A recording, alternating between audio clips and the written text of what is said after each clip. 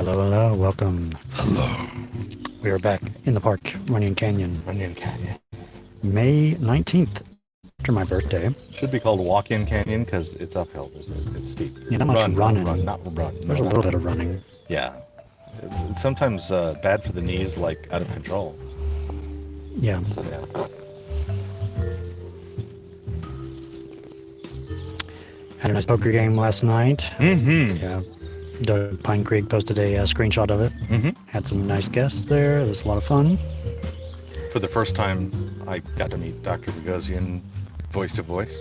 Oh, really? That was the first time? That's the first time we've ever interacted live. Cool, cool. Yeah, Peter Bogosian showed up. Mm-hmm. Had some technical issues, but we got him on. Mm-hmm. And, you know, I spotted him with like a few dollars, and I think he promptly, you know, lost it. But then it came back. It was a room that was just unwilling to fold. Everyone was letting go. Mm-hmm. Yeah, the thing we did was you could buy in for $10 and then $100 in the game. So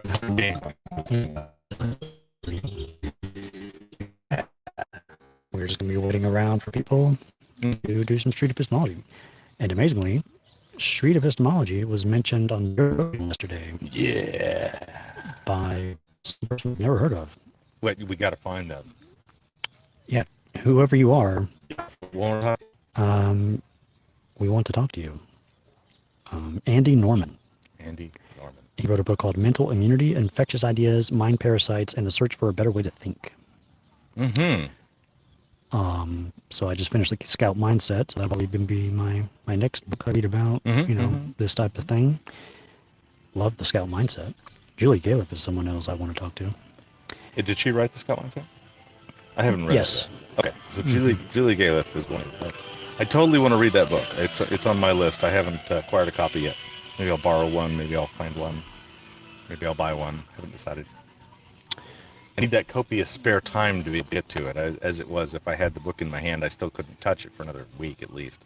Yeah, so if you go to the Andy Norman 1653 episode on Joe Rogan, SE gets mentioned at 35 minutes and 17 seconds. Mm-hmm. And then Andy talks about one of Eddie Deep Discussions videos with his kids that he did just randomly on Facebook. That's a great one, yeah. Yeah, it's a YouTube video, but of all the videos to talk about, you picked that one? That's awesome. It's amazing. Yeah, I like it. Yeah. That's cool.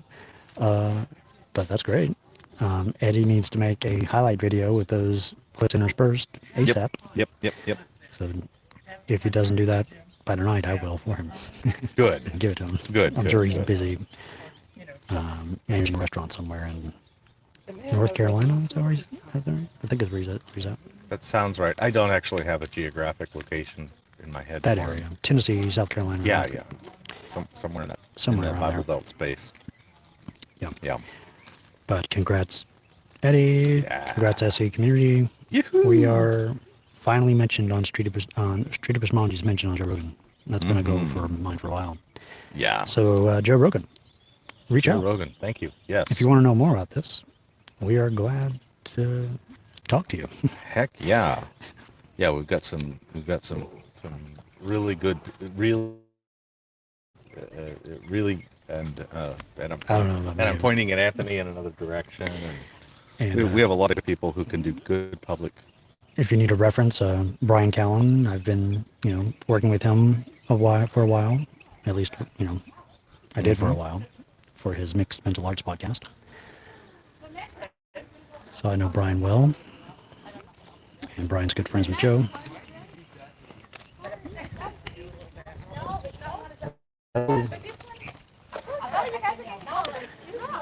And I got a new fancy 360 GoPro camera. Second time using it. Hopefully the battery stays. Seems to be working okay. Yep, we'll see. Yeah, hopefully. Yeah, the little tiny GoPros, their batteries cannot last anywhere near as long as their memory cards. Yeah. But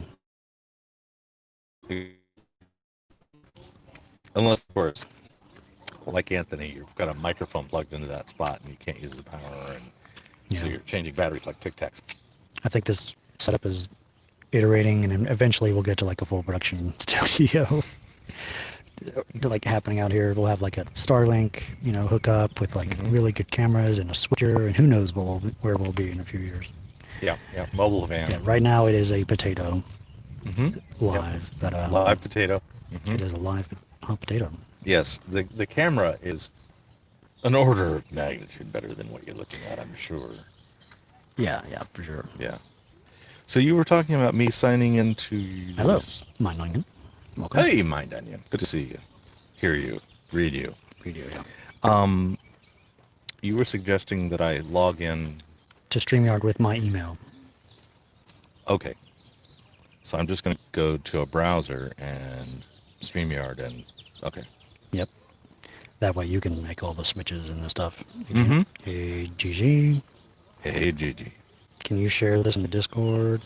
This should be automatically be sharing with my IFTTT magic.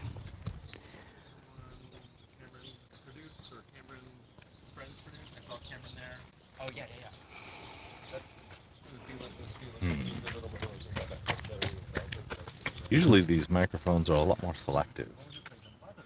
What do you mean? They so much prefer sounds that are made close and tend to restrict sounds that are made from a distance. Oh, is that different? That's actually part of the physical layout. It's not part of something you've got control over there. Yeah.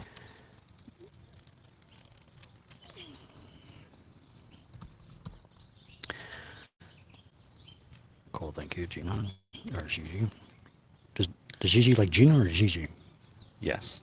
Gina is her name. Gigi are her initials. I get it. Yeah. Gigi. Yeah. And that became sort of like her first name because Gigi became her nickname in school. Okay. I 6-digit code whenever you have that option. I'll just show it to you. Rather than giving it out to everyone.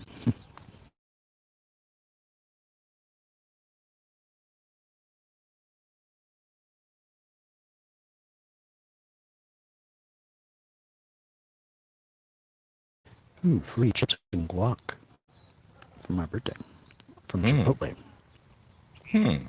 Now I'm on my email. Not doing email right now. Cool. Okay, so I'm going to knock the audio down to nothing. Yeah, so if someone on your production team wants to get that Joe Rogan clip queued up, I can't do it now because I can't share my screen on the iPad right now. That's another limitation. I'd love to just watch that and chat about that.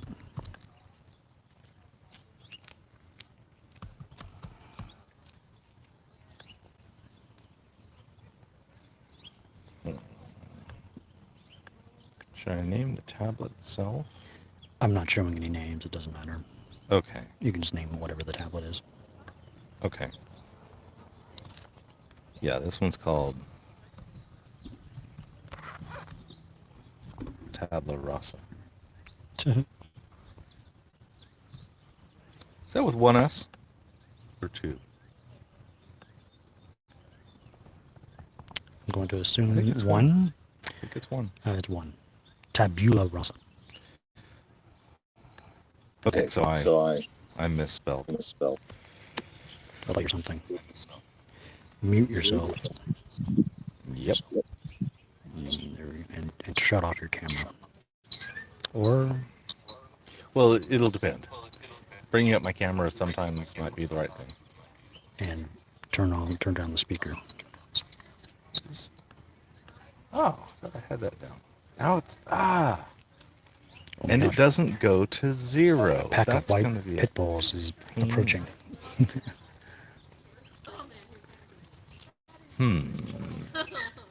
I hope this doesn't generate an echo. It's got one of those can't go all the way down because it's a call or something. Mine goes all the way down. Yeah, in this case, something about the...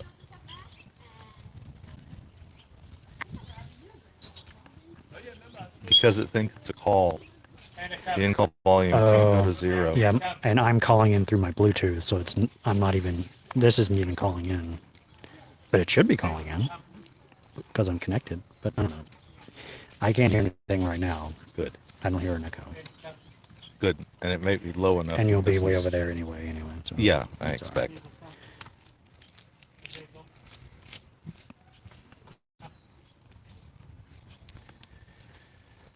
Okay.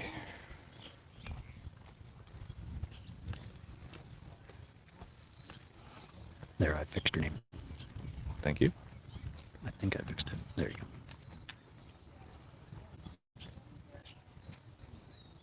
So, how do I there you go. add comments? Do I do comments here? You can talk. You can, comment or just speak. Yeah, I can. Yeah. Of course. What I do speak. is I highlight a comment and then I speak about the comment. That's what I do. Okay. That's a way to respond to comments. Banners. So I say, Gigi was a nickname given to me by my friend when I helped her in math class in high school, late 90s. Okay, so there you go. Yep, juggling lessons and read collab. We are streaming on my Twitch and to Dolly's YouTube, which just got a custom URL, youtube.com/jugglingLessons. I'm amazed that's available.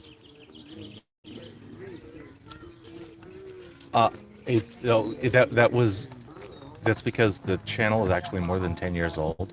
Oh, okay. The email you used as well. Right. I established a channel and put up like 2 videos on it, one with a bird and one with an interview with somebody, and just left it there because I wasn't doing anything with it. Mm-hmm. And because of that, apparently I grandfathered into having a nice short URL. Early on, their URLs were shorter.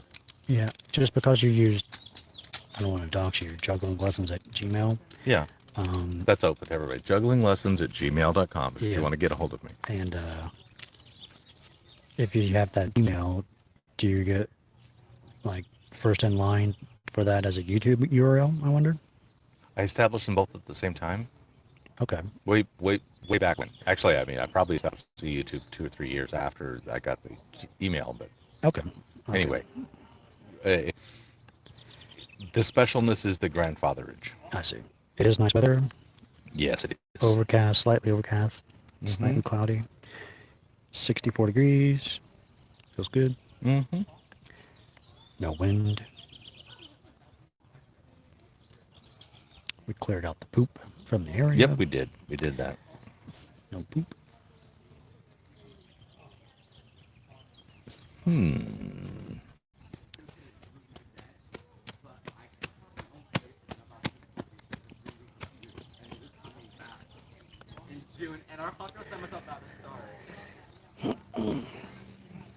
So we have a long way to catch up with Doug's numbers on his live streams. Oh, goodness.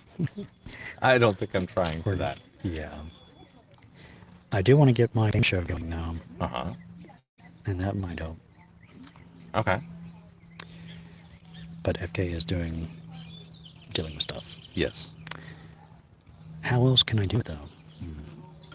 I need to brainstorm. Yeah, I haven't actually been following along with your testing. I haven't been events. being able to test it because, Right. Over the last month or two, you've been testing a good bit with FK. Well, I've been waiting for FK to finish his little bot thing. Ah. He did it so he can isolate who's chatting and who's listening and who's available to be on video. Mm-hmm. But now we need to fix it so they're somehow in the right spot on my OBS scene. Mm-hmm. I have little sections for the teams, and I don't know how to do that. That's more complicated. That's fine, Gigi. You just linked Dolly's YouTube. That's probably a better way to watch anyway.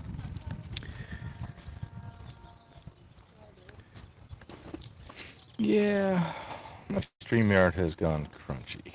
Crunchy? Yeah, I think I might have bandwidth limits that are causing me trouble. I'm going in through my main account, which is the one that's most likely to be throttled. Oh. And I can switch over to the other one to see if that's better, but I'll get to that.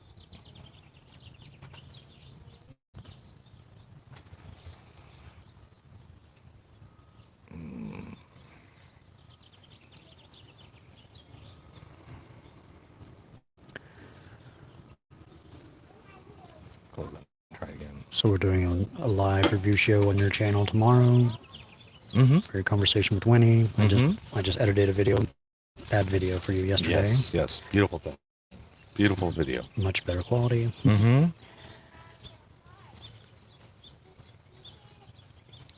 We'll have to get timestamps for that because it's an hour and 15 and you kind of ramble around.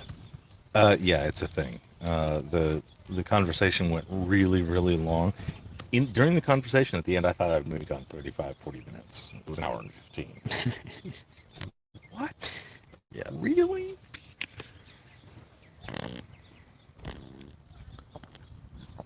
Yeah, so that was crazy. Oh. That was probably me coming back in. Yep. Now Muting yourself. my mic. Turn off your video. Turning off my cam. And now am I back to useful? I'll just remove you from the stream. Maybe that'll help too. So you're just in that area. Let's see, can I...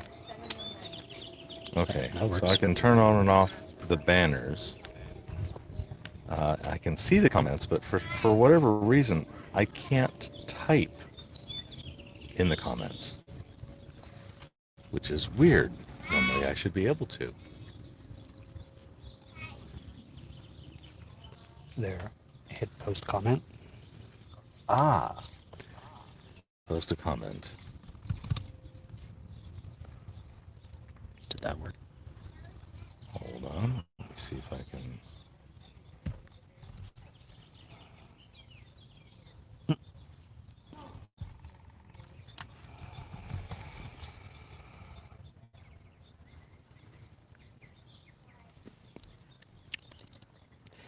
And I will post the link to the StreamYard in the SE Discord. Feel free to come on and chat with us in between in the live show channel chat. Okay, so it says all, and... Oh, okay, so I have to touch it on the post, not below. All right, so I see where to touch it.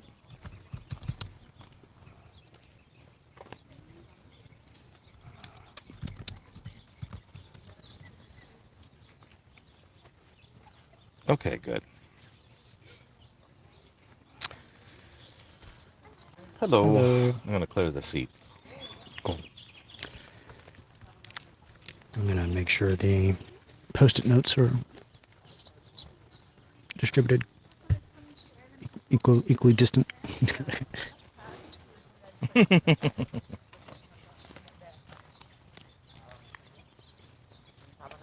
And then I will busk.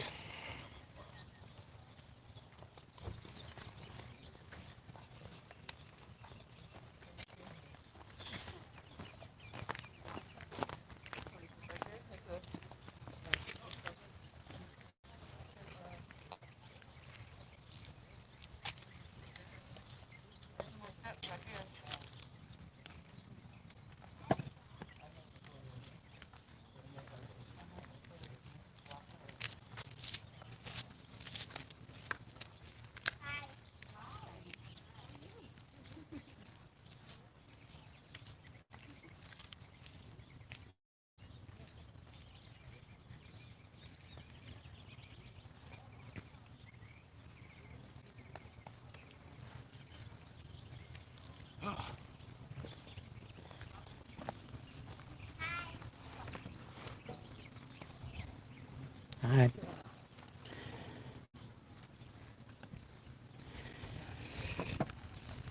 Oh, is the stream buffering?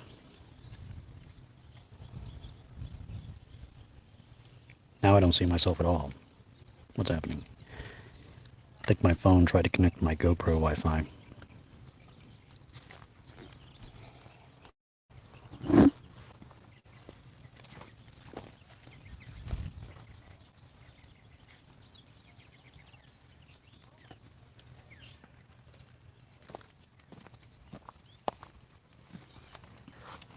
Fine now. Okay.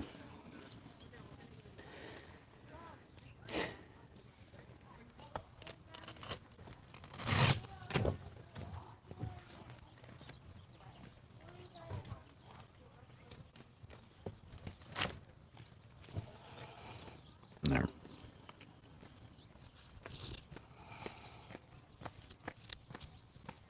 Hello. So I have one conversation scheduled tomorrow through my Zoom Calendly link thing. I think I'm going to be talking with, let me see, Evan Pendergraft. He came on the stream last Saturday. We're going to be talking about, what is it? Large-scale factory farming of animals is highly unethical to produce food. So then that'll be at 3 p.m. for me privately, but then we'll have a live SE review show on Juggling Lessons channel at 5 p.m. Pacific. Then I'll be back live on Saturday.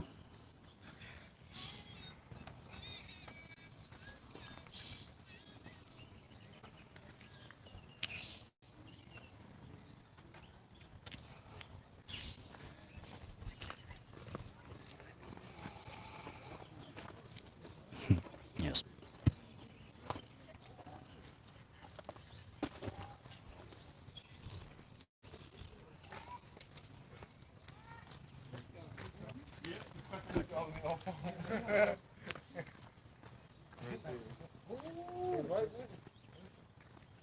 We're doing interviews today. Yeah. Any topic you like.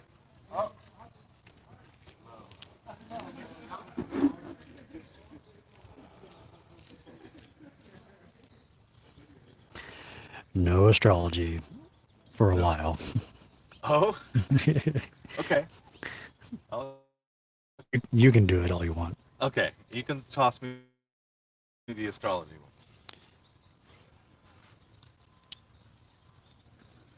I find that idealistically, you and I and Nathan seem very tightly aligned on the question.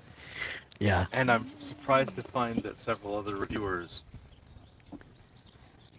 don't see say it that way. Yeah, I mean. Okay. That's fine. I can tolerate that. Now it can be just a running joke of people now know my position and how I Yeah. feel about it, so that's kind of baked into the drama. That'll be fun. So maybe if it comes up, I'll try. Sure, I'm sure you'll be fine. I'll be fine. Just being aware of it is probably all you need. I'll just, whenever I look into the GoPro itself, it's like I'm looking to the audience and winking a little bit. Uh-huh. Yeah, So exactly if that happens, we're connected in that way. And I don't know if this works for you, but it does work for me to remind myself to doubt that they are serious. Not disbelieve them. Not assume that they are in fact not believing what they think. Mm-hmm. But if I have a fraction of doubt that they're being serious, it's so much easier for me to just stay in the method. It's more belief in belief rather than belief. Yeah. Yeah. Yeah, it's just one step removed. I really like that steel manning thing. The roleplay steel man part, not the readback steel man. I mean, I like the readback steel man just fine too.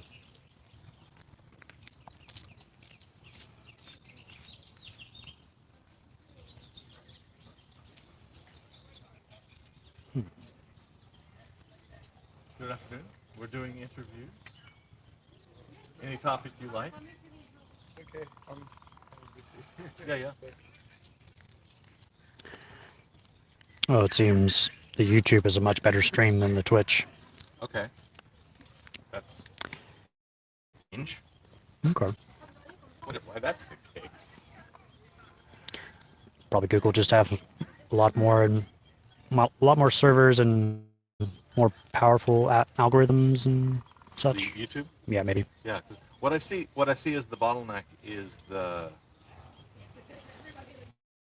upload. I think is the primary bottleneck. The next bottleneck is the server that's in a rack, a StreamYard, duplicating streams. Did that one just go to sleep? Whatever. Good afternoon. We're doing.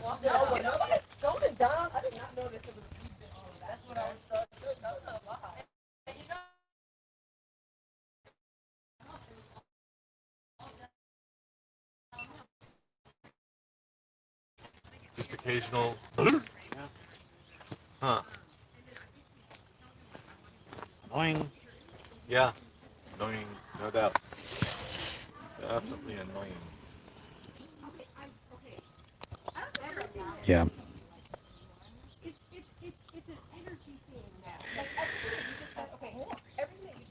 Good hypothesis.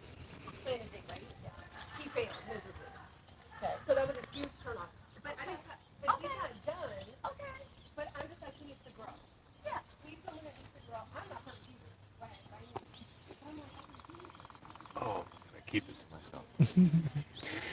You hear a lot of gossip third hand here. Yes. Not even a comment. Oh, here is my confidence envelope. Oh. Okay. Probably don't And want you would just write it? Yeah, I'll just write it on here under the table. Stick it in here and give it to them. And if they want to open it, they can find out. Okay. Or should I put it? I can't really stick it into one spot and stick it in here and think that it's going to stay. Not currently. I can tape it in a certain spot. That would work.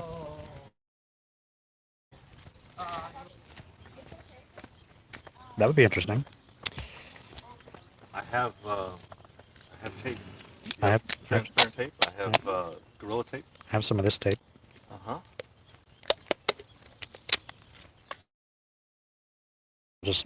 I'll just have this tape on the back available.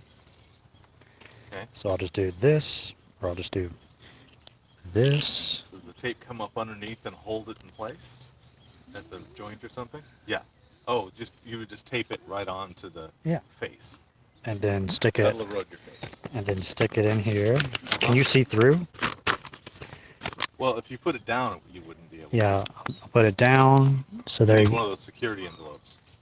Security envelopes. The kind you put a check in so that has the random printing on both sides so that you can't hold something up and read through it. Okay. But that's interesting. And then you can get the weird hybrid window security envelope. So then they can look at it and find my confidence. Yeah. This feels like a magic trick. I would be suspicious about a magic trick happening. Now it's stuck. Yeah, and using that tape on your paper face is going to pull the ink up. Whatever. This is plastic though. It's just this. I'll put it on just the plastic. Okay. And then this is masking tape. If you put the tape over the pin, the hinge,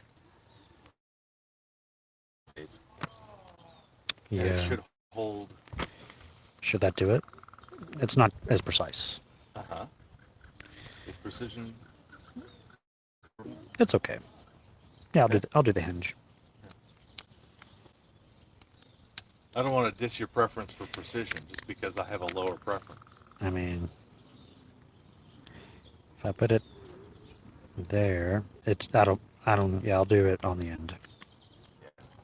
I'm totally interested. You said you were talking to a friend with a 3D printer. I'm so interested in the kind of things you can do with that because, wow, the sky's the limit.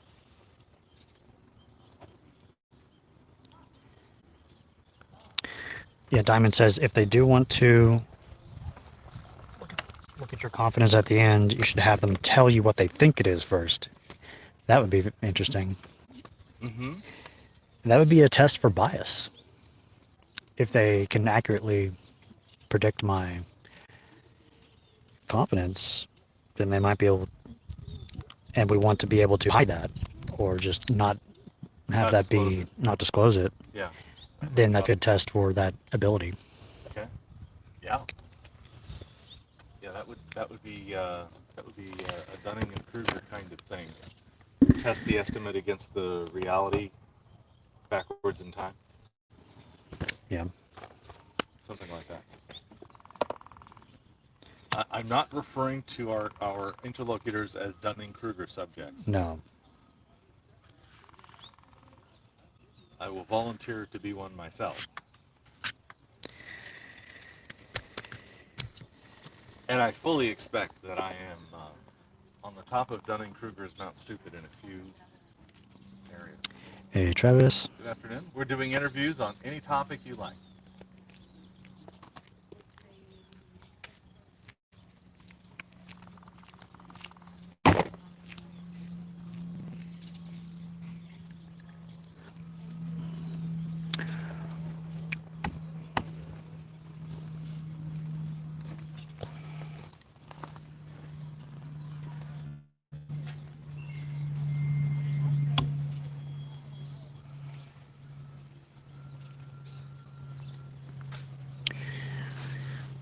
Oh boy.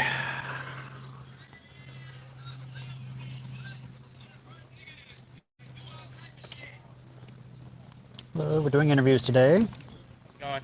Good, good.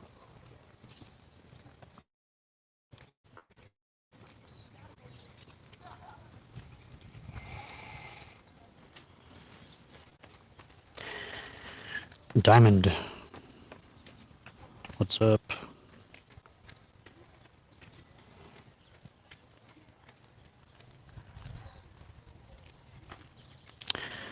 Is that a new channel?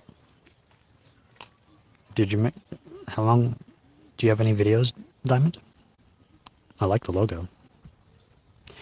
And it's alliterative. You're following with the pattern. Hell yeah. I'm very happy to speak to you on this topic as long as you have patience. Haha. You found out. Oh, you're editing them. Nice. Everybody subscribe. Even before you have your first video. The chat is happening wherever you're watching. But most of the people are watching on YouTube, I think, on Juggling Lessons channel. I can easily take a break and speak to you for a few minutes or text with you.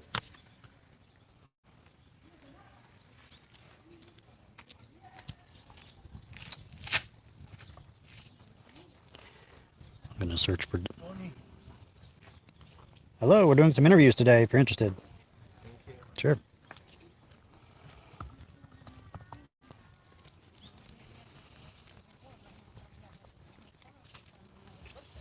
I listened to the recording of your conversation with Libby yesterday before sleeping.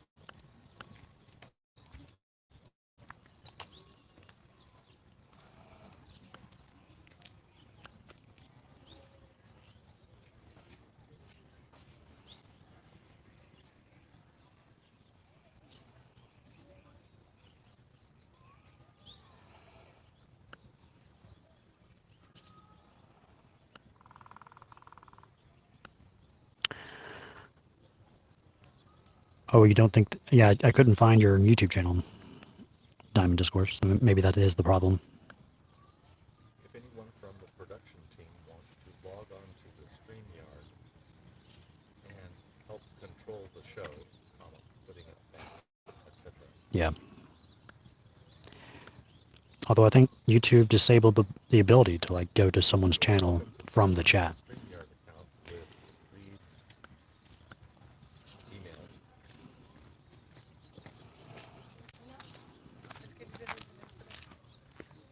Hello, we're doing some interviews today if you're interested. Any topic you want. That's amazing. So where does this go? We have It's on YouTube and Twitch in the moment. Yeah. That's great. Great initiative.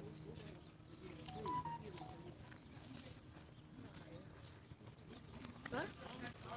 Yeah, maybe on the way back. On the way back. All right. We'll be here. Hey, Robert. Sure. Sure.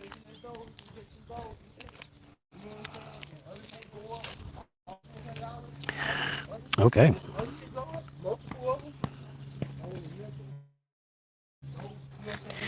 Yeah, you can't do it now.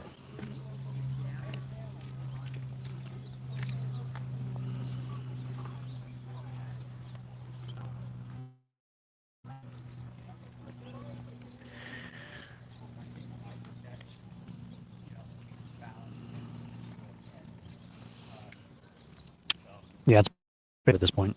I have a very small Twitch channel, and people rarely. YouTube audience is much bigger than Twitch. Should I stream to my YouTube? Maybe if I get better quality at some point. What does that do for your engagement? It would help a lot. Would help your engagement? Yeah, I assume. Well, okay. It's a quality versus quantity question. Yeah. Yeah. I mean, I have a...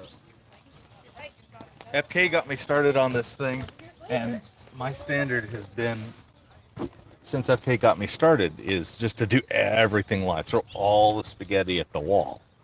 So my users are familiar with that. That's... Other than review shows, I don't think there's been live shows on your channel on YouTube.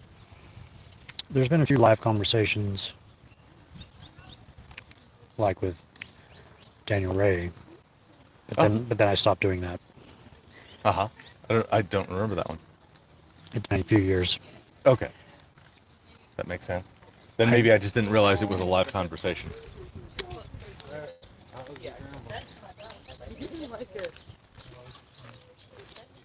Yeah. Ideally, I want, higher quality than what I could do before, at least live. But the live shows, review shows are fine. I don't have a problem doing that. Yeah, yeah. Well, I think there's an advantage if we're at lower quality, but you've got more cameras in. Each one's taking up less screen space, so the quality loss is less obvious. If each camera is doing 360, but you've got 4 of them, now you've got a 720 effectively. What if I did this? It has the ability to have channel memberships, and I could restrict it to just those channel members. So those are like super fans. But then you could watch it for free on. Then I probably wouldn't stream on Twitch if I did that. Okay. Or else anybody could watch on Twitch. Yeah. So I mean, on Saturdays, I think that would make totally good sense. And anybody who knows what's going on is just going to switch over to my channel. So you're throwing users at me. Hey, I don't mind. That's fine. And I don't want to discourage your subscribers from watching you on your channel. Yeah. But how?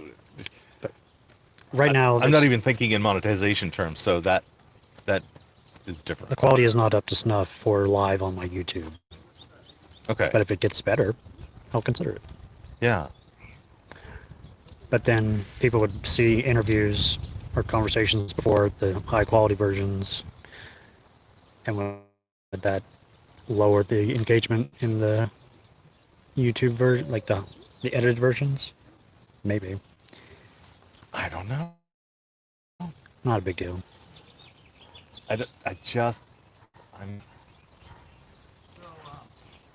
It's an area where I know enough to know that I don't know enough. When we're getting into search engine optimization or any of those other kind of things, I'm completely out of my wheelhouse. I don't know what I'm doing. Yeah. And I'm not interested in learning it either. Yeah. That's the thing is I know that intellectually it's within my capacity. I just don't have any interest at all.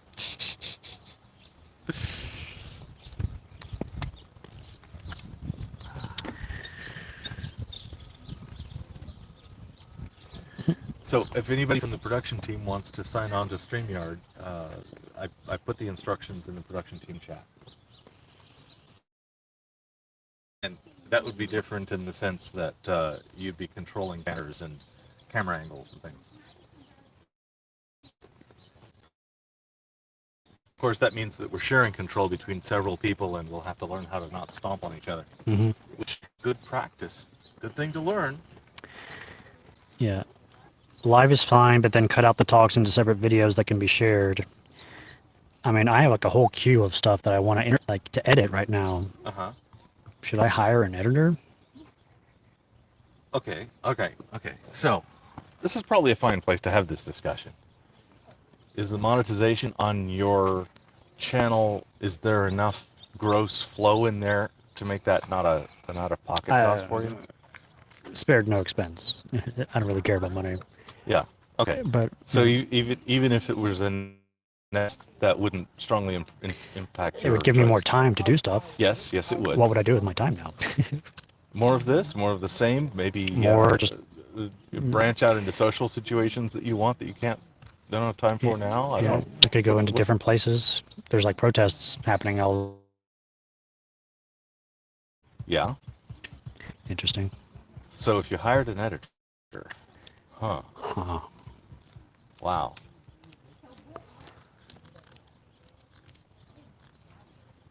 Wow. How long would it take you to teach an editor to do your style? Oh, I give them a template and they can knock it out if they know. If they're like an actual editor, it's no problem. What if they're not? Then I wouldn't hire them. Okay. Any editor who calls themselves an editor can do what the template says to do. Sure. Okay. Or just look at my video and they can know. You're looking to hire somebody for a primarily paid gig. You're not looking for volunteers in this case. Well, if someone wants to volunteer, we can talk about that. Yeah. I'm so used to doing SE things with just volunteer teams. Thinking about paying them more than like paying for a piece of equipment for them to use, or paying for a data account, or that seems like for paying people for their hourly time. That brings a whole new set of options. Yeah, and maybe obviously that's better for people. It would be a total. I couldn't vote on this, but SEI could potentially help. That would be a conflict of interest, but that could be a project. Right. It could just be a communal video editor for SE videos. Whoever does stuff, we can just give it to the video editor. So if SEI hired a video editor, just anyone who records footage, gives it to them, they edit the videos, and they give you the final version. You upload it to your channel. There you go. Who decides which videos? First come, first serve. Oh, okay. I see that as unstable, but maybe not. I see that as potentially overloading somebody with an 80-hour work week, just because there's no capping. We're paying them. Right. Right. Well, okay. So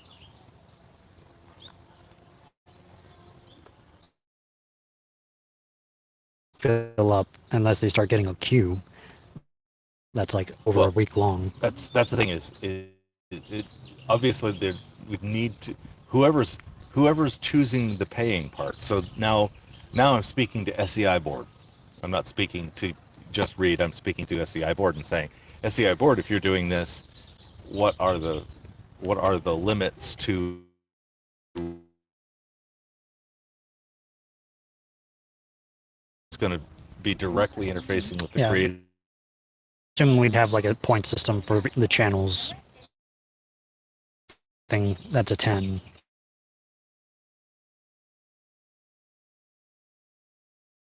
Something like proportional to their reach. Maybe they're to subscriber base. Yeah, tied to their subscribers. Yeah, tied to the subscriber base. Okay. So 100 point scale. Anthony has like 60. I have 15. I have 0.35 on that scale. That would end up actually giving me a motivation to try to inflate my subscriber count. Oh yeah, that would be an incentive. No, I don't know that that's a bad incentive. I don't think that's a net bad thing. Yeah, just don't I make a just bunch haven't of been bots. pushing for that. Yeah. I don't ask for subscribers. I don't ask for likes, because I would rather have the people who understand how YouTube works and make their own choices Yeah. and are more engaged. I want a higher engagement fraction than I want larger gross numbers. Yeah, I'm going to show you a template for a certain project I'm thinking of doing. Uh-huh.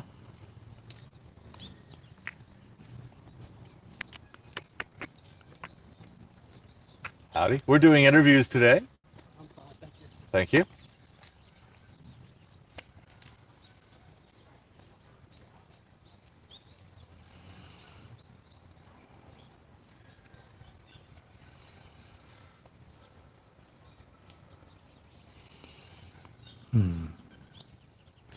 I basically want to do, the typical YouTube video you see about a topic is a video essay type style, Okay.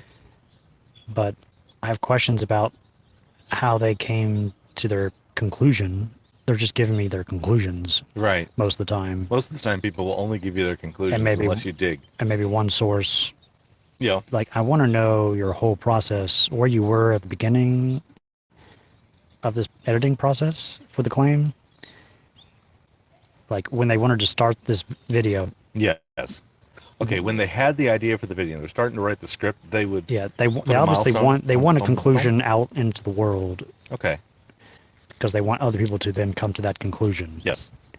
That's the typical style of a video essay. It's arguing to convince. It's arguing to convince. Uh-huh. Which, by the way, I don't disrespect at all. I am completely happy.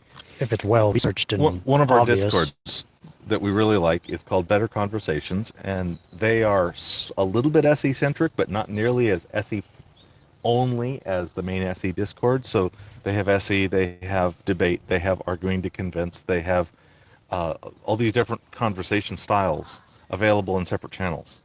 Mm-hmm. So you can have good conversations in a bunch of different modes. SE is not the only way, or even the best way, to have conversations. Mm-hmm. Mm-hmm. Not across the board. There are some times when you need to step outside of SE. For example, making a video essay. Yes. And rather than hiding all of the research process, I kind of want to do a documentary series about me researching, like even before the research Yes. process, just me explaining what I think the claim is and why I care about it, what my mimetic tribe. Is this an interview Thinks about- style making of? It's basically a vlog, documentary / video essay, but it'll be like a documentary series about me researching, thinking about a claim. Okay. So would one piece of the series be the actual presentation with the conclusions, like would just be the focus of this thing? I Usually? would be adjusting my confidence as I go, Sure. and by the end of the first episode, I want to be able to have completed the research. I wanted to have no more questions about it, Okay. and when I have no more questions, then I edit whatever I've done to get to that point Uh-huh. and set it there, and that'd still be provisional, and then I get feedback from the audience, and I just if I have questions based Okay. on the audience feedback, then I'll just make another one Okay. through research. Now, is this you answering the question that you've laid out in like your own Yeah, I come checklist, up or as just I'm somebody basically essaying requesting? myself with the claim. Okay. So this isn't a dialogue with an interviewer. This is your own... I may talk with experts. Sure. I may have people question me about it. Right. But this isn't like a producer who's doing the interviews in the making of. It's more like you saying, I have this format, and it goes through this checklist, and you're going to get to watch me do the checklist. Yeah, you watch me Okay. think about the thing, rather than skip to the end where I've already thought, neat and packaged. Okay. So that's what I'd like to see. Good afternoon. We're doing interviews today.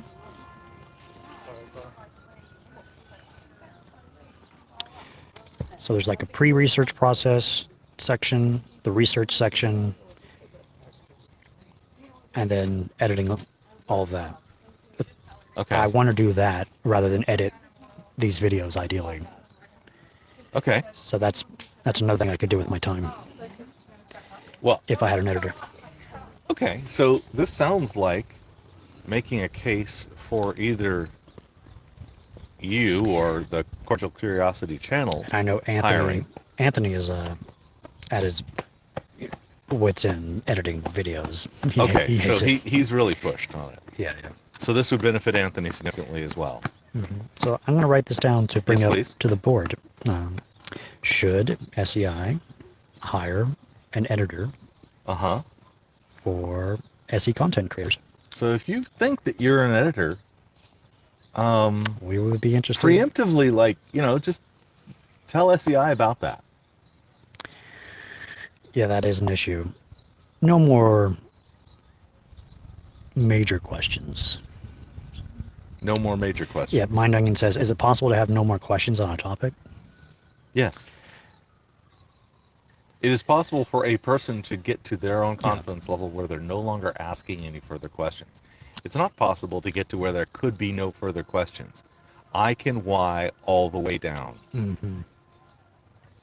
I can do Y until you're down to particle physics. I can do Y until you're in general relativity and a Big Bang. Yeah, eventually you get down to that, to quantum mechanics. Right. Well, and then I can start on another path, and I expect, while it may not be actually infinite, it would be transfinite in my ability to ever get to where I would have no questions left. Yep. And we wouldn't want that, even in principle. Right. Yeah. That's okay. Always have questions. Yeah. To say. Or just be open to questions. Yeah. Yeah. Which is why I would, even if I did come to that place, I would want to be now putting my conclusion out there and reasoning process out to public criticism, and that I'm sure will make me question. Okay. Well, we've been here an hour. No one's sat down. What's happening? I think I'm not busking right. I keep getting distracted from my buskery. Yeah. If you want to come on, stream, and chat with us in between, feel free to find the link in the SE Discord in the live show text channel, or I'll just put it in the chat. Good afternoon. We're doing interviews on any topic you choose. I have to juggle on that. Thank you. Hello. Good afternoon. We're doing interviews today on any topic you choose. Well, maybe. Especially on the way back down. Yeah. When you want a break. Yeah. Yeah. Good afternoon. We're doing interviews on any topic you choose. Those are just some suggestions. You can have anything. Thank you. Did you find the blue cooler? Yeah.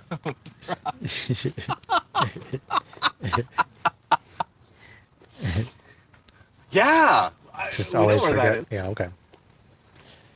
We're doing interviews today. Any topic you choose. Yep. Oh, what do you want to talk about? Any topic you choose. Yep. Yeah. It can be something you think is true about the world, or something you think should be in the world, or whatever. I'm a flat earther. I haven't dealt with a flat earther since yesterday. I'm not. I'm not. No, I don't want to pick this subject though. Okay. If you step in, we are live streaming. Yeah, there is and there's some broad discussion questions there you can pick from. We are currently live streaming to YouTube and Twitch. These are good topics.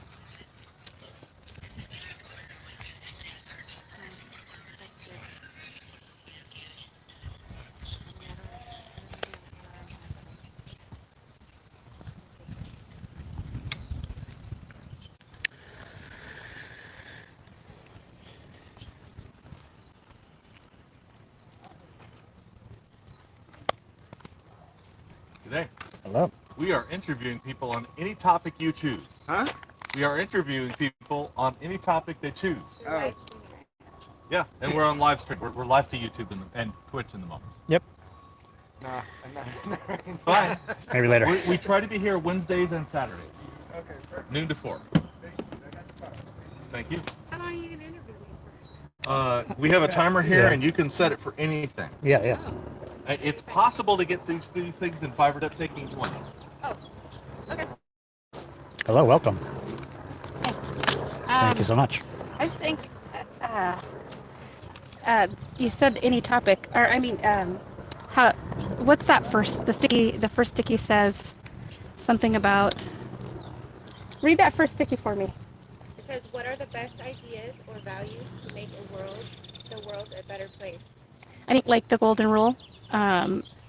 Treat others as you would like to be treated. Mm-hmm. For some people, it's a little bit different because they've been through other things, in life than maybe you or I have experienced. So I think definitely the golden rule, but keeping in mind empathy and believe people when they tell you what they've been through. That's part of empathy. Okay. We could talk about some of those. That's nice. Could I get your first name? Anita? Anita, Anita. Yes. Gotcha. My name is Reed. Nice to meet you. Nice to meet you. Appreciate it. And how was your hike today? It's the first time I've ever been on this hike. Oh, really? She tried to kill me up there. Did you go on the right side, that steep side? I started off over here. Okay. And then yeah. she took me down that side to, Oh, to try to down kill that me. side. Yeah. I'm a little afraid of heights. Oh, you're afraid of heights? It does get a little steep. Yeah. Picture on the edge. Yeah, she kept trying to go to the edge, and I'm like, It is a good photo can spot. you please come back here? It is a good photo spot. It was not. It was a really nice hike. I'm from Washington State, and first time I've ever been on here. And at first, lots of stretching with the calves because the calves were Oh, the calves. great workout for the calves. Yeah, going down is what Yes. the calves. And I'm gets not you in shape right now. I said, doing. yeah, we should have done this one 10 years ago when I was in shape. A little bit. How do you know each other? This is my sister. Oh, sister. Nice. Sweet. And cool. Love it. So, Anita, you want to talk about the golden rule, empathy, just believing people when they have problems and stuff? All right, let Yes. me explain what I'm doing here just to get, make sure I'm getting consent and it's all cool. I'm trying to practice this way of having conversations called street epistemology. So whatever people bring up, I'm going to help them think about it, reflect about why they believe it, using Socratic style questions, and I'll potentially challenge why you believe whatever you believe. Does that sound cool? Something fun to do? You want to argue with me? I get it. I don't want to argue. I don't want to argue from a different perspective. I want to keep my opinions out of Yes, it. that's cool. But I do want to potentially, challenge maybe Okay. the position. And if you want to know my position on it, you can let me know at the end, and I'll let you know. So, does that sound cool? Yeah. All right, let's do it. Any time commitments? Any? 5 minutes. Let's try 5 minutes. Okay, See we'll where it try. goes. We'll see what happens. All right, so the golden rule, empathy, believing people, these are some values that are important to you. Yes. All right. Do you have any values that people think are like not good values to follow you? Maybe that are less mainstream, but but you think more people should follow? That are not good to follow? Values that you think are good to follow, but most people don't think is a good thing to follow. I'm not sure, honestly. I'm not perfect. I know that. But when it comes to my values, whether I tend to habitually follow them or not, I don't think so. I'm not sure. I'm not really sure. Okay. Well, you just pick one of these values, the golden rule. And what is the golden rule exactly again? Treat others as you would like to be treated. Treat Do others. unto others as you would have done unto you. And you like to be treated. What is the source of this rule? Rule. The golden rule is from the Bible. It's from the Bible. From like the At least the do unto others yes. Version of it. Yes. Okay. Yes. The do unto others. Yes. Okay. And why is this golden rule a good value for you, or for everyone to hold? I think it's good for everyone to hold because it makes you think about how you want to be treated. It's really a reflective role. Like, would you want that to have been done to you? No. Would you want it done to your children? Would you want that done to your family? Probably not. So maybe you would do the thing. You would continue to follow the path where not everybody does it, but follow the path that you would, be kind to somebody because you want people to be kind to you. And it's not just a selfish rule, but I think it's a very reflective rule. And that's why I think it's very important. Okay, it's kind of like a way to prevent you from doing bad things to other people, because if you were them, you wouldn't want to go through that situation. It's part of it, yeah. But Yeah. I think you should just not want to anyway. Yeah. You should just be good inside and not want to do that to somebody else. But yes, part of your statement is absolutely accurate. Mm-hmm. Yeah, it's like doing good when you would otherwise not want to, or not doing bad when you otherwise would not want to. It's kind of what the rule helps you do in life. I think so. I think you're accurate on that. Do you have a particular example where you've been in a situation where you thought of this rule and changed your actions because of the rule? For me, oh gosh, I don't know. I always want to treat people with kindness, and my first instinct is always to save or help or nurture. And so I don't really know. Maybe when I was a kid, that was good for me, but I don't really know. I can't think of honestly a time where, I'm kind of a saver, so I don't know. I don't know that I would. My sister might. Maybe she, I don't know. Maybe yelling. I'm a habitual yeller. Okay. So maybe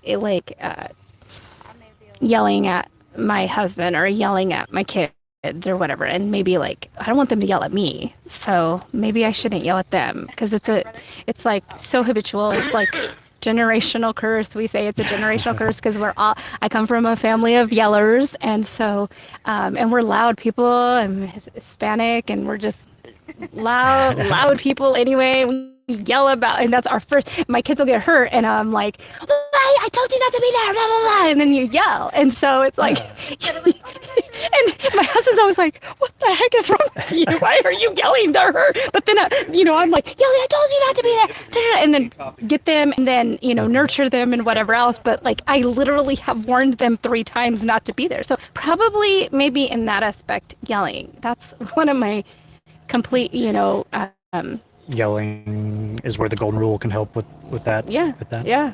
Okay, that's one example. Uh-huh. Have you not yelled because you've thought of the rule before? I don't know. Yeah, but not exactly the rule, but I don't want them to, just in a roundabout way. Yeah. Okay. And not in a directly referencing the rule, but it's just kind of embedded in your value system to treat people with kindness. Yeah, and I don't want to pass. Sorry, I interrupted you. Go ahead. Go ahead. I don't want it passed on. Also, it's been passed on to me. My mom is a yeller. She was a yeller. She doesn't yell as much. Her mom was a yeller, even though she's the kindest soul, but she'd get excited about something and she'd yell. And so it's just this habit that I don't want passed down to my children too, or to my nieces and nephews, that I'm yelling. Mm-hmm. Yeah. Is there a limit to this rule? Is there a situation where someone should not follow this rule in order to do the ethical thing? I don't know. That's really insightful. I can't think of anything where someone should not do that. If someone's being hurt out on the street, I would want someone to help me. So I would want to go and help them, for example. So yeah, maybe I'm not following the question exactly. Am I answering that correctly? I'm thinking of, I don't know, like a masochist or something. If someone came up here and said, I like to be cut on by random people, I don't know, I would assume, I would not want to cut on the normal, regular people. Yeah, but I wouldn't cut on anybody, and I wouldn't want that done to me, so I would still follow the rule. Treat others as they would like to be treated. No, treat others as they would like to be treated. Do unto others as you would have done unto you. As you would have done unto you. To you. So if someone came up and says, I like to have done unto me to be Oh, cut. so you're saying think about it in that way. Yeah. For them. Yeah. I would tell them find someone else that likes to do that. Yeah. So maybe that's not the best example of the exception. I don't want to cut on anybody. Yeah. I don't want people to cut on themselves. You know, and I know it's done, but I know. yeah, it's just, yeah. Or just other potentially much more harmful things. Yeah. I'm thinking of but in general, it's a good rule to follow. I truly feel like it is. If you don't take it out of context, I guess. I mean, my mind doesn't go there. And so, but I know some people's mind does go there. And that's, yeah, I don't. Mm-hmm. Gotcha. Are we out of time? Want to keep going, or anything else to talk about? I think we're good. Think we're good? All right. Well, thanks, Anita. Oh, the lizard guy's here. Anyway, appreciate the conversation. We like to give people as a gift and as a reminder of the conversation one of these little puzzle pieces. Pick a color, and if you see us again, you can come back. That is a funny-looking cat. And You want a puzzle piece? What color do you want? They're Red? little squishies. Thank you. Appreciate it. Appreciate it. Have a great day. Very kind. Sure. Thank you. Thank you guys. See you later. Have a good day. Thanks. Bye. Bye-bye. Bye. Thanks.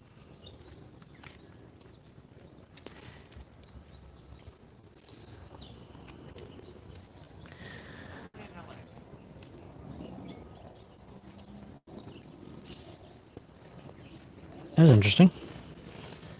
So Yeah. at least given my primary data account, I can't stay in the StreamYard. Hello. It crashes out. We're doing interviews today.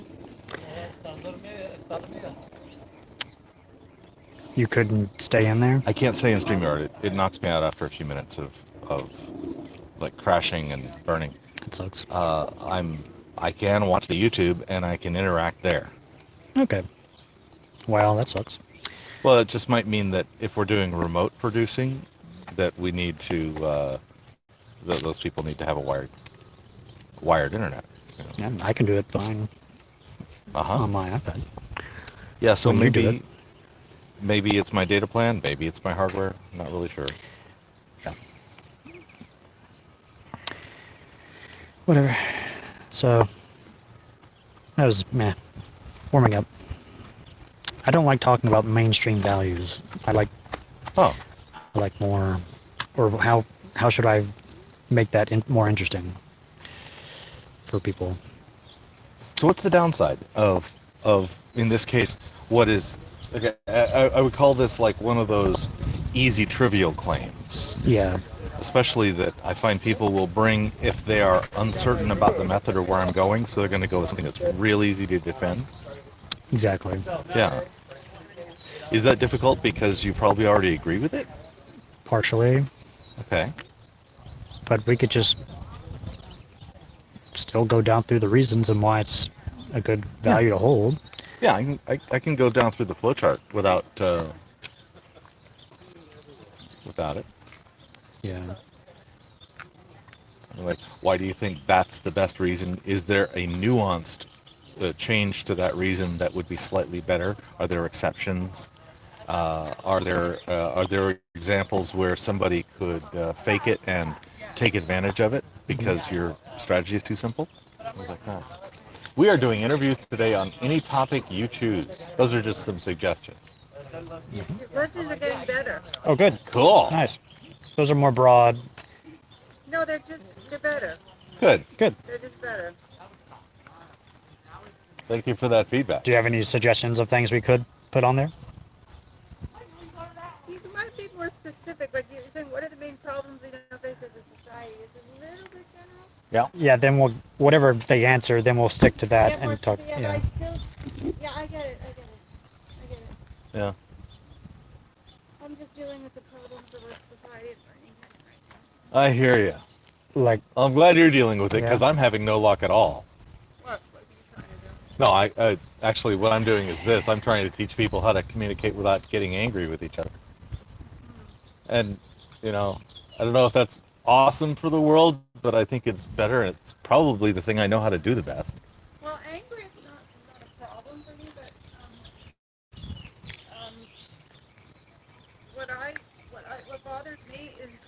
aren't being conscious of other people, you know? Yeah. Like if you look at how people behave, like with their dog in there, Mm-hmm. I try to pick my battles. Yeah. But like I saw a girl lighting up a cigar the other day in the canyon. Like the reason you do that is because you don't think other people exist. You see them as like either cardboard cutouts or nothing. But like there were people riding motorcycles in here. That seems disruptive. There's a lot of stuff that just people stealing the food from the concession. I mean that. I put in $1 for them or something. I try not to let that lift my radar too much, Yeah. But the other stuff, I mean, I start screaming in people's faces. Wow.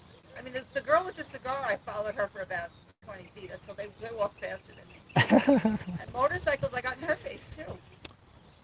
Okay. All right. But it all has to do with not caring about other people.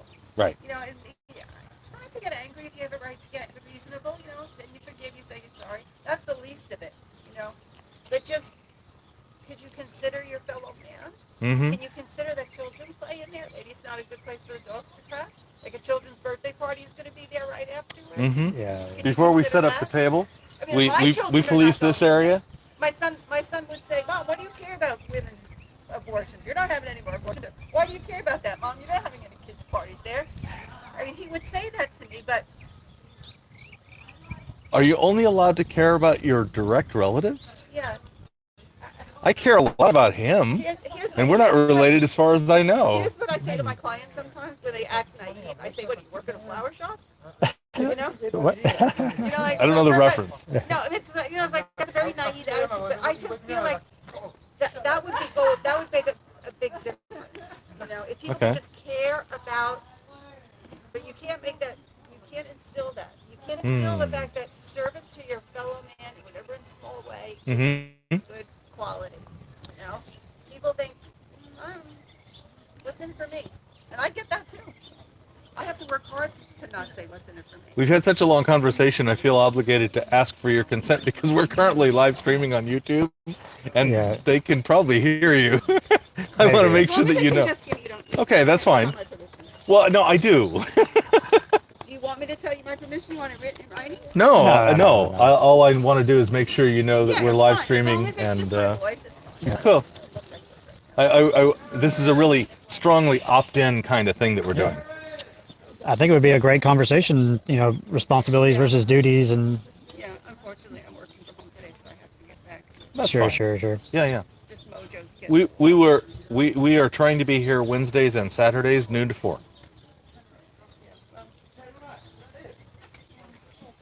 Anyway. Hello. Thank you. Have a great day. See you later, puppy. Bye. All our business done. Yeah, we're done. Yes, important dog business. Exactly.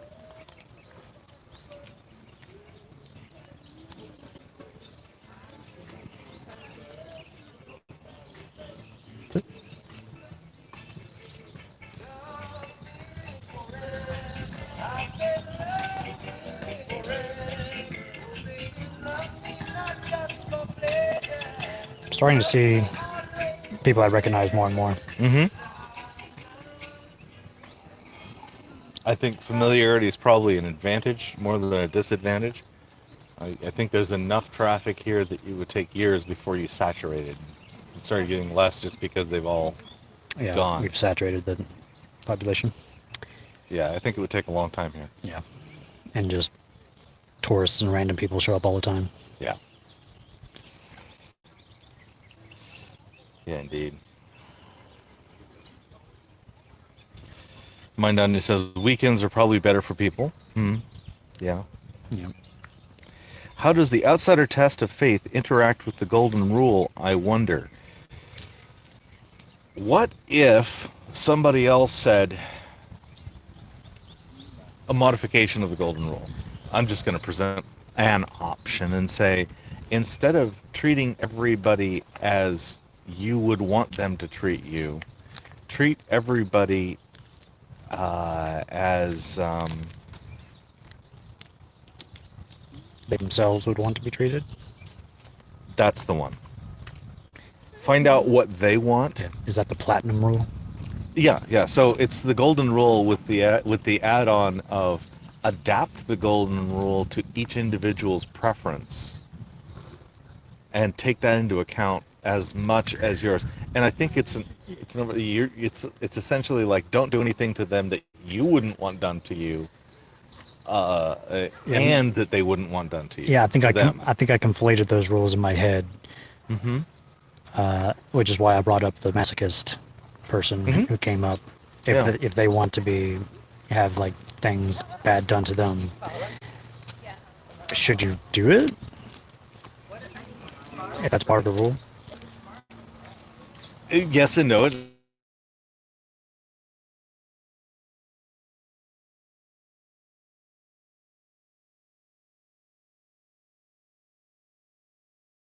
Get the amount they want and not more than that.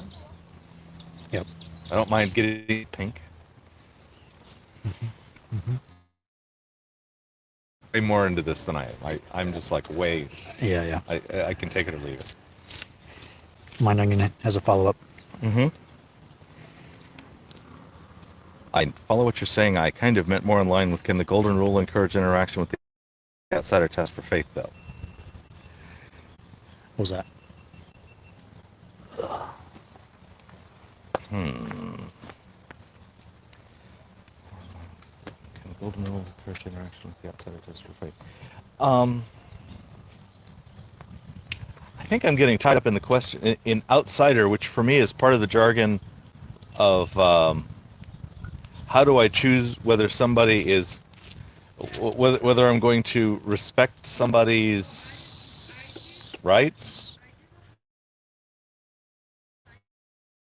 Rule of all humans I treat like inner circle, except for those that are currently demonstrating that they can't be.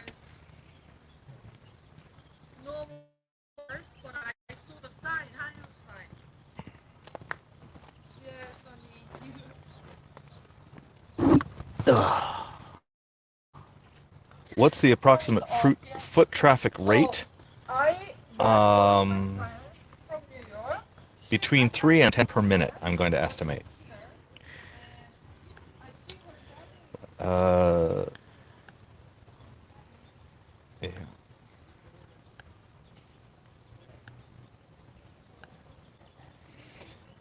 Yeah, 420 Cafe with Brojo. Video camera takes up bandwidth on StreamYard, causing instability. I agree, and I muted my microphone and turned off my camera to minimize the upload bandwidth, and then the download bandwidth was enough to apparently cause StreamYard to crash on this device that's operating data account.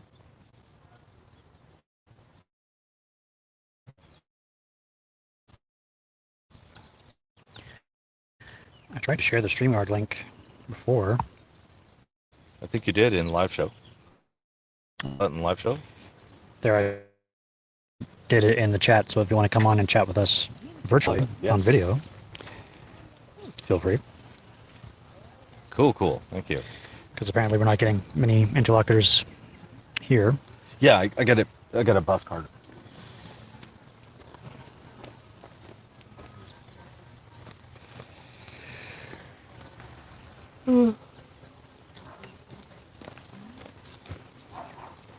And you're up next. Cool. I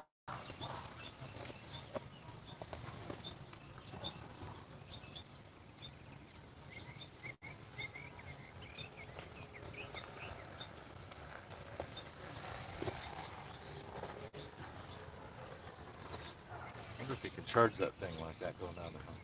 He's on a one wheel, for those of you who can't see. And we're on a slope. I'm at 100% battery now, so I just need to make sure when I plug it in, it's actually getting power. Yeah, because it won't last. That one died. That one died because it wasn't charging? Yeah. I plugged that one in, so maybe I didn't do that right. Maybe.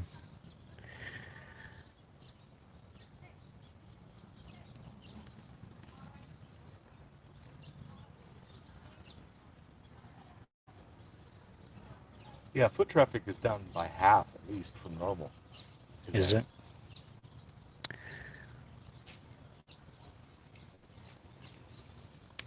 People are finally getting back to work or other such things. Mm-hmm. At the beginning of this process, I predicted that 30% of the jobs would be converted to remote.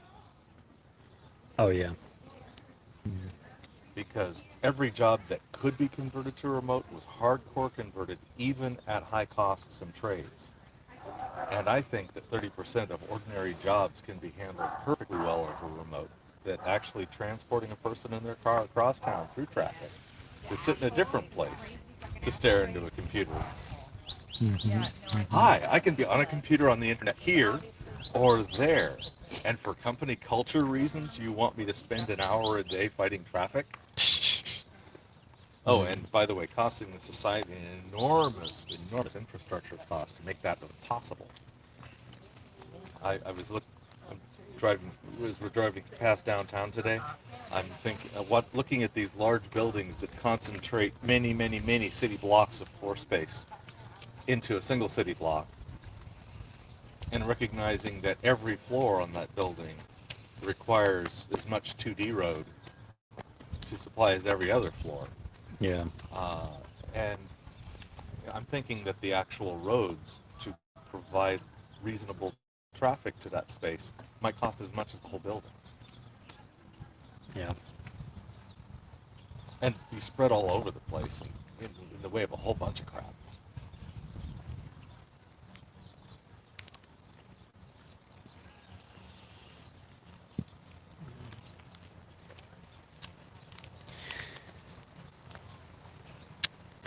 Is the backfire effect a real thing? Sukatumi says, or asks. There's a great series on You're Not So Smart podcast about the backfire effect, 4-part series. Nice. And apparently it does not have as strong as an effect as originally hypothesized. Our But confidence was high and went down. Yeah, it basically the end story is that people's beliefs on particular issues may change, backfire, but I think it has to do with their attitude not changing. Something about that. Yeah. You have to review it. I think the soft backfire effect is easily demonstrated, and the hard backfire effect is hard to show. Yeah. And I would say that soft backfire is that when somebody hears things that are counter to their thing, they're just shut off to it. So that's confirmation bias. Yeah, the backfire effect is kind of a super incentive not to bring up facts and evidence and try to debunk people in their face. Yeah. And if it's not a real thing, should we then go back to trying to debunk people with facts and evidence in their face? No, because I think the soft backfire effect is trivially demonstrable. Yes. So I'm not concerned about the bigger claim that the backfire effect made that couldn't be shown. The lesser one is all the motivation I need. Yeah. Yeah. Even if it did not exist, what we're doing now is better. Yeah. I think. For some things. For some things. Yeah. There's some areas where SE does not work. Especially for core identity, moral, emotional claims. SE doesn't work for those? It especially should be used for those. Right. Oh. Howdy. Nathan We are doing interviews on any topic you choose. Thank you, Nathan. Appreciate it. Okay. We'll try to be here Wednesdays and Saturdays, noon to 4. Next time. I come up a lot. Good.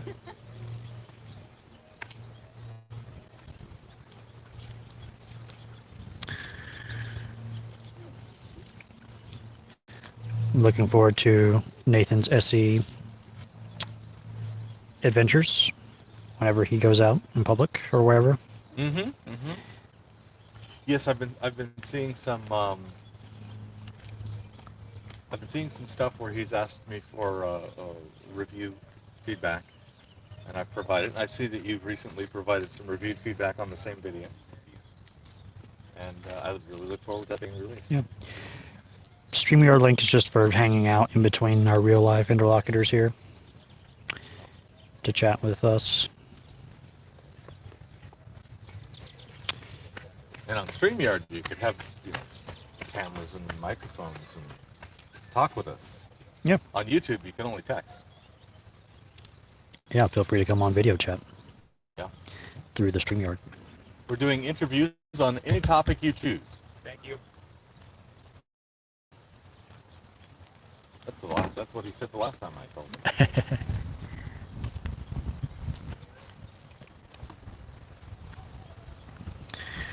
Oh, hey, Sigma plays.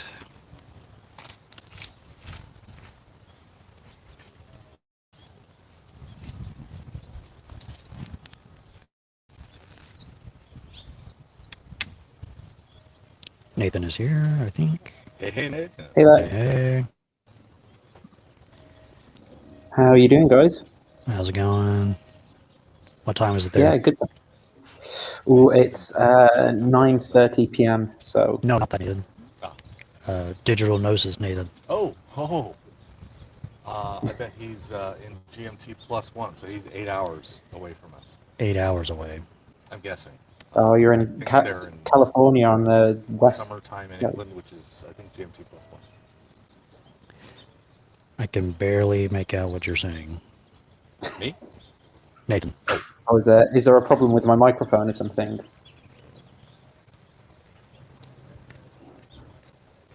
It's a problem with me getting the bandwidth here in the park. Okay, I can drop off if it's not working. Don't worry.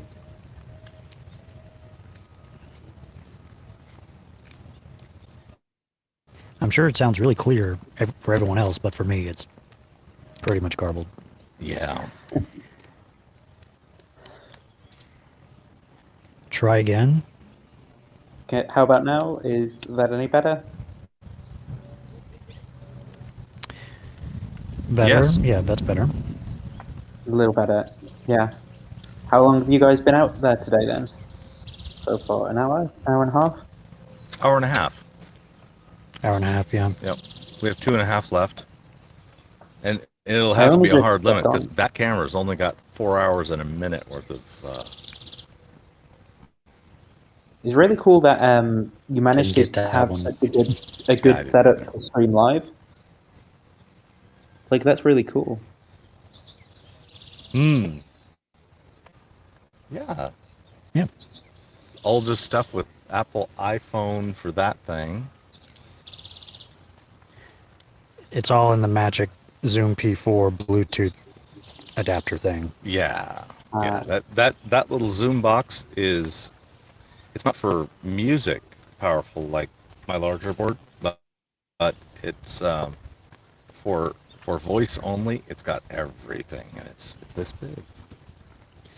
That Oh, wow. thing. You can see that. Yeah, I can see. It's a little bit choppy your end, but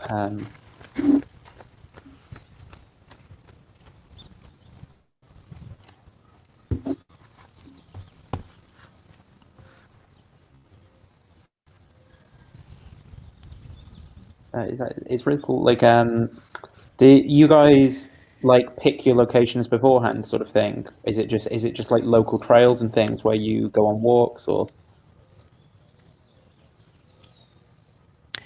Yeah, it's a local trail here in West Hollywood. Mhm. I live in Hollywood, so it's like 5 minutes away. Mm-hmm. And it's pretty much the most popular trail in this area. And it's pretty good. Yeah, it's got great traffic. It's a really nice environment, and I think this trail has a little bit of a meet people. There's a really nice view from the top. So if you've got a visiting friend and you wanted to go walking, you'd probably take them to this place. So there seems to be a real openness. Yeah, I was thinking we get like a lot of law of attraction. I was thinking like along. We've got some quite nice walks along like a canal, and I was thinking I can go out there Howdy. and set up. We Yeah, are doing well, if, interviews like, Hang on. on any topic you choose. He would love to chat with you about whatever. Cool. Want to do it? All right. All right, we have an interlocutor. Stick around, Nathan.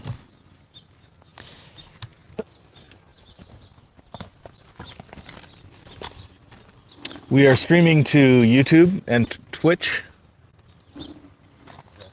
Cool. I'm not sure. I don't have a topic yet, really. Okay. I could offer one. Okay. I'm going to stereotype you and say, are there 613 commandments? Yeah. That could be a topic, as you choose.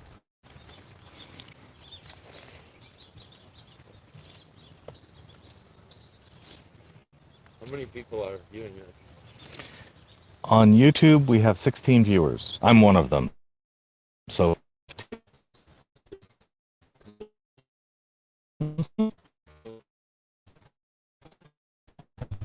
Hey, what's up? hey there. I'm Dolly. Nice to meet you. You are? Levy. Levi. Cool. L-E-V-I? Yeah. Cool, cool. How you doing? I'm doing well. So you guys do this every day? We do this on Wednesdays and Saturdays. Cool. Yeah. Here? Yeah. Now, Reed's here both days. I'm not here on Saturdays because I teach this thing online, and my Saturdays are my busiest. You teach it? Yeah. What I is teach, it? Street epistemology is a conversational tactic sort of based in Socratic questioning, Okay. and it's about how to have conversations with people about any topic without it melting down and becoming a polarized mess. What is Socratic? Socrates, 2,500 years ago, used to accost people in the marketplace and ask them a bunch of pointed questions until they doubted their minds and Really? that kind of thing. And eventually, it ended up hemlocky. So that one Ended was up what? they made him drink hemlock. What's that? They killed him. Really? Yeah. Why? Why did he? Well, they charged him with corrupting the youth. Really? Yeah. That's crazy. And- No, and- I didn't know that. Yeah, and blasphemy. This is 2,500 years ago in Athens, so the rules were a little different then. Yeah. Yeah. I barely learned any history because I grew up in like Hasidic sect, Mm-hmm. Judaism. So yeah, it's cool to know. Yeah, yeah. Yeah, I'm actually visiting from New York. Okay. I came here like three times already. Nice. Yeah, this is a beautiful walking park. Yeah. Indeed. So the way street epistemology works is you tell me something that you think is true in the world, or Okay. what should be true, or whatever, Right. and then I ask you your reasons for thinking so, and what sort of data and authorities you take to form those conclusions, and I try really, really hard to not argue from an alternative perspective. Interesting. Cool. Yeah. Let's just say one thing. Anything you like. If it's too vague, will you say another thing? I'll negotiate. I think the world should be a better place. The world should be a better place. Okay. Yeah, that's good and vague, but I think we can do it. Yeah. Okay. So, by what do you mean the world? I mean everything. Humanity more. Humanity. Interesting. Okay. Like the human connection or consciousness. Mm-hmm. You know. I'm thinking ha'olam, and that has so many different meanings. Sorry? Ha'olam. Yeah. Yeah. The world. Forever. The world. Oh, is that forever? Li'olam. Le'olam? What other meanings? Sometimes it refers to the local thing. Sometimes it refers to the whole universe. Sometimes it refers to the social Right. sphere. Right. That kind of thing. And I think that's a bit what you mean. Yeah. I think you might be talking about a concentric thing that's human-centric, and then might have spillovers into like environment or I don't know. There's a lot of tension in the world today. yeah, a lot of tension. No doubt. And just even in like small interactions. Mm-hmm. I don't know. I just think of myself personally. Mm-hmm. Yeah, totally. So what would better look like? You say the world should be a better place, so that implies a change to a better state. What would It's be hard examples of that because better state? I feel like there needs to be a lot of like mutual understanding. Okay, I'm all in favor of that. what sort of changes in the world would you see as evidence that better was happening? Sometimes I do see it, like random acts, kindness, and Mhm. stuff like that. Just like, I don't know, it's more like a oneness, unity attitude. Okay, so if you saw more random acts of kindness or more examples or more evidence of people acting in a unified way, that would lead you to believe we've achieved some degree of better? Yeah. Cool. What can we do to bring this about? I don't know. Do you ever think about these things? Yes, constantly. It's my primary motivation for learning to do this thing and to teach it. Cool. So, like, what do you think? What do you think would be like the world would make the world considered a better place? I've picked a very narrow battle, and I see there's a lot of downside, a lot of trouble from people hearing a little bit about what you think, slapping a big old label on you that says, I may now fully ignore you, and anything that you say, it's a genetic fallacy, obviously, but you're part of a group I don't have to listen to anymore, and now I'm going to off into my echo chamber. And I think that's bad. I'm just going to call that polarization. I agree. Slap that on the box. So that's my focus, is to reduce polarization by allowing people to talk across ideological boundaries. And now, what you're talking about is not necessarily across my boundaries, but is the same whether I agree with you or disagree. Right. Well, what's your mind me asking?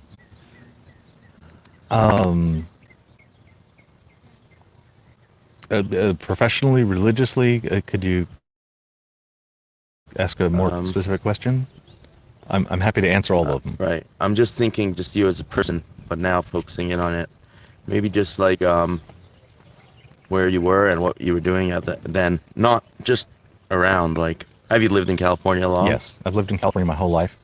I've lived within 2 hours drive of where we're standing my whole life. Nice. I've visited a place. Grow up in LA? Yes, I did. Wow. Yeah, I grew up in a Christian fundamentalist school. Really? Yeah, hardcore. Is it like a boarding school, or you lived at home? I lived on the grounds of a missionary school. My parents were staff, and in days until I was in junior high school, I went to a private Christian school. So I was 24/7 within a cloister of narrowness of thinking. And then as an adult, I took off about 90% of that and dropped it,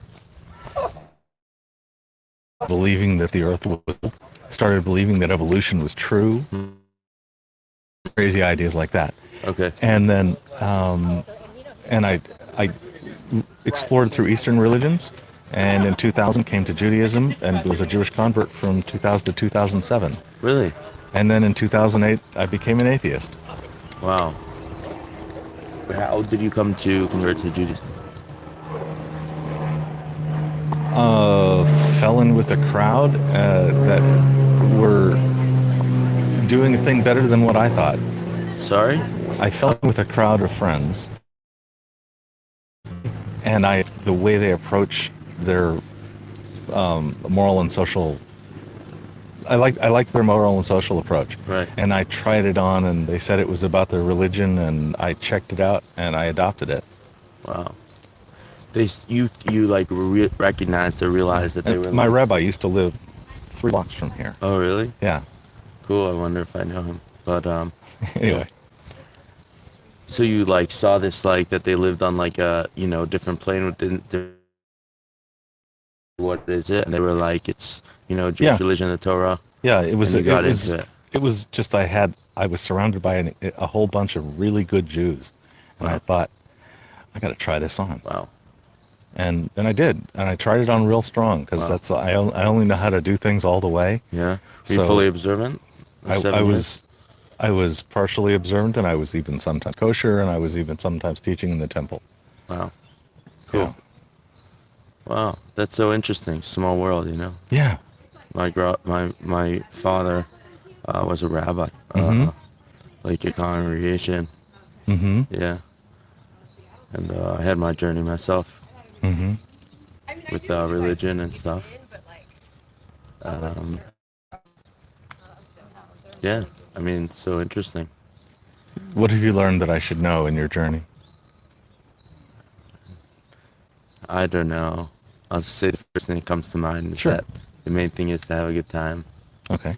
Have a good time. You know, that's like, if you're not, like, I don't know, like, I learned some deep, like, Mm-hmm. Hasidic stuff about, like, reasons why God created the world.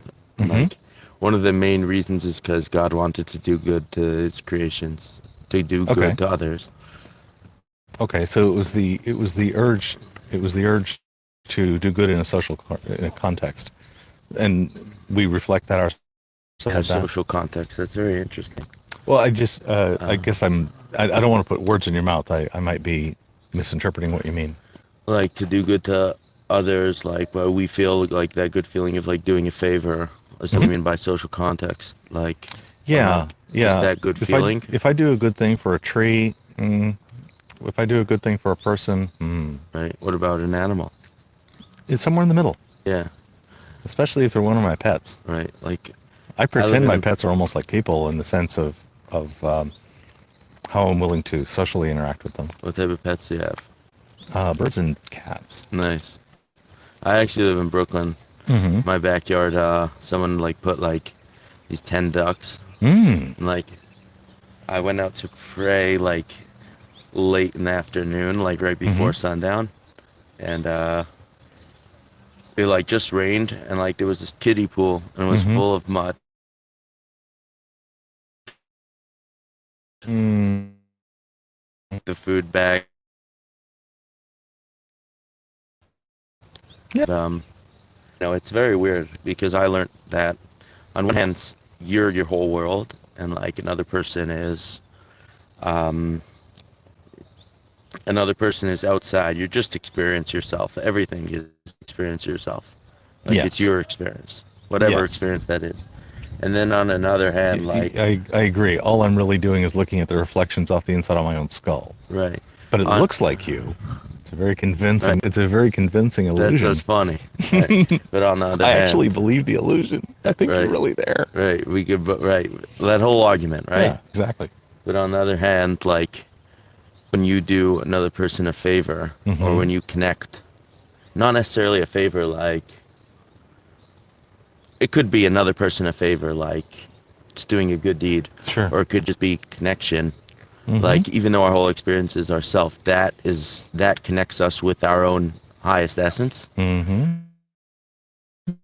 The aspect of it, where like you can only tap into that deepest part if you have that unity, and like by connecting with another, doing that taps us in with that essence.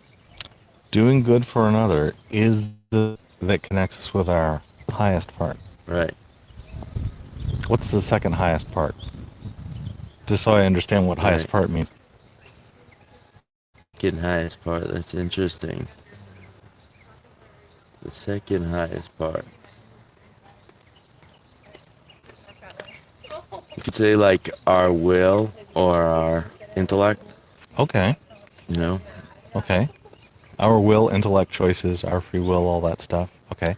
Or like free choice is a separate topic, but Okay. our Sorry, will, I don't need like, to introduce the no, topic. it's great, but our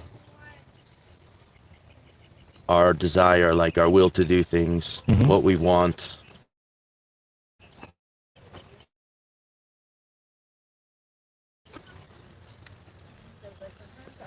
Are we talking about the Sephirot? The ones In that level, yeah, I was checking that out. Okay. You know Okay. about that a lot. I was pretty observant. Okay. Yeah. In Kabbalah, there are 10 Sephirot. You might consider that the bottom 7 are something like chakras, something associated. There's a Right, correlation. placed in the body. And the top 3 are sort of outside and above the body, and are relating to our interchange with the divine. So the top 3 are interconnected with the divine. So that was the part here where you're saying our highest part. If it's part of this, am I correct that you're saying this highest part is the part that overlaps with God? part that I'm referring to? Yeah, this highest part of ourselves. You can say that in a way, but like there are levels even Yeah. within that. Like Sure. with you, when you let's say like you go up here and you realize this amazing view and you see the birds and the view and the trees and you just feel part of everything and like you feel, you know, more closer to the people around you because that feeling just incorporates that. Okay. That's also like a oneness type of feeling that you're feeling. Yeah. Yeah. Yeah. The oneness. That's important. Yeah. There's actually a verse that says like, so you said that the chakras represent places in your body, right? Like Yeah, that was the understanding that my rabbi would teach. right. Oh, cool. So I wonder like what the text, it's interesting, like what texts, like if we learned the same thing, like you mentioned the Zohar. Yeah, that would be part of it. I'd have to look back. There's a lot of reference to early Genesis. Right. And a lot of reference to teachings of various rabbis in history. Yeah, yeah. Yeah. So the verse I was saying was that like, it says, from my flesh I'll see God. I actually suck at remembering what was Rashi and what isn't, Right. things like that. So like the Sphiro, you mentioned Sphiro before. So it says man is made in the reflection of God. So yes, man would has those Sphirot with like in their body in physical places. Okay. Like represent like well, God doesn't have it physically, so to speak. But yeah, it's interesting. Like God doesn't have it physically? Does God have a physical? No. No. Physical form? No. No. Okay. Not in my belief. I believe you. Yeah. Yeah. Yeah. Yeah. So do you go up here a lot? I come here on Wednesdays. Do you go do that? I haven't been to the top of this. Every time I come here, it's because we're doing this. Yeah. And this is convenient to read, and it's a great place to come, but it's not convenient to me to come for other times. Right. Cool. So, yeah. What are the stuff? Like, tell me more about street epistemology? Yeah. Okay. So formal epistemology. If I just look at the epistemology part, that means the study of how we come to know things. How do we come to beliefs? What forms our beliefs? Right. The downside of formal epistemology is it ties itself up in philosophical knots and can't come to a conclusion. Epistemology cannot say what is a good epistemology, which is sort of messed up. Right. Is it reference like a certain level of openness? It does. Yeah. Yeah. Now, I think that epistemology can tell us something about what are bad epistemologies. Right. If I make all of my choices by rolling dice, I'm not doing it nearly as well as if I even just think about it a little bit. So, just rolling dice to make my choices, bad epistemology. Right. What's a really good one? Harder to say. Now, street epistemology says, let's just go out and talk about each other's reasons for knowing. Right. And not try to enforce ours on them, because we don't know that ours is better. My opinion really shouldn't move you. Right. But if you tell me your reasons for your things, and you lay it on the table, the kind of things that would move you one way or the other on those things, you can then evaluate your own confidence in light of the reasons with someone helping you to inspect them, to lay them out on the table, look it out. Just knowledge of another perspective. It could be from another perspective. It might just be the sort of the externalizing of critical thinking. Okay. If I ask you a bunch of questions about a thing, I might come up with a question that you're not asking yourself right now. Right. And then you'll, have more perspective on the question. Right. So that's like, the goal. How we get to know things. Like, what's your take on that? Which about your how you have come to, know things or come to where you are? Familiar with Dunning and Kruger? No. Okay, these are a couple of social scientists from right around 2099, something like that. They made from when? 2000? 99, 2000 was when they first started publishing, something like that. And they discovered a pattern where if you ask people to estimate how good they'll do on a task they don't have any practice in, right, and then you actually have them do that task, and then you lay them out based on how well they did on the task, you'll find that the people in the bottom quartile of performance will think themselves the best at it. They will be ridiculously overconfident if they know almost nothing about the task. Right. So I find myself very much in that category. What type of tasks? Anything. They tried it in cooking. They tried it in changing tires. They tried it in what they kept doing was. What type of cooking? I wonder, because I started cooking recently. Yeah, it's not specific about cooking. They actually tried to generalize it to any task that people can be measured in. They would say something like, how would you make a certain dish? No, they would say. What do you mean by cooking? They would say, we're going to make cinnamon rolls. Right.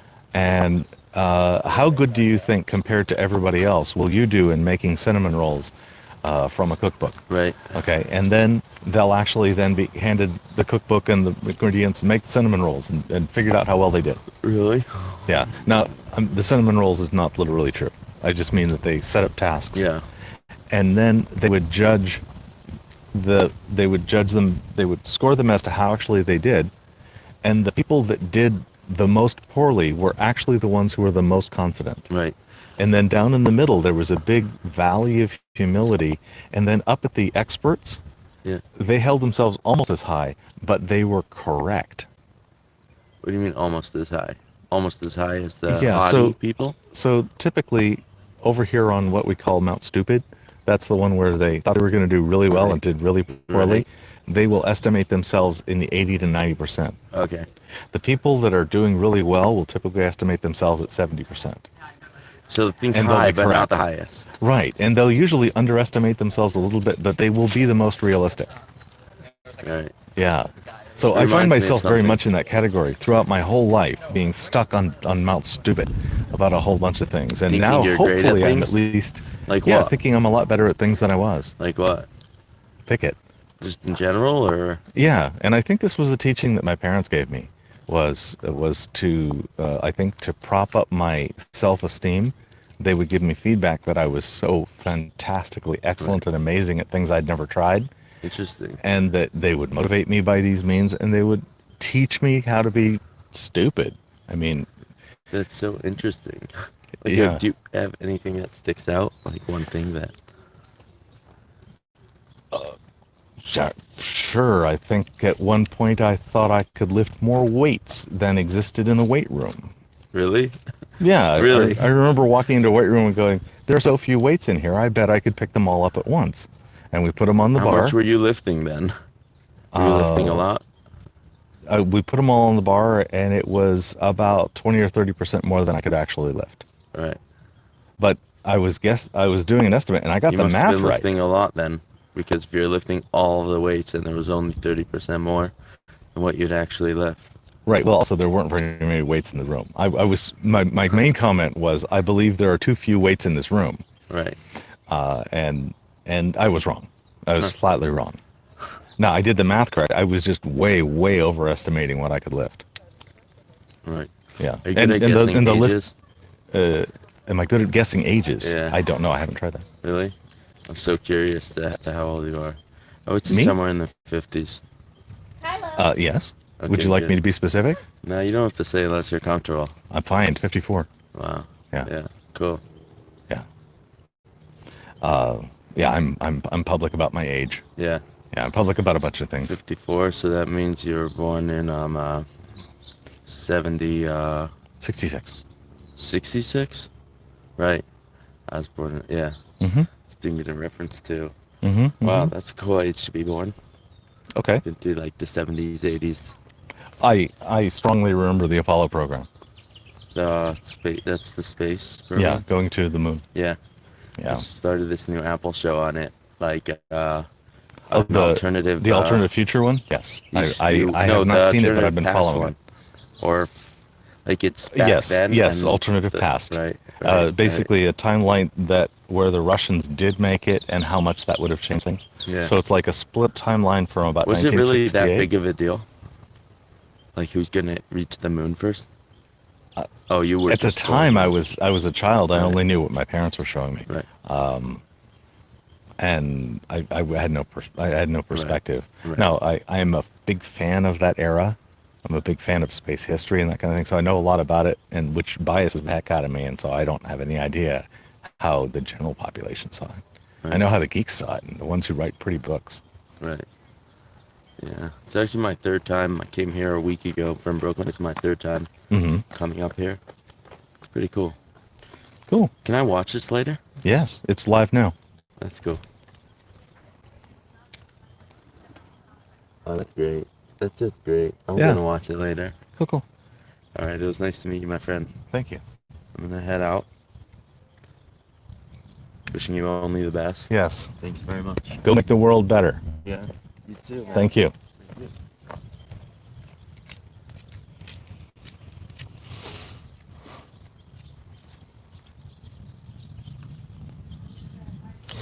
Yeah. This was all winding. I think he was. He did not want to take on the burden of making a specific claim, so he made a claim so general as to just merely test if I could deal with it, and that's fine. And that actually makes for a really good first meeting.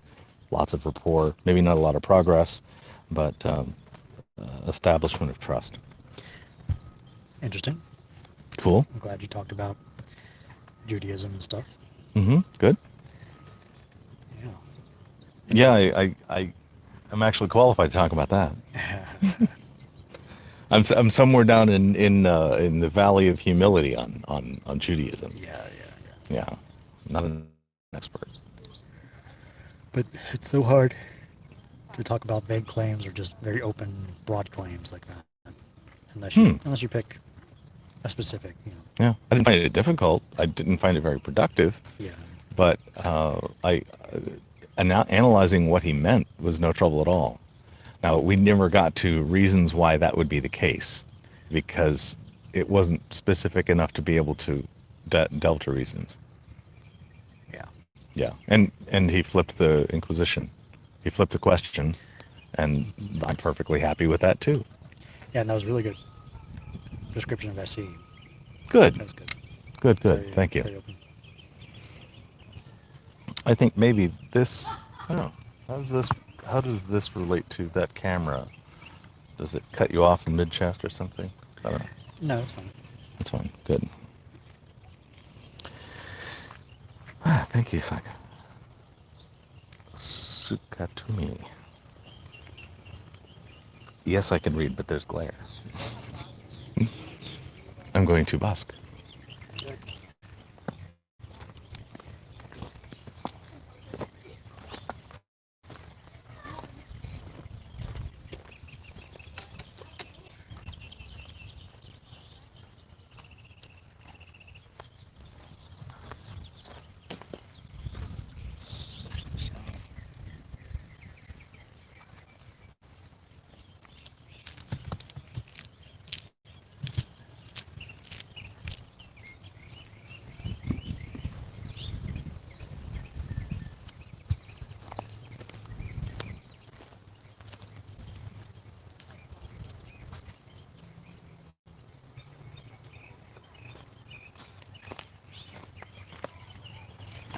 I found it a little interesting that he was very interested in how I became a Jew, even after he knew that I was no longer one. Yeah. Yeah. Why'd you become a Jew? Yeah, I assume that would spark a question about why did you leave Judaism? Yeah.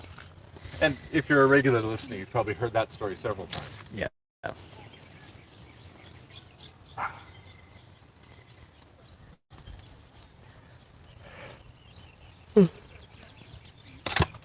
Oh dear. Pauli excluding principle.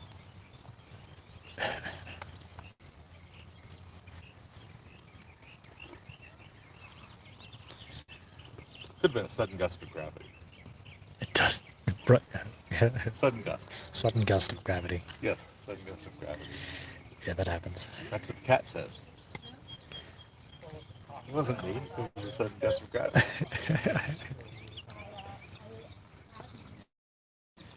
Today? We're doing interviews today.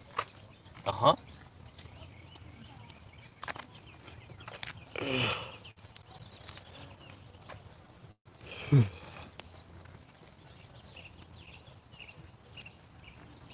Tux wants to play with his friends that are that are in my bags. I brought my bags in, and my kitty boys rub their faces all over my bags every time I bring them in. Uh-huh. And Tux was just like up in there. Oh. Yeah. Which my cats are gonna look at me like I'm cheating on them. That's it.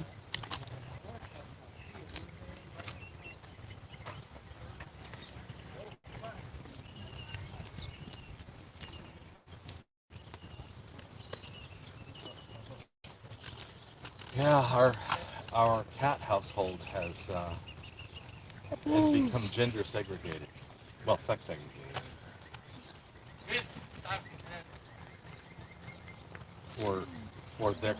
For the cat mental health reasons.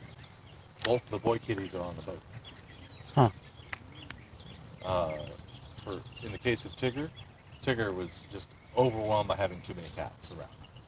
So we moved him to the boat, and his mental health got much better. Okay. And then Telltale was also having a lot of trouble with all the female felines at our house. And so we said, here, take a break on the boat. Give Tigger some social time. And it took about 3 visit cycles, and Telltale just absolutely said, no, I live here on the boat. And if I think that you're driving that cat carrier, I will not come out. And if at home, I will hang out in the cat carrier because this is going where I want, right? So this is an example where Telltale clearly chose the boat. Okay. That happened with another of my cats from a while back. Okay. So we try to give them what they want. If we can.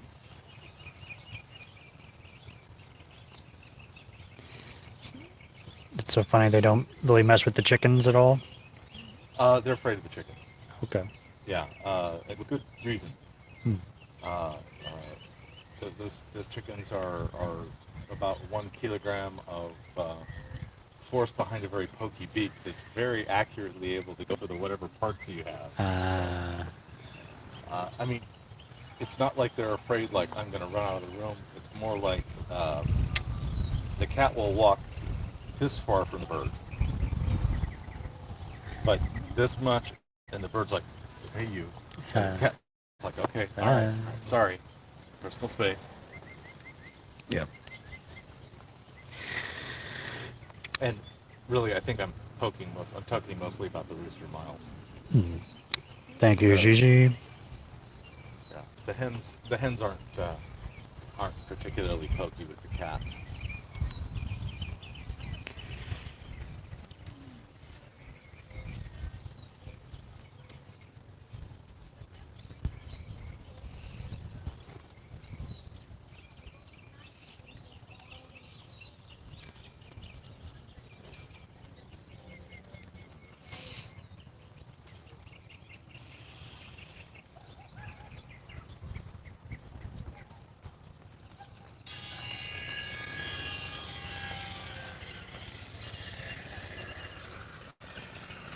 Training. I had to. It was low-hanging fruit. I had to do it.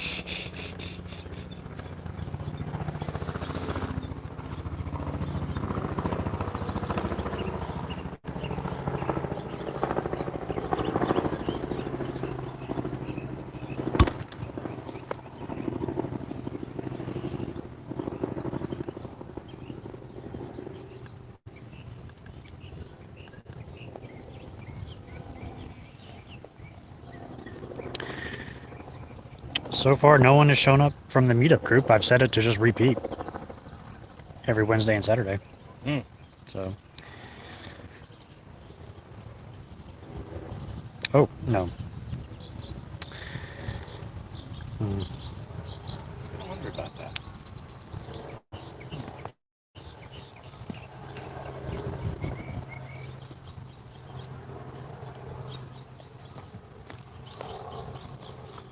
Many people are just out of the habit of being willing to meet up with new people, unless for very specific goals. Yes.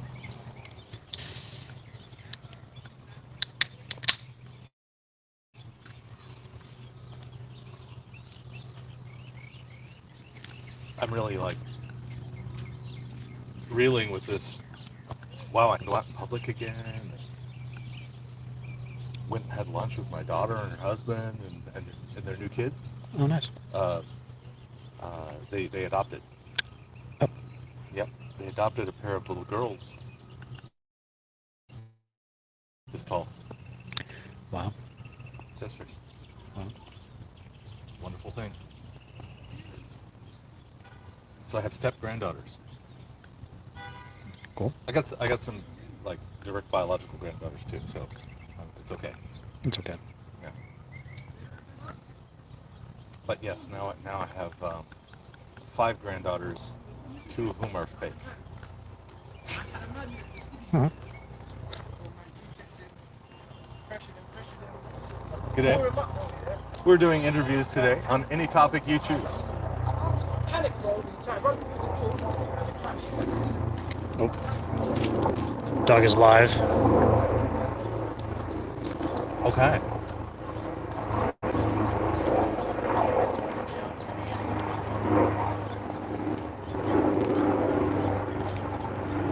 Good day. We're doing interviews on any topic you choose. What Elon Musk? Sure. When you got smashed up with some Teslas. Right now I can't leave, but we did arrive in a Tesla. What time do you think you have a Tesla? He does. Where's it parked? Just right out there. Check it out. You won't have any windows left. Oh no.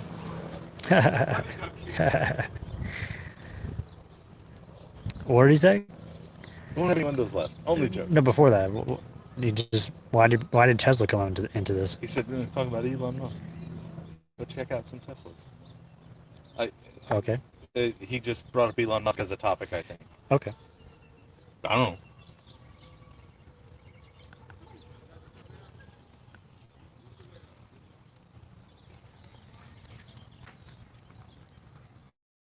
Please help me remember, like maybe before my meeting at 5, to ask Kimberly to go to that site you were talking about regarding the Peterson Museum. Right. Thank you.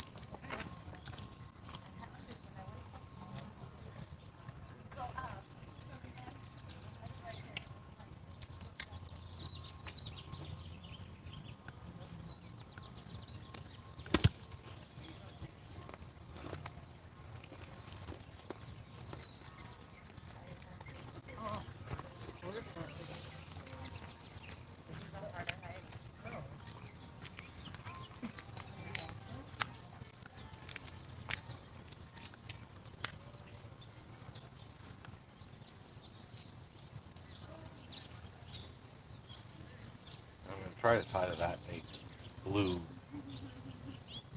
giveaway water bucket. A blue ice bucket. Just because I'll be talking to Kimberly as well. Okay.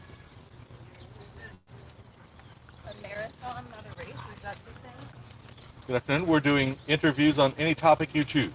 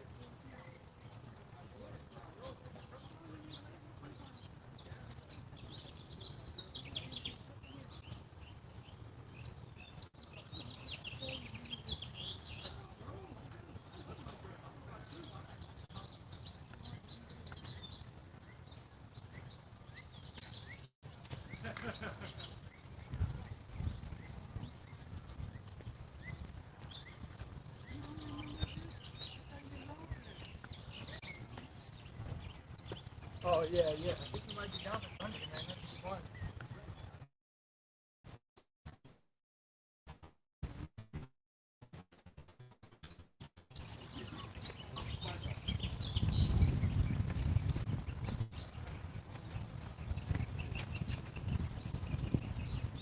Today, we're doing interviews on any topic you choose. We're on vacation. No more topics. Good. Enjoy that vacation. There's a beautiful view up above. Thank you.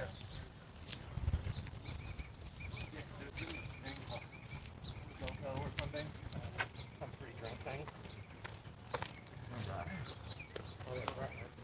Yeah, you know how to do that.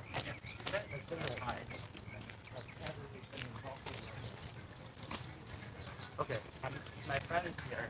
He started work.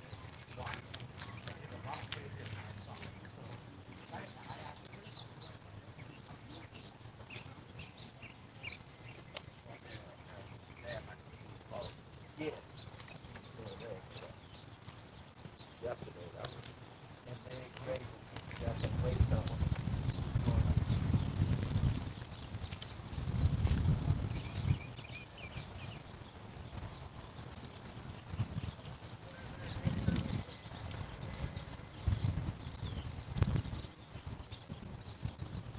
Scale of the project, editor. Full-time? Part-time? Probably do part-time.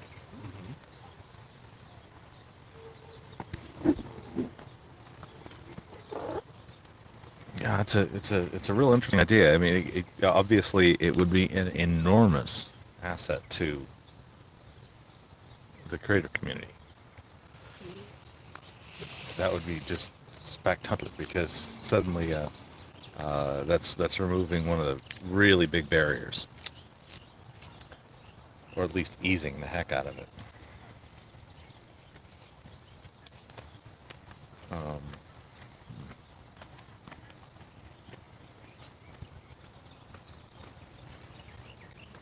What are the downsides if we get used to a given editing budget? I mean, I'm thinking about one person's part-time as the budget that we're spending in that case, the actual editing time. What are the downsides of the community getting used to having one of those?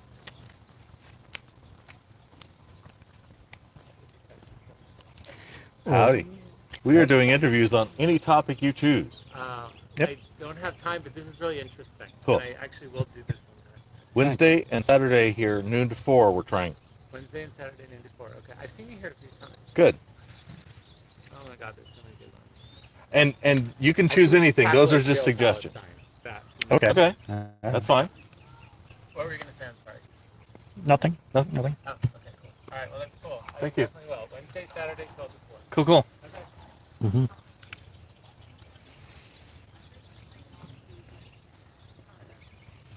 Yes, we can talk about Israel and Palestine. Mm-hmm. Absolutely. Mm.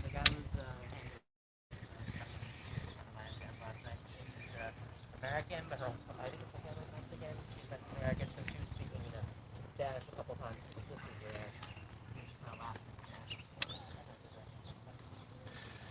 Dolly was mentioning his pets before. I've been thinking about the ethics of pet ownership lately.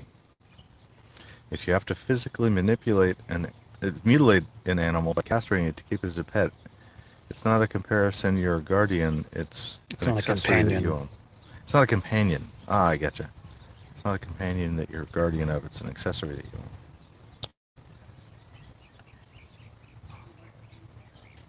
So my birds are my pets, but my cats aren't? Because my birds aren't fixed. I steal their eggs.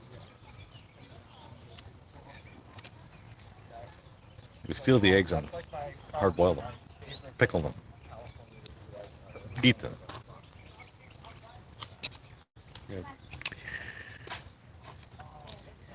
What's your confidence that the Tesla's still in the parking lot? I hope it's at least 3 Sigma.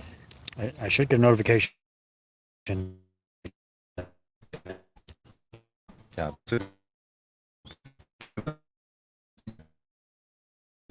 Sigma. And I figured out how to watch back the Sentry footage, and it's easy to do.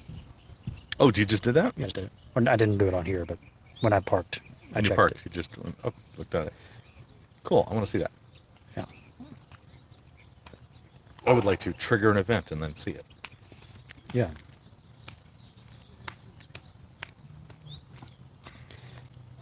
And I started the update when I parked too, so we'll figure out what kind of new features are available or any updates. That's a lot of confidence. But then again, you have road surface. What do you mean? What's your confidence that installing an update won't brick a car? What do you mean? I think there's a 1 in 10,000 chance that installing an update would brick a car. Just bricks the Tesla and they can't move it. It does, yeah. That the update just causes a barf. I mean, I don't think that's actually common. Maybe my 1 in 10,000 is too pessimistic, but it's a new update. I think you can drive without the computer working. Oh, okay. It's a separate thing. Okay. Yeah. So there's lots of opportunities for a failure to not cause you to be stuck. Yeah.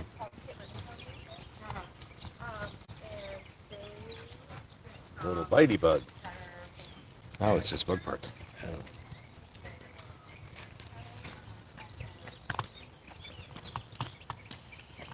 I just committed insecticide.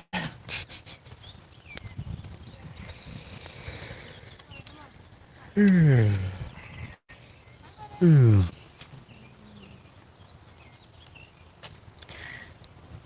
a haircut today. Do you think I need one? What kind of haircut should I get? Should I do really short sides and keep it long? It's kind of annoying. I'd rather leave it to the live chat. My preferences are so one-sided that you really don't want my answer because you don't want to go there. I don't. Yeah. All right.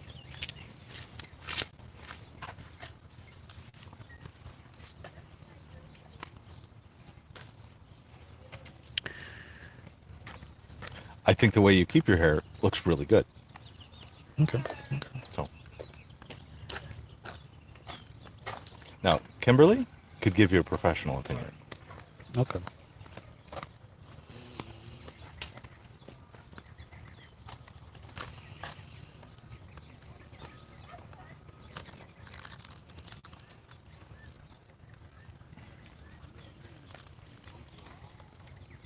Yeah, I've been thinking about each time you took your hat off today and that you were going to get a haircut, thinking, darn, your hair's almost getting long enough.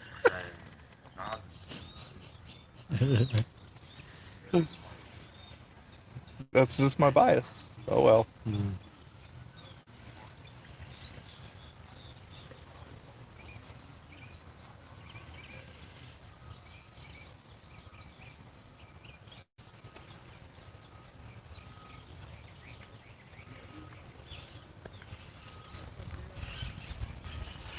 Atlas.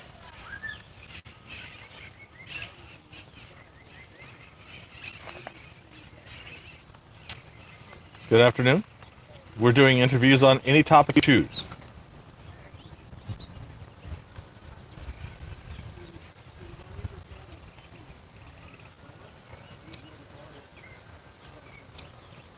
Good afternoon. We're doing interviews on any topic you choose.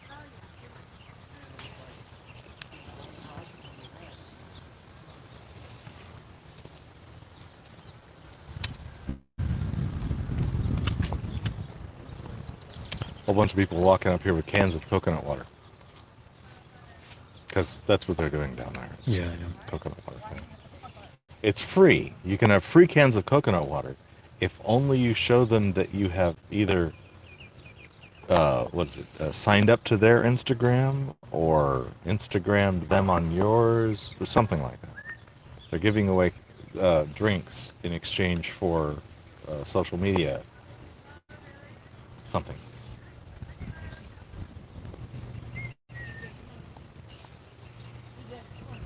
Social mediations? No, that's not right. Social media mentions, maybe.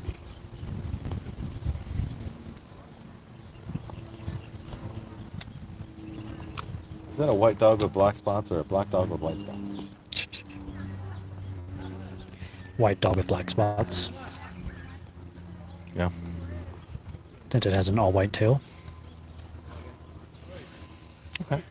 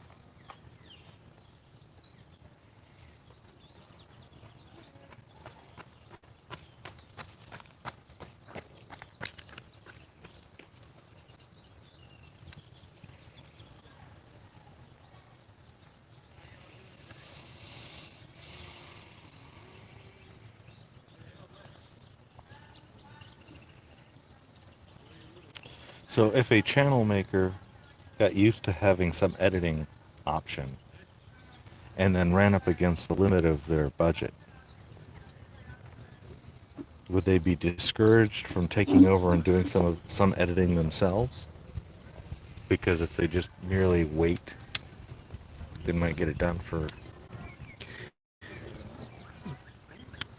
That could just go into their calculation. If they want it faster, done faster, and there's a wait, you can do it yourself, or you can wait and have it done by the editor. So it's up to them. Just trying to figure out downsides. It's hard because right now I'm... it's expensive, I'm sure. That's the downside. Expensive is a relative thing. You're taking somebody who you're paying to do a job. If the job is well done, you're pretty happy to pay for it. It's okay. I think it's an extremely relevant thing to do for SE. Yeah.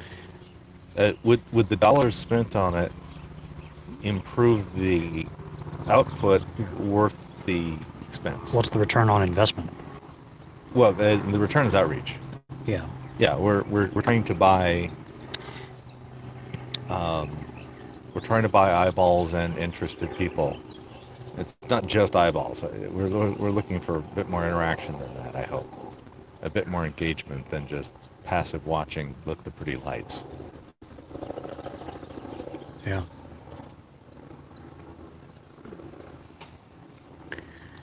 And then people who don't have editing skills might be incentivized to go out and do stuff. Yeah. I mean, SEI support for me was huge in my willingness to take a big leap.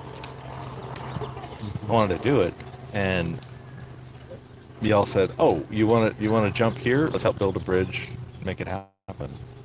And huge, incredibly helpful.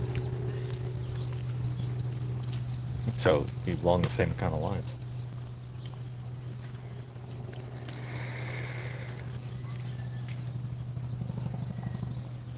Mm. Nope. 90 more minutes. Yep.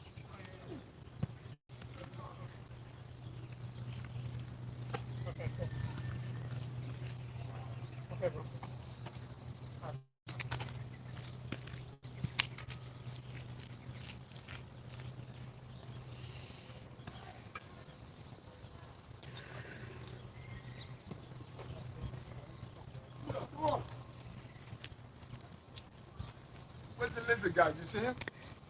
He went up there more than an hour ago. Oh, okay. Yeah. Do you want a photo for your Instagram or something? Good enough for my kid loves our creatures. Oh, he loves it? He Nice. just I haven't seen him come back down. I think I would not have... If he comes back down this way, I him like assume. 5-6 minutes ago. Oh, okay, then I missed it. Huh. What is this about cordial? What we're doing? Cordial Curiosity. This is that's his YouTube channel, and yep, that's his. Thank you. And it's about having conversations without pushing back from another perspective, hearing people out. Nice. So we're doing interviews on any topic you like. I will leap right out of this seat. Good. Yeah. I'm interested. Good. Well, we have to go to Yeah. Utah. I'm trying to get him happy first. Yes. And we live right here, so. Good. Nice. We're trying to be here Wednesdays and Saturdays noon to 4. Okay. Are y'all doing one right now? Yes. No, we're Are up. you doing it? No, I was looking at them earlier. I was like, these are cool. Have a go, have a go. We're open. Come on, Judah. Oh my God, I'm all sweaty right now. Is this film? That's Or is it totally just like okay. a little podcast? Yeah, it's a podcast here. We're doing Okay, it. cool. Because I'm like, Thanks. That's the chat and stuff. Dolly, you want to take your stuff here? I will grab my stuff out of the way. Or else you can read the chat as well. There's only like 20 people watching. It's not a so big how deal. does y'all just basically just have a discussion? Basically. Oh my God. Should I leave it? No, take it. You're not distracted? It's distracting. It is kind of distracting. So, alrighty. Thanks for sitting down. I forgot the questions, but I remember one of them I really liked. It was like something about society. What are the main problems we now face as a society? Yes. That type of thing. Yeah. Okay. We can talk about that. Could I get your first name? Kim. Kim, K-I-M. Mm-hmm. Gotcha. My name is Reed. Nice to meet you. Nice to meet you. Want to do headphones? It's a little bit Yeah, let me take these off.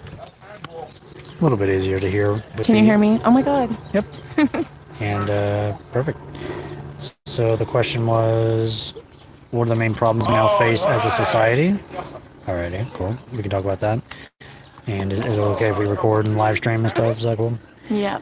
Alright, and I'll try to explain what we're doing here exactly. We're trying to practice this way of having conversations called street epistemology, which is where someone makes a claim, something they think is the case, and I ask questions to help them reflect on it, help them understand it, and potentially challenge them with some questions, potentially. So does that sound fun? That does sound fun. I love that. Alright, and I'll try to keep my opinion out of it unless you ask me. Alright. Actually, I'm interested in your opinion, so feel free to chime in with it. Okay. Alright, so the main question is, what are the main problems we now face as a society? What are some good candidates to talk about? I 100% think one of our main problems right now is social media. I think this is so hard. I think it's so detrimental to so many things. Social media is detrimental. I mean, I know it has its benefits. It definitely has its benefits in like business aspects and sharing and meeting people who you wouldn't normally meet without social media. But I think the bigger picture of things, it has hurt a lot. Is it a net harm on society? Yes, Net, I think so. A net harm. Okay. That's a good claim we could talk about. So let me try to get your confidence about this at the start of the conversation. Then we'll review after the conversation just to see. Mm-hmm. And so if all the way to the right is absolutely yes, social media is a net harm to society, or absolutely no? I'm gonna do this. Okay. There's some benefits, so I don't want to knock it out completely. Okay.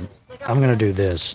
I'm gonna hide my confidence and put it in an envelope. And if you want to know my confidence at any point, you can look at it. Okay, don't tell me yet. And at the end of the conversation, we can reveal it if you want to. Okay. And so this is the first time hearing this claim, or I haven't really thought about it. Let me think.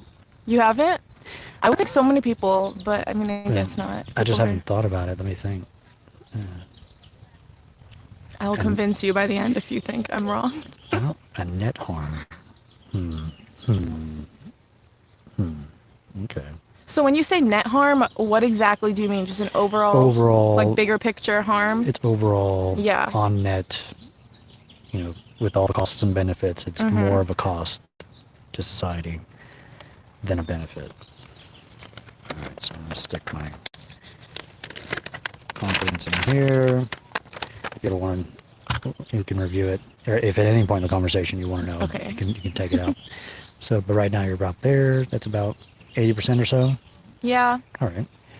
What are some potential reasons for being at that level of confidence?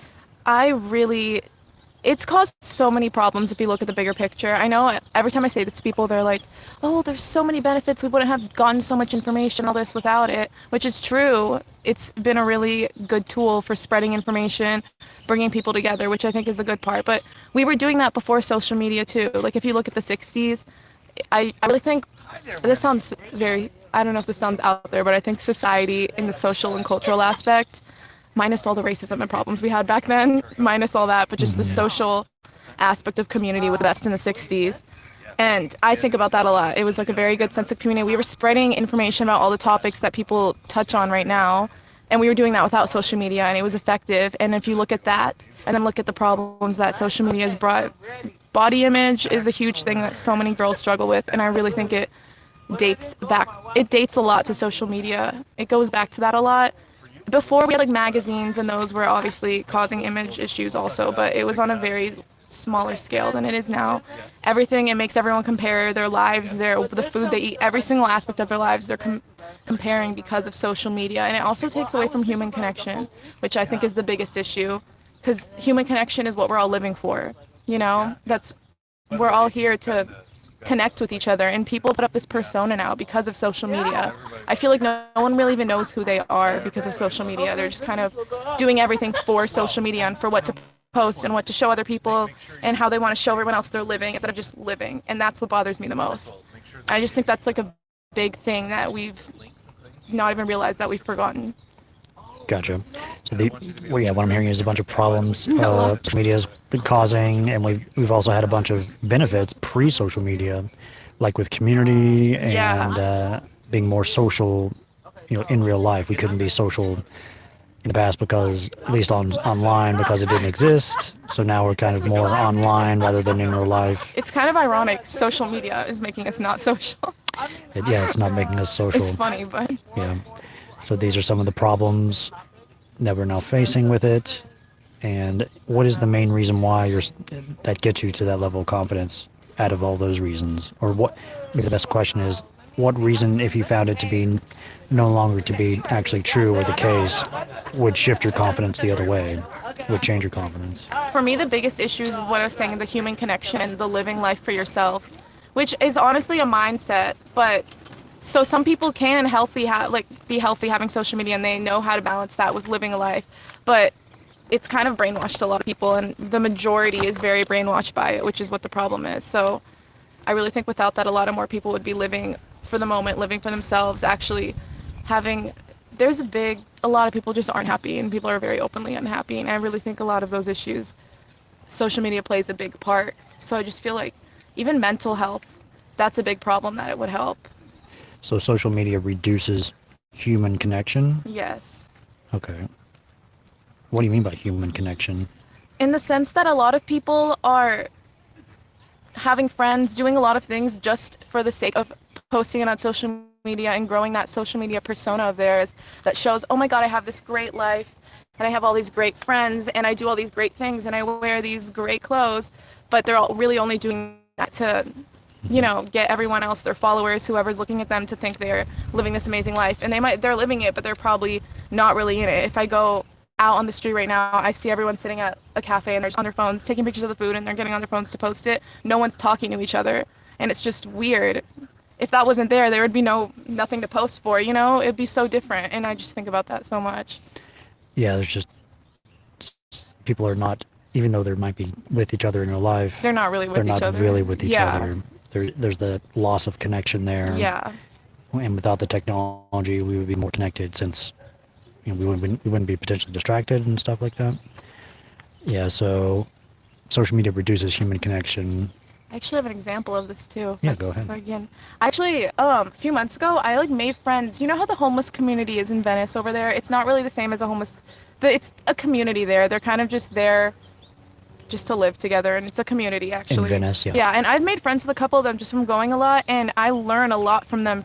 It's very eye-opening. So one of my friends over there, he's one of my really good friends that I go to see, and he has no technology, and being around them makes me feel like I'm not in 2021. Really? It's crazy. They don't care at all. They're fully there. It's like the most fulfilling connections I have, and these people are nothing like my friends that I have around here. And that's what's opened my eyes a lot to it. And my friends over there, they're always like, we have no technology and we're so happy. They have no worries. They sleep on the street and they have no worries. They're so content and so happy. And they have no technology. Every time I'm with them, they're fully with me. They care about every single word I say. Full eye contact. No one touches a phone. There's nothing going on. Yeah. And ever since I met them, it's kind of what opened my eyes to everything. Because I'm like, these people who have 1% of what me and everyone over here has, and they are so much happier than these people that I know over here who are so obsessed with their phones.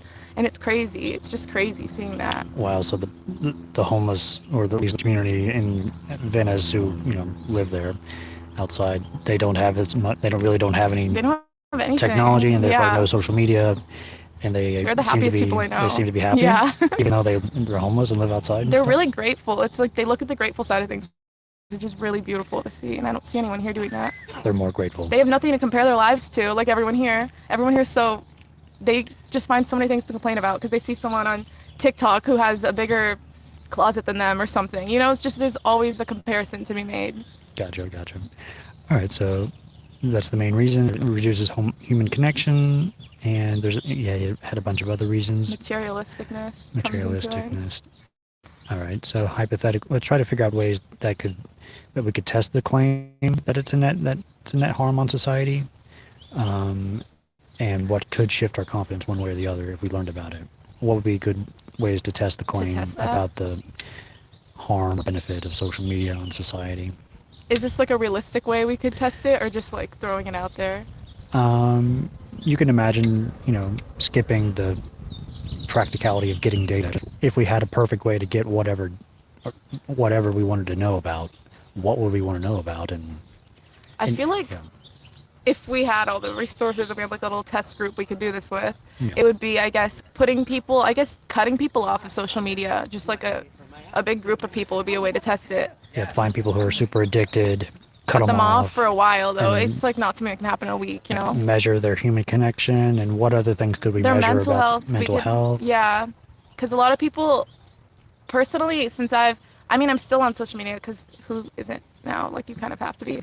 But I'm not. I used to be super addicted like 2 years ago, and then I had like a reality check, and I've been so much happier since. So that's just a small scale of it. But I haven't cut myself off completely, but I've lessened it, and it's helped me be happier. So You've lessened it.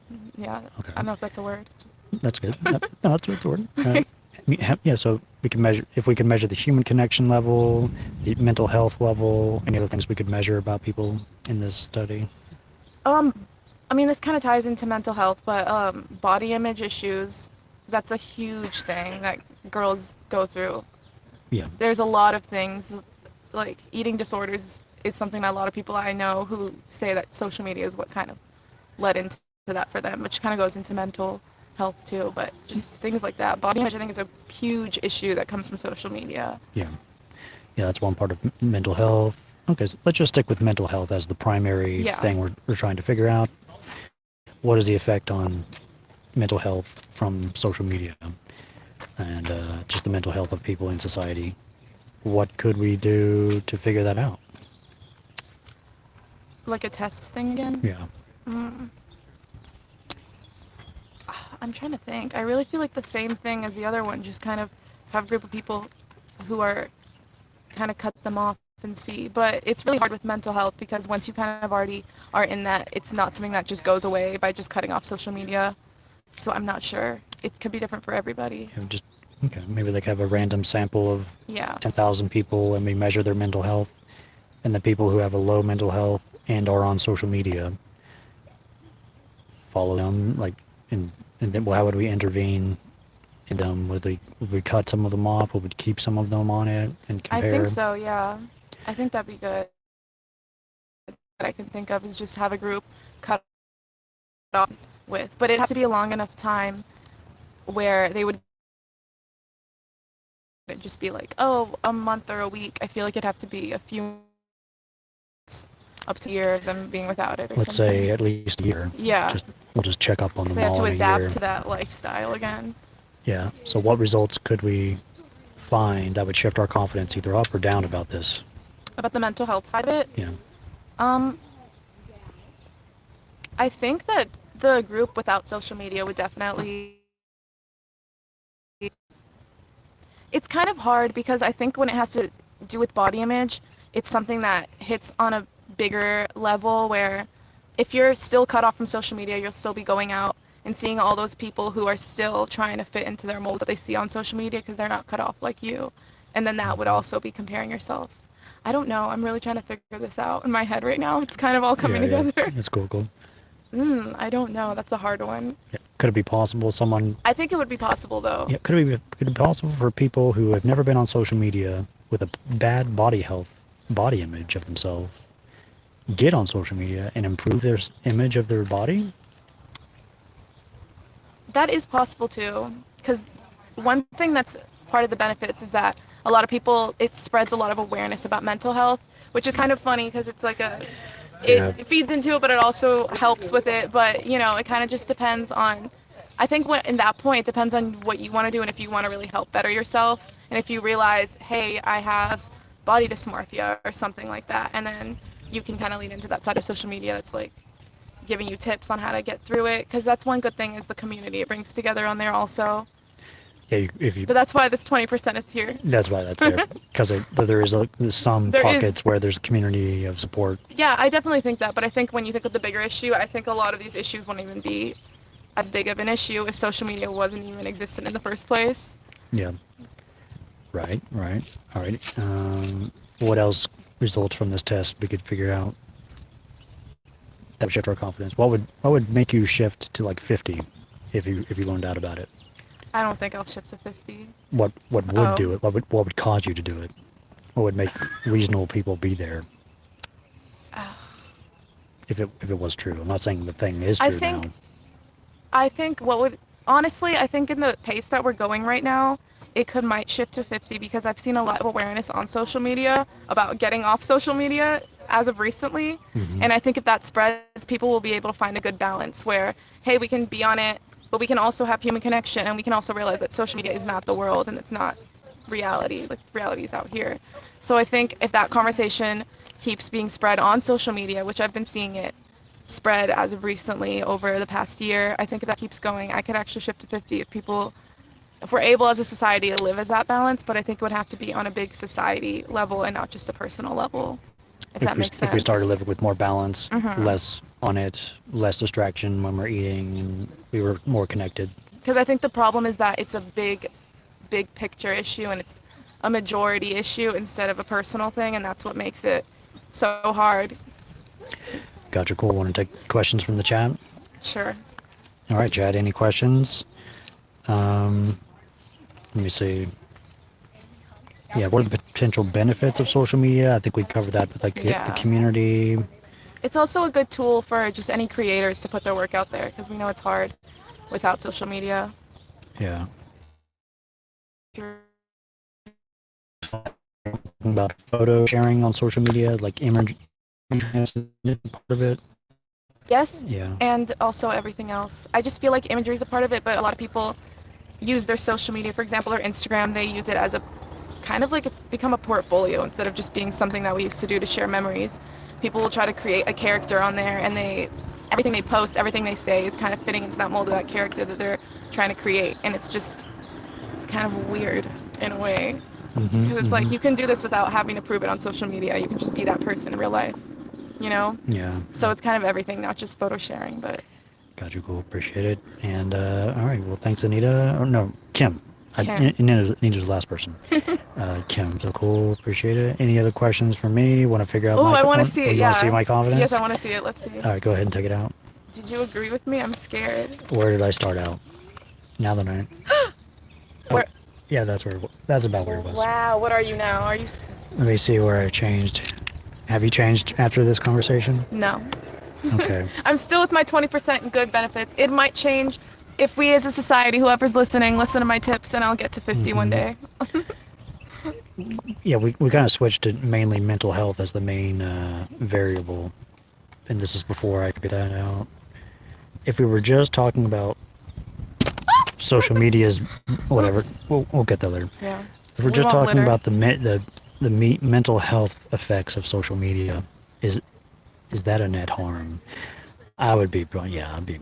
Yay, be y'all, there we've turned him a little bit. talking about mental health, but there's other benefits to social media There potentially. is. But mental health alone, I think it is a net harm. Yeah. I would assume. I'm proud of myself. So you proud of yourself For turning you a little bit. For turning me? Yeah, it happens sometimes. Sometimes I learn things or just think about things, and that's what we'd like to do here. I love it. Yeah, we try to be here Wednesdays and Saturdays to talk with people about stuff. We like to give one of these little squishy puzzle pieces as a gift to people. To remember, one of them? Yeah, one of them. And if you see me again, you can come back and get another piece and fill out the whole set with another conversation. Oh my God, I love that. I steal all the time, but I like. Oh, you see us all the There's time? always someone in the seat, and I'm like, one day when no one's there, I'll pop in. Okay, well, appreciate it. Well, thanks, Kim, and hope to see you again. Hope to see you around again. Thank you. Thank you. Just this right here? Yep. That's so cool. And I'll make a highlight clip later on my Twitch. Feel free to take a card. You can find yourself. On your Twitch, you said? Yeah, on my Twitch. Okay, awesome. All right. Have a great Thank day. you. Hope Sure. to see y'all soon. I love the questions you guys always have. They're always so cool. Thanks. And I love this idea. Appreciate it. Awesome. Cool, cool. Bye. Bye.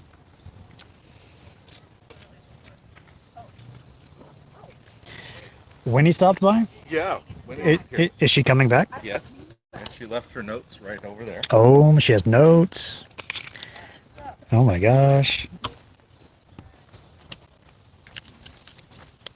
Oh, hi. You see the scale over the notes? Oh my gosh. I can't see it yet. I'm not going to try to read it yet. Yeah, but, that'll be great. wow. So you can take the rest of the time then to talk with her. Yeah, thank you. Where'd she go? Walking. Okay, I'm sure. Did she go all the way to the top, I assume? She didn't say how long. Okay, well, we can stay as long as y'all want to talk. Yeah, I said that. I said that Yeah. for you, we'll just, kind of go back. Yeah, definitely. But that was nice. Good conversation with Kim. Damn it, I missed her name. Anita was the other person. Kim. Yeah.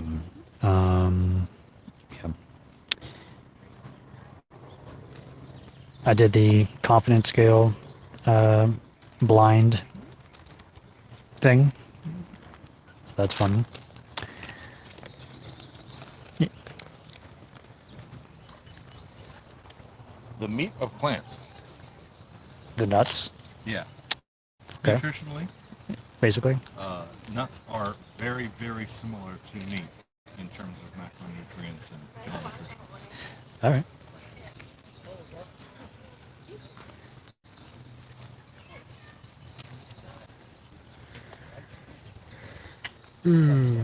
Kerbal Space Program. Yeah, it's not multiplayer. This is in response to what if people get off social media and then they just don't interact. Yeah. And I got really good at Kerbal Space Programming. It is not a multiplayer game. Does YouTube count as social media? I don't know. Like my birthday poker game was. mean, That was our private meeting. That was 95% social media friends. Right. That was social media community. No doubt was it a social media event.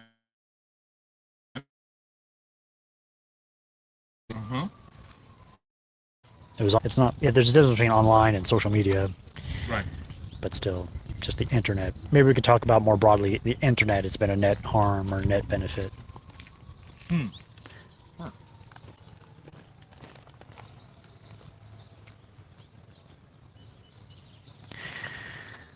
Yeah, I could have defined social media much better. I think if I were debating, I could make a hell of a case that the internet is a net benefit. For sure. It would probably look like a Steven Pinker. Yeah. It would look like better angels of our nature. Yeah.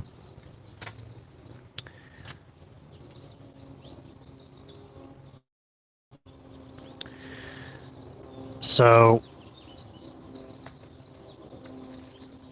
if you're doing this conversation with Winnie now, I wonder if we could invite her to the review tomorrow. Yeah, I mentioned it to her, and that'd be funny. And heck yeah, I would totally be into that. Totally. And you want to sit here? I'll let you sit here. Let me get my. I'm gonna borrow a battery. Yeah, you know where they are.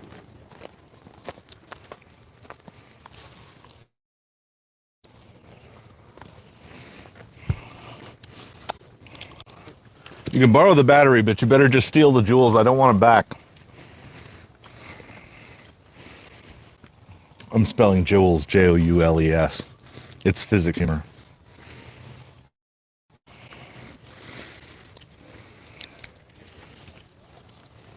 Howdy. I'm not busking right now.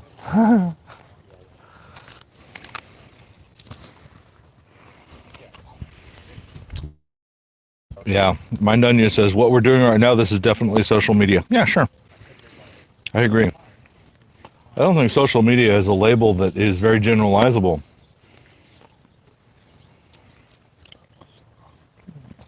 It's obviously a huge advantage in being able to have an individual bidirectional relationship with somebody.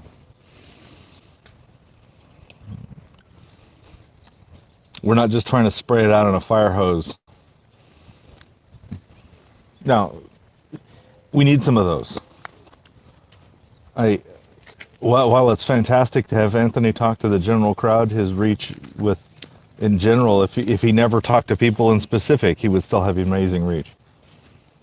And, of course, he's really approachable.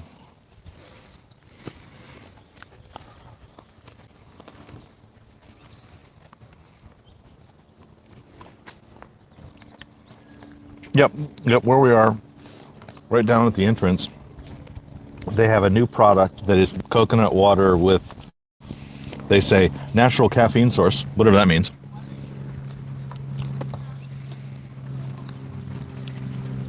You're almost out of reds. Yep. Can't have 2 blues and a yellow and whatever.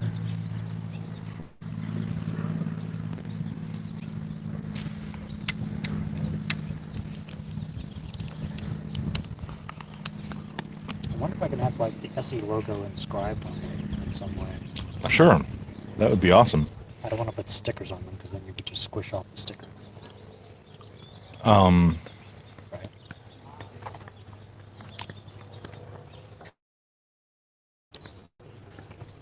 I can think of lots of ways to do it. Basically, if I like an embossing and engraving. I don't know if that would be done in the mold with a laser. Paint. Could be paint. Could be something that isn't precisely squeezy 3 gears in 3 colors. Did she say you could look at this? She left it with me. I'm not going to try to read it before she presents it to me. I don't want to read it. I'm just leaving it. Yeah, I'm just leaving it here. Let's see. That'll make it harder to read. But keep it right out here where we can deal with it. And probably I'm just going to stick up each page on the board here while she does it. Sure, use the magnets. Yeah, magnets will work great. Or I could read it wherever. Mm-hmm.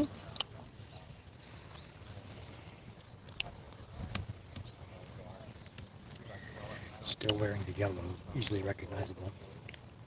Winnie? Yeah, right. Or what? Or did I misremember? I'm not remembering what she was wearing. I was looking at her face and I noticed her glasses. But besides that, I noticed Winnie.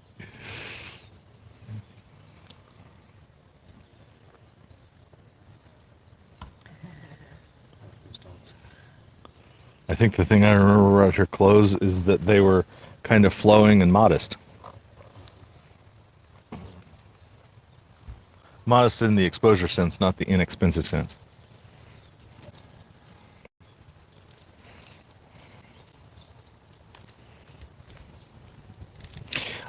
Let's see, Mind Onion, natural, not sure what context natural was, but oh, right. Natural caffeine, I think, would be as opposed to synthesized caffeine in a lab. Hey there.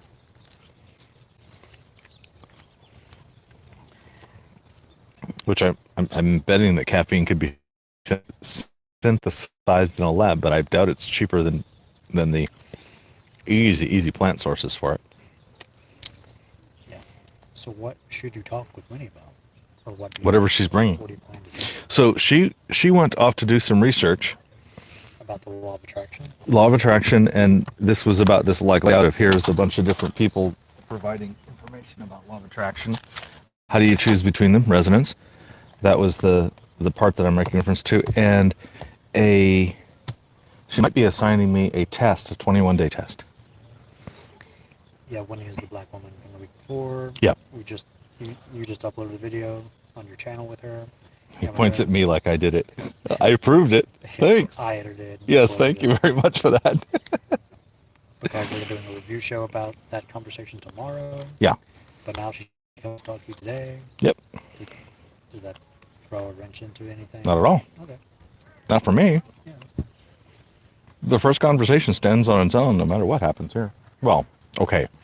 If there was a rapport crash here and she decided not to, take it down, but I don't think that's. She seems really nice. Yeah, I don't think that's an issue.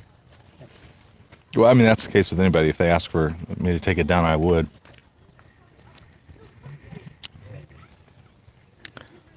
I don't need that to be the case in all cases. For me, I expect to have little enough of that the individual losses I can just ignore.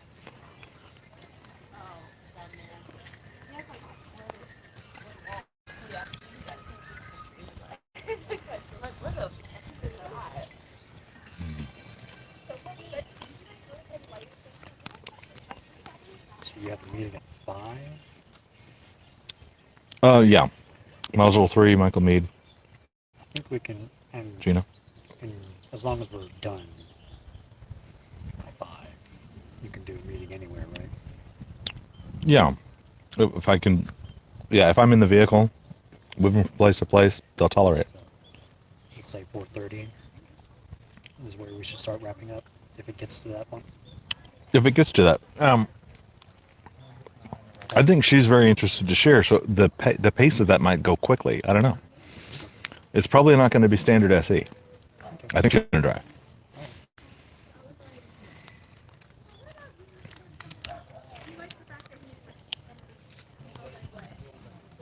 What about like all of the social aspects of this being?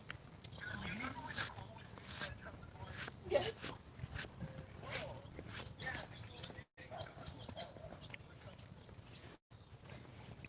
All right, Scott, it's our time. I got you, baby.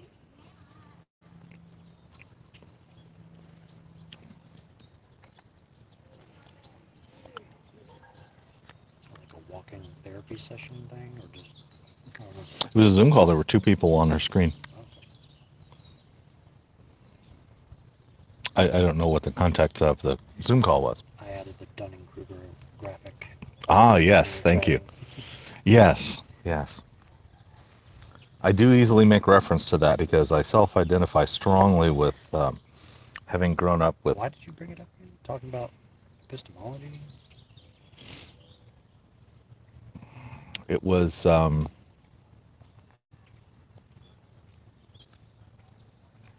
going to have to look. I seem to think it was... He was asking me about where I had learned that mattered. How I saw... I don't know. He was asking me a question for which that was the answer. And I don't remember what the question was.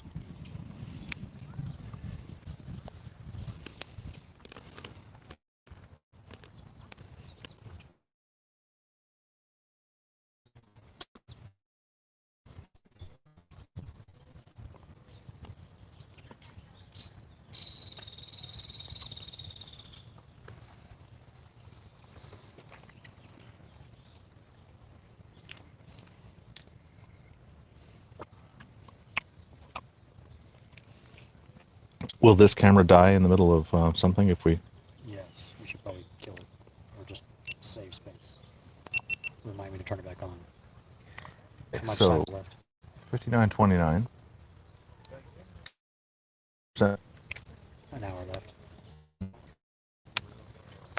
So, just remind me to turn it back on. once she gets here. Yep.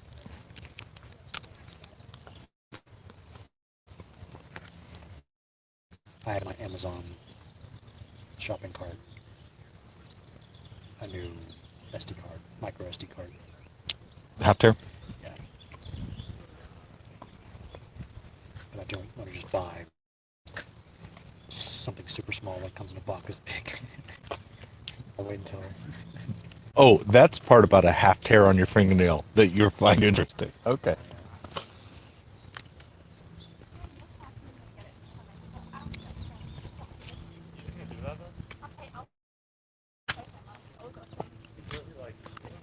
I resisted the urge to ask.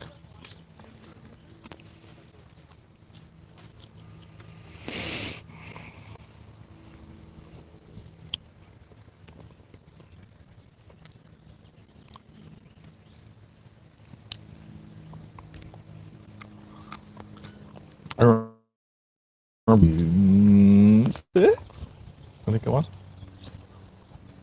Maybe it was 5. I was working as a systems designer and programmer, making retail chain management systems, because that's what you do.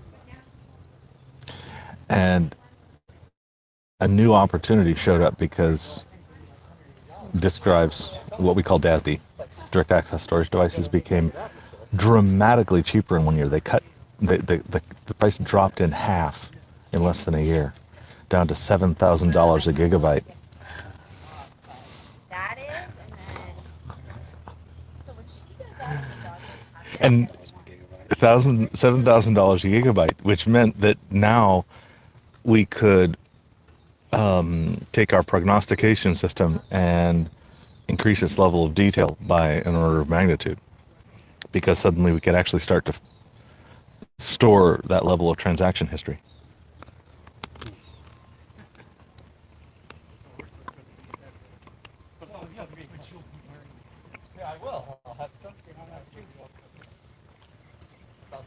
Does this require a button to be clicked? Sometimes, is it off? Okay. Yeah, sometimes my oldest batteries, that's probably one of my oldest batteries. The older they get, the more often they have to be woke up. I think that battery is like 4 or 5 years old and it's still going strong. Anchor, very, very good products. And twice as expensive as the ones I buy now. Do we have to obtain permission to set up a canopy and equipment? We haven't. Don't know. I assume we do. Officially. But we were run out of here last year in the fall. But there was a significant difference in the equipment in that I was using regular photographic tripods. Right here, this is as tripody as we're getting. It's a little table mounty thing. And so it's very possible that the people who would care about us doing this, which might be like people who want filming permits and things like that, have a rule. And if we can stay on this side of the rule, we'll get away with it. yeah, I remember the rule being tripod on the ground. Okay. But I'm sure any reasonable person would look at this and count it as a Yeah, they would, totally. film thing. Yeah, maybe the setup is skirting the rules by the letter of the law or something. But in spirit of law, I can go with that. Yeah, in the spirit of the law, we're not filming the public unless they're into it. We're not broadcasting if they're not grabbing people. the higher spirit of the law is the person. So Yeah. they can, Yeah. Oh, I can totally fight that perspective. Boy, boy. I'm looking at this. and even past the First Amendment is my tagline on my poster. And this has been around long enough. I'm seeing some broken text. Oh my gosh, no really? Oh shit. I love it. I just love it.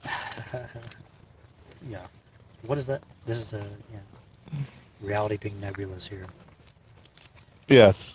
Yes. Is it? Is Does this that a count? tic tac? It's less than half Now a I tic have to tac. go meta. Should we measure by volume? No. The example requires an integer. Yeah. I'm taking that out. Oh, okay. Wait, can I open this? I was thinking about a joke where some apologist figured out a way to defeat street epistemology by having at a church banquet, they open up a couple of cases of Tic Tacs and all count them and come up with this and show us what the actual number is of Tic Tacs, and they were ruined.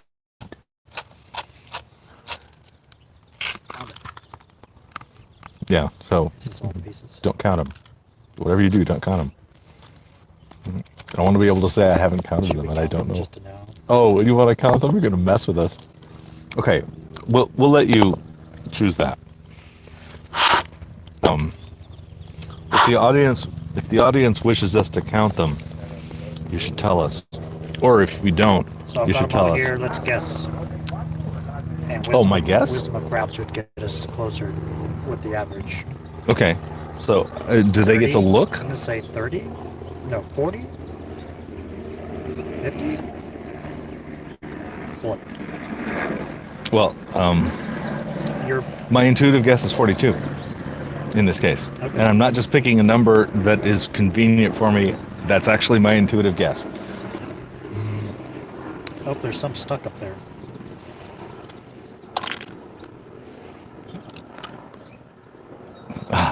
But at least it was two of them that were stuck. Is it now 44? Yeah. All right. Yeah, my estimate would be 44. All right, here we go.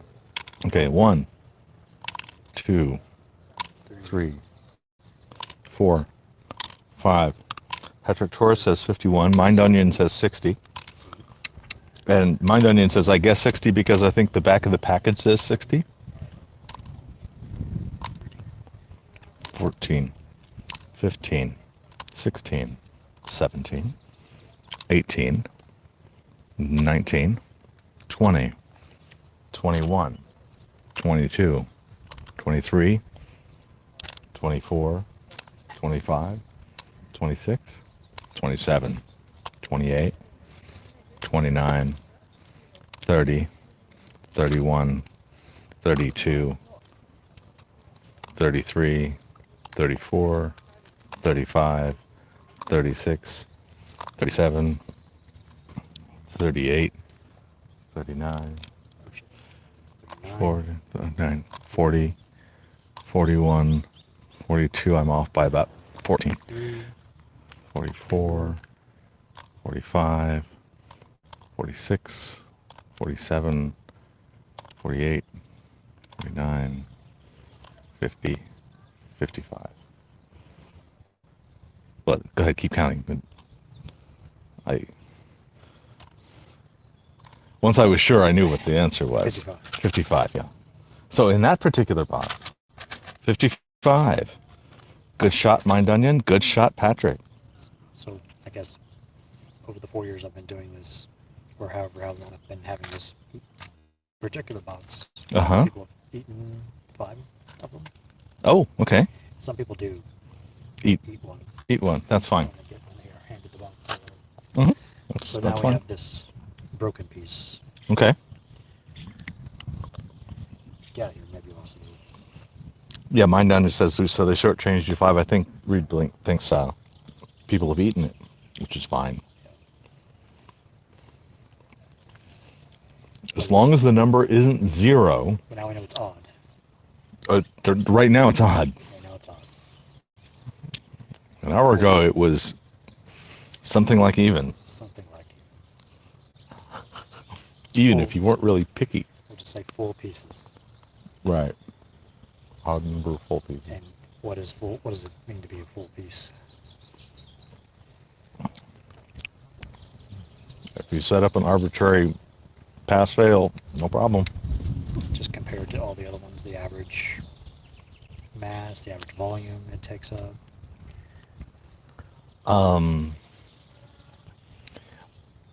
I would say any piece that is at least 80% as large as the other pieces on average. Okay. That way I won't double count a piece. Yeah. We actually counted the number of Tic Tacs. It turns out in this case, this one has 55. Because we found we could see a broken one, which was going to cause obvious problems. Yes, now that you've counted, you have the power. That was from Eric. Yes. Yes. We now have the power of the truth. We now have the power of the truth. We have an advantage. Because we have this piece of information.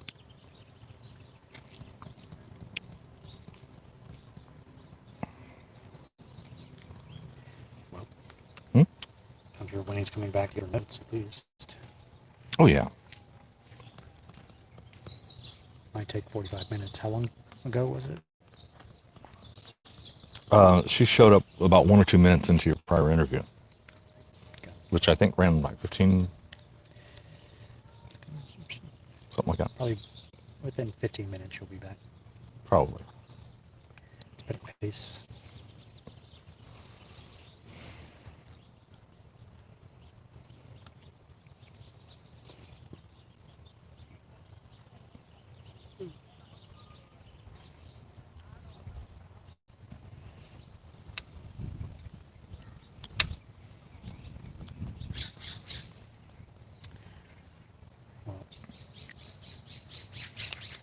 Let me just shift the umbrella this way. Just don't get up or else it might fall down.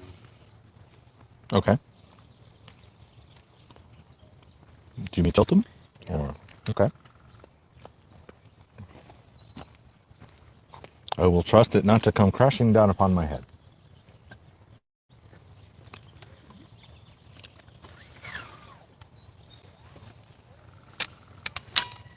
Just when we get up, put it back vertical. Or it may fall. Or it might fall. Okay. How does that affect? Well, I'll see it in a moment. It's actually not even an issue. Cool.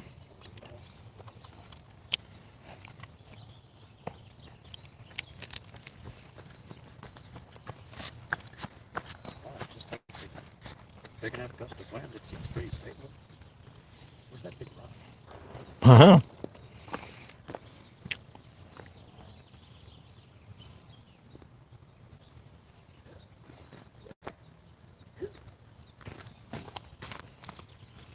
I'd help, but you told me not to get up.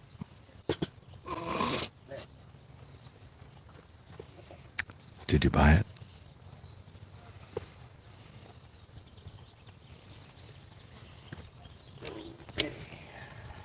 Yeah, strangely, it's not in the shot.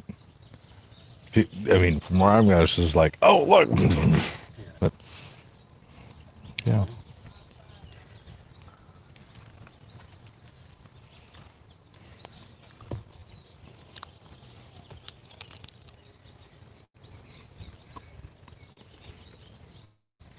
Just do it 10%. At least I'm not dropping. No, that 2 inputs. Can you take 2 batteries? Never tried that. Would that help? I have 2 inputs on several of my batteries, and if I have it hooked to both, I can sometimes get more than what the maximum will come in through one. Oh, from the connection. same battery? Could do that too. Or 2 batteries with 2 different inputs? That would be perhaps more, because the battery might have a max output. I don't have another cable. I do. I'm going to make sure that this feels stable. Feels pretty good. It's already bent. It's already what? It's already bent up there. It's whatever. Okay. Oh no.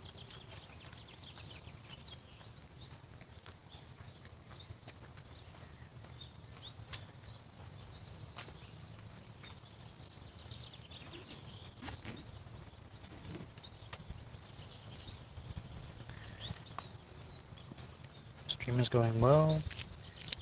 We talked with Winnie last week, and she came back and wanting to chat more. We have her notes, but she's on a hike right now, and she should be back within a few minutes. I just chatted with someone about social media half an hour ago. And now we're testing to see if 2 batteries connected to my iPad charges faster than one. Try double. This is USB-C. That's the wrong one.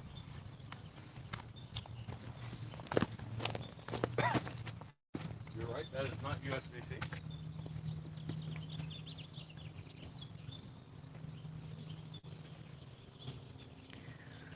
Sleep, good night. Una.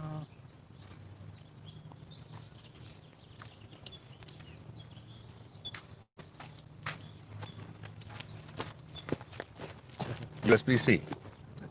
Okay, there we go.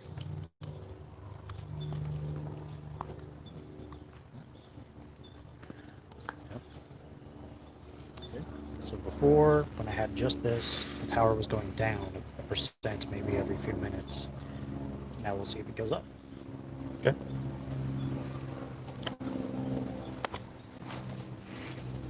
I'm at 10%. See you later, Ona. Start a timer. Okay, it's 24. For how long? Start a stopwatch.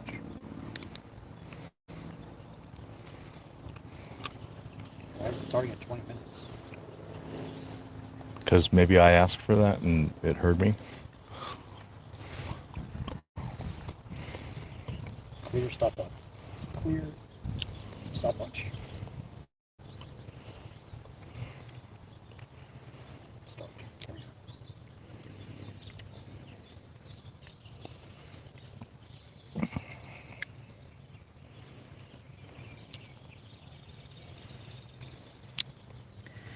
When you said start a timer, I thought you were instructing me, and so I simply noted 24 minutes after the hour. Oh, no. Telling my watch to do it. Mm-hmm.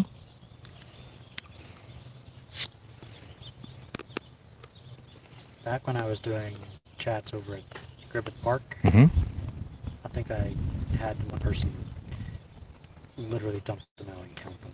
Mm-hmm. That's what. I wonder if I could find that footage somewhere.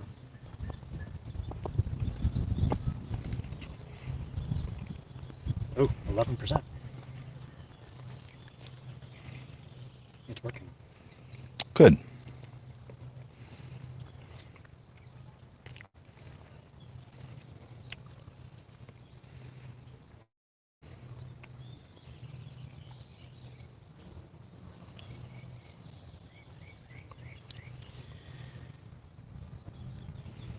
Yeah, it was about law of attraction.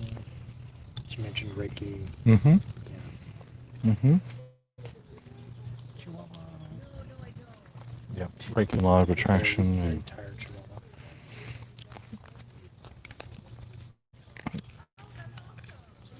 at the time, I thought it was 35, 40 minutes long, and it was an hour and 15. It was so I amazing. thought it was just. Yeah, my time sense was so far off.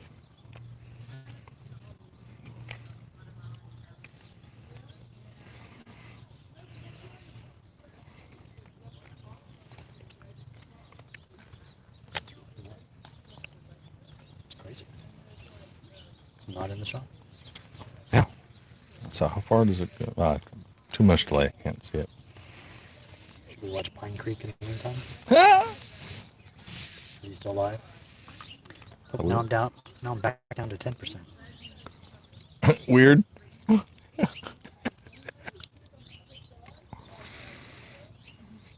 Is this on?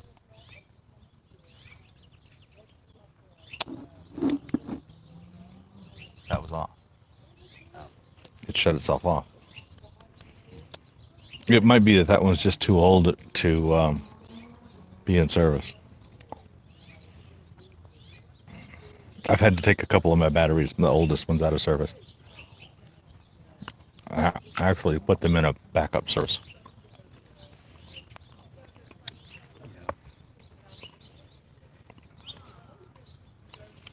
I leave them in the head so that as a backup battery.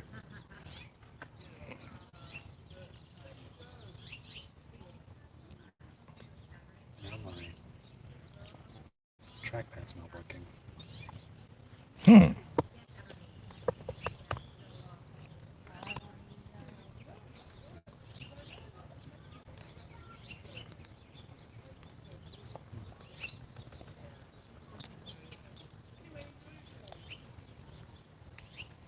Is that a reboot kind of problem?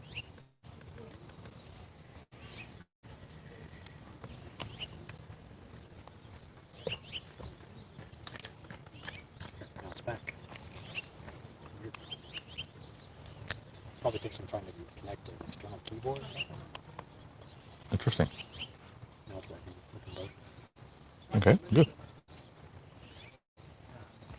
Well, it's not even the size. I really hate the like the it's not that.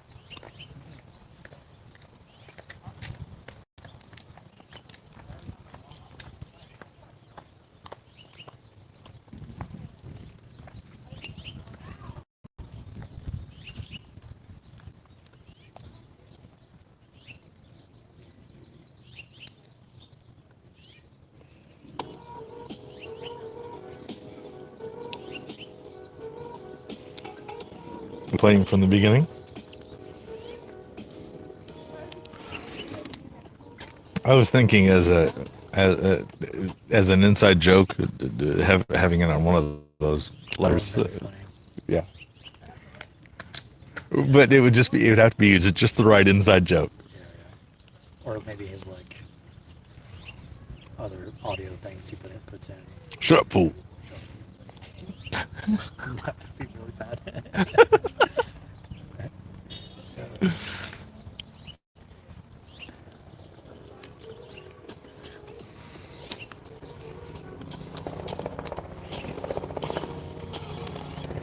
Yep.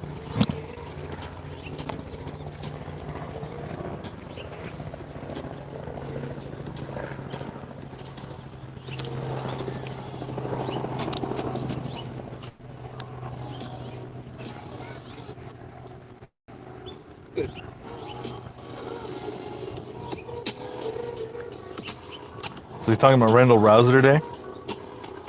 Okay.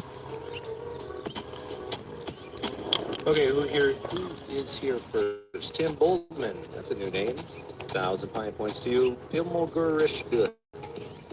You should get a better name than that.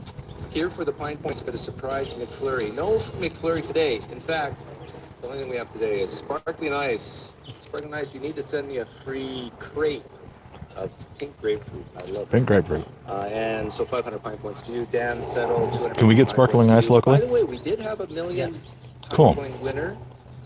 We had all the trip arranged. Maybe we can give that away instead of water. Little sparkling ice bottles. I have this crazy notion, like if we can get sparkling ice in all the places where all the people are in our essay review, have everybody in the essay review on cue drink from sparkling ice and put it down and not say a word. Or just have like a specific keyword or something. Right, a keyword in the thing. Yeah. Don't say anything, but if they say the word confidence, you got to take a sip, put it down. And drink a sparkling ice drinking thing. Yeah. Set be out, silly. but it turns out that the winner was a first cousin of Myron, and so was disqualified. So you guys are still in the running. Oh yeah, Aaron Wow. said she bought some sparkling ice because of me. See, are you listening, sparkling ice? See, Randall, you gotta get these endorsements going if you want to make some money. Yeah, Nobody can hear it just yet, but I'm gonna bring Randall Rouser in soon. What? You guys Bring Randall really? Or review a video Oh, of. he's there. Wow. You know that this is the Oh third my. time. Is it the third time we've talked? Yeah, at least. Oh my god. But we've talked on Twitter back and forth. Wow. Quite a bit. Well, This is the infamous McFlurry interaction. Hey, I'm doing all right. What's the weather like in Alberta right now? Crazy. We had I'm bilingual in terms of temperature. So 2 days ago we had 22 Celsius, Uh-huh. about 73, but yesterday it snowed. Mm-hmm. So that's how lovely it is to be in Alberta. Yep. Well, at least you get Chinooks, or are you too far north? Where are you exactly? Edmonton, no, we don't really get Chinooks, which for those who don't know are sort of warm winds that come off the Rocky Mountains and melt the snow and stuff in Alberta. Okay. So what do you remember of our last interaction? I don't know. There obviously was something about a McFlurry.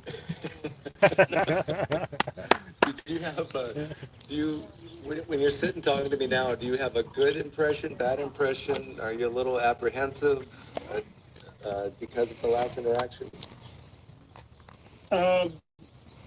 I think it's always good to come into conversations with one's eyes open to recognize where one's interlocutor is at, the person they're talking to, and so I think I have a good understanding of where you're coming from. So, yeah. Okay. So that means I come into an exchange with you with the expectation that I'm not going to persuade you of much, and probably not persuade your audience of much. But I've still got an hour to spare in the afternoon. Why not have a conversation? Yeah, and it's entertaining. But I think I do owe you an apology because Maybe I was in a crabby mood that day, Mm-hmm. and we're adults and we all get in crabby moods, but adults hopefully have learned the art of suppressing or filtering some of those bad days, and I chose not to that day. And so I should apologize. I do apologize to you, and so I hope you forgive me for that. And we can start this live stream anew and afresh.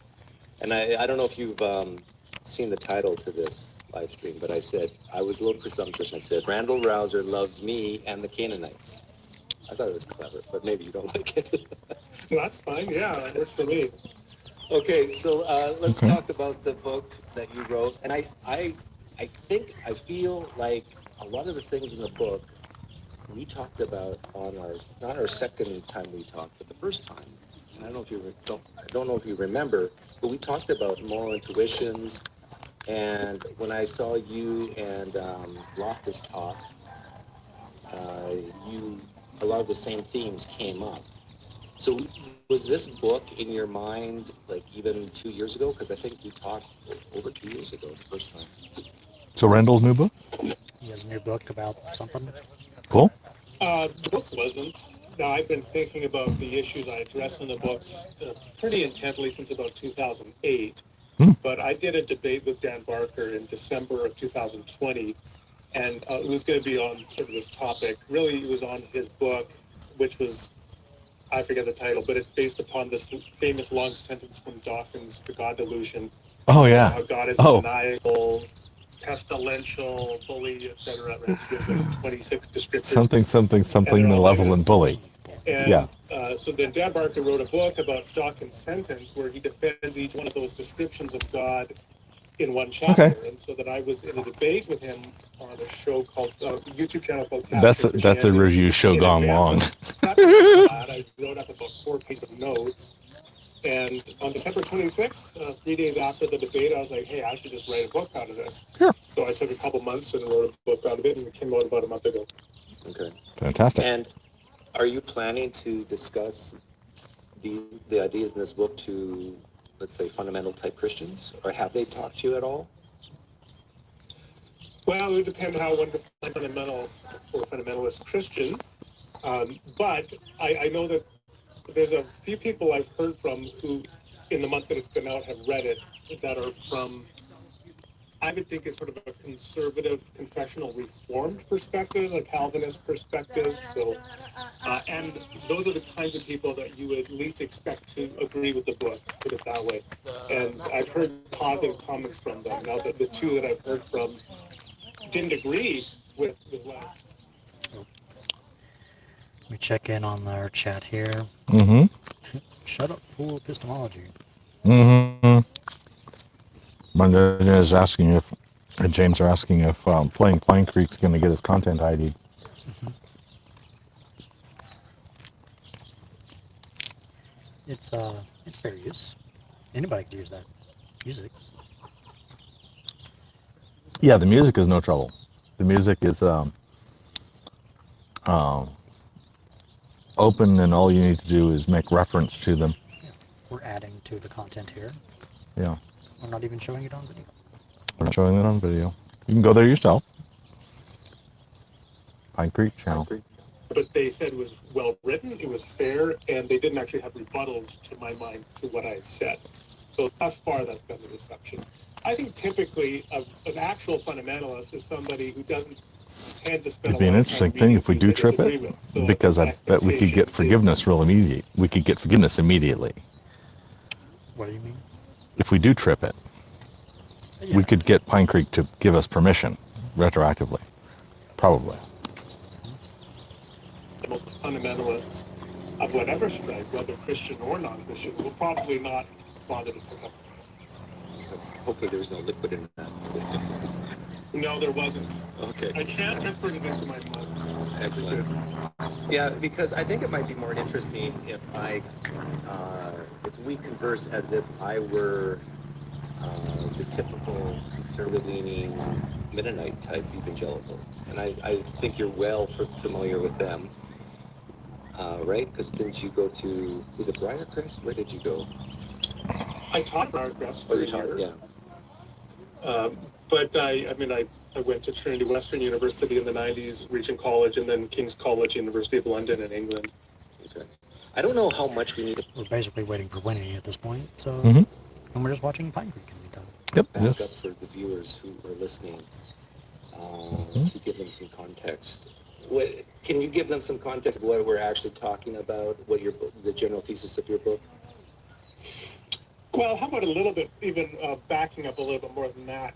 So the broad topic is biblical violence, and this topic really became something that you can't ignore, let's say, in the wake of 2001. It's hard to believe it's going to be 20 years this September since 9/11. Yeah. But when that happened, there's, of course, this equation or this link of conservative or fundamentalists or whatever you want to call it, religious ideology and geopolitical violence on a very grand scale. And, of course, that's happened around the world all the time. But it came down to literally ground zero of North America. And what that really did was shake up a lot of people. So it initiated a conversation, for example, in the Society of Biblical Literature, which is an academic society. There was a discussion about it at an academic level that really took off, I think, about 2003.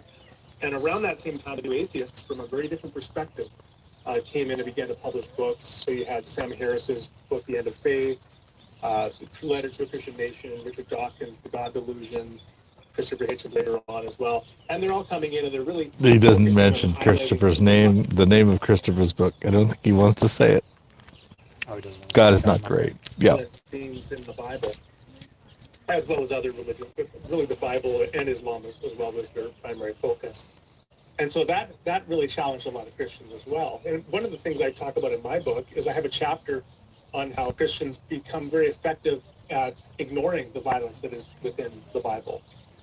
And so I think the last 15 years or so, there's just been a growing conversation about this, and you've got a number of people entering and offering different proposals as to how we should think about biblical violence. Now, in terms of my book, I said one of the things that distinguishes it, I said I want to focus on what is the most egregious example of violence within the text, which to my mind are the... Prediction? What do you think he's going to say? Sorry, I was actually just thinking about something else in just that moment, and... Yeah, I'll rewind it. Thank you. Now, in terms of my book, I said one of the things that distinguishes it, I focus. And so that really challenged a lot of Christians as well. And one of the things I talk about in my book is I have a chapter on how Christians become very effective at ignoring the violence within the Bible. And so I think... So here I was just thinking about all the chapters. So there's just been a growing conversation about this, and you've got a number of people entering and offering different proposals as to how we should think about biblical violence. Now, in terms of my book, I said one of the things that distinguishes it, I said I want to focus on what is the most egregious example of violence within the text. Judges 19 through 22. Which to my mind are the mandates of Deuteronomy 7 and Deuteronomy 20, and then the narrative of Joshua 1 to 12 in particular, that appear to conform to what we today recognize as genocide. In this particular case, the genocide of the Canaanites. And so there are all sorts of other things you could talk about. Not the flood? No, because this is commanded violence, not acts of God. The violence in the Bible that shows that the teachings were violent, as opposed to rather than what God did. Rather than what God did, yeah. And I think the reason I'm going for Judges is not biblical violence. It's not instructed violence. It's not violence that we were expected to do. Okay. Anyway, I see it as a slightly different category, but I don't think I care. I think part of my problem is I'm looking at Judges saying, that's almost like something that almost seemed like it happened, whereas the genocides of the Canaanites is not a credible thing to have happened, because they said, and they wiped them out to a man, and then there were all these that lived with them afterwards. It's like obviously they didn't do the thing that they said. Okay. Excellent beard, mate. Nice.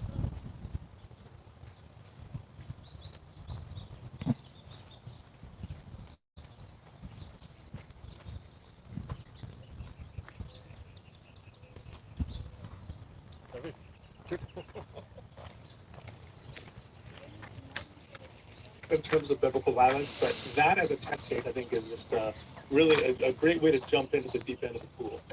Yeah, about, I don't know, 6 or 7 years ago, the way I was pushing back against Christianity was to use those texts that you mentioned, and then I would insert Jesus' name in it.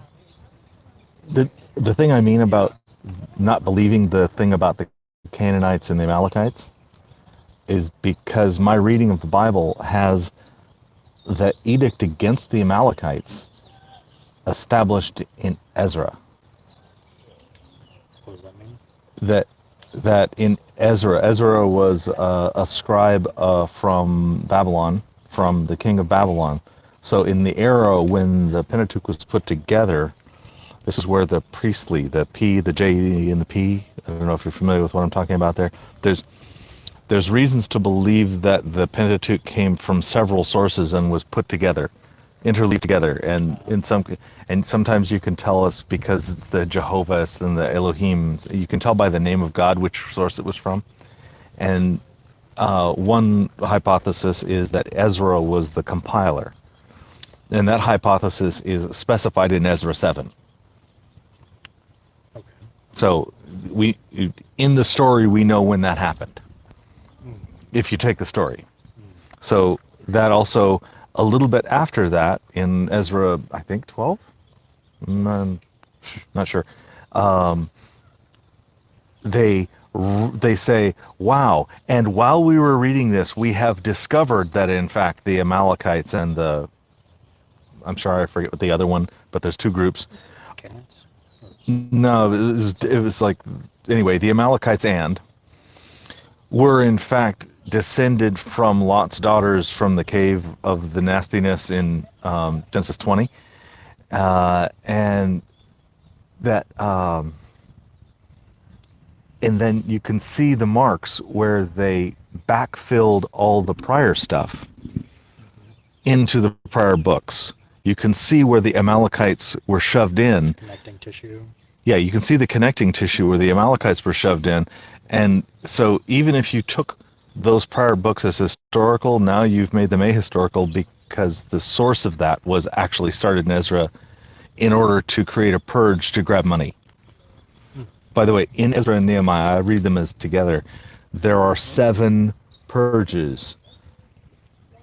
And the numbers in those 7 purges go down by a factor of about 20 as to how many are there. And there are in fact 7 purges described in that whole thing, where they kept saying, oh, well, we have the right because of our ancestry to this boon that the king has given, and we have the sole priest opportunity to collect the money and the thing. Okay, so we've got this cushy deal. And then they kept cutting the people in half that could qualify.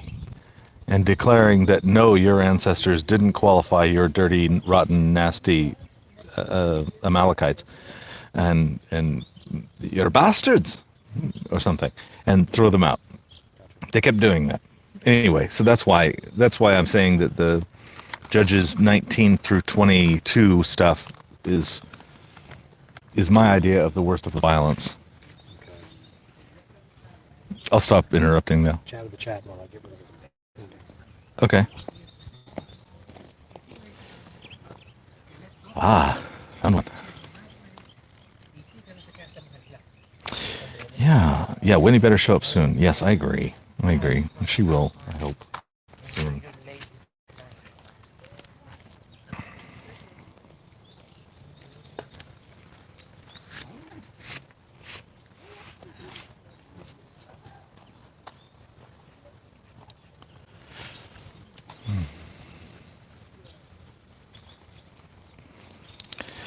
So let's see.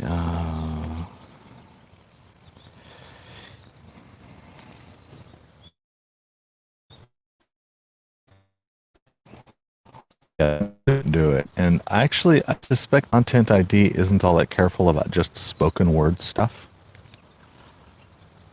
Do I have a hard out? Sort of, yes. I have a 5 o'clock development meeting. And I can do that from inside the car as needed. As long as I'm sort of focused, it doesn't matter what's going on around me all that much.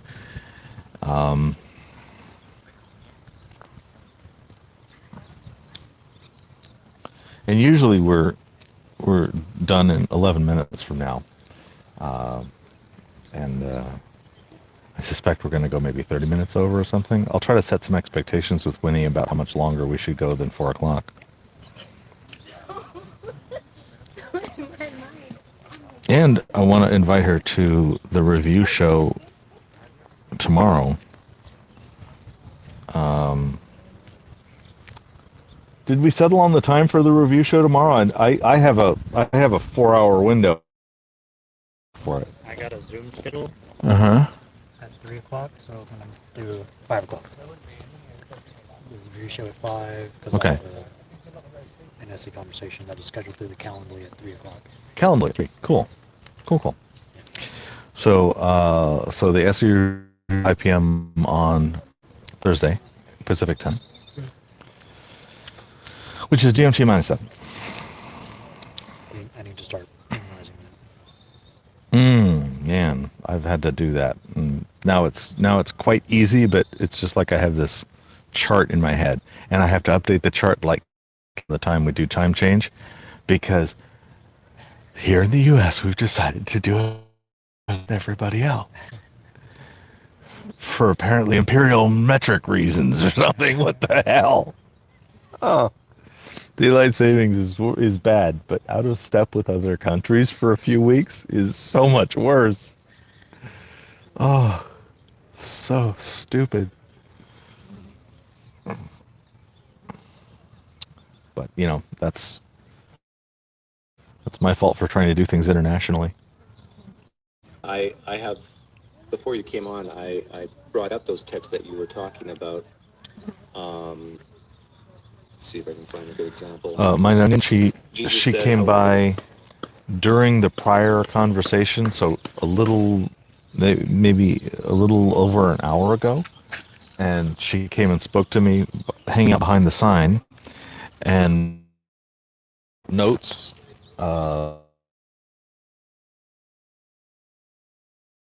Written on in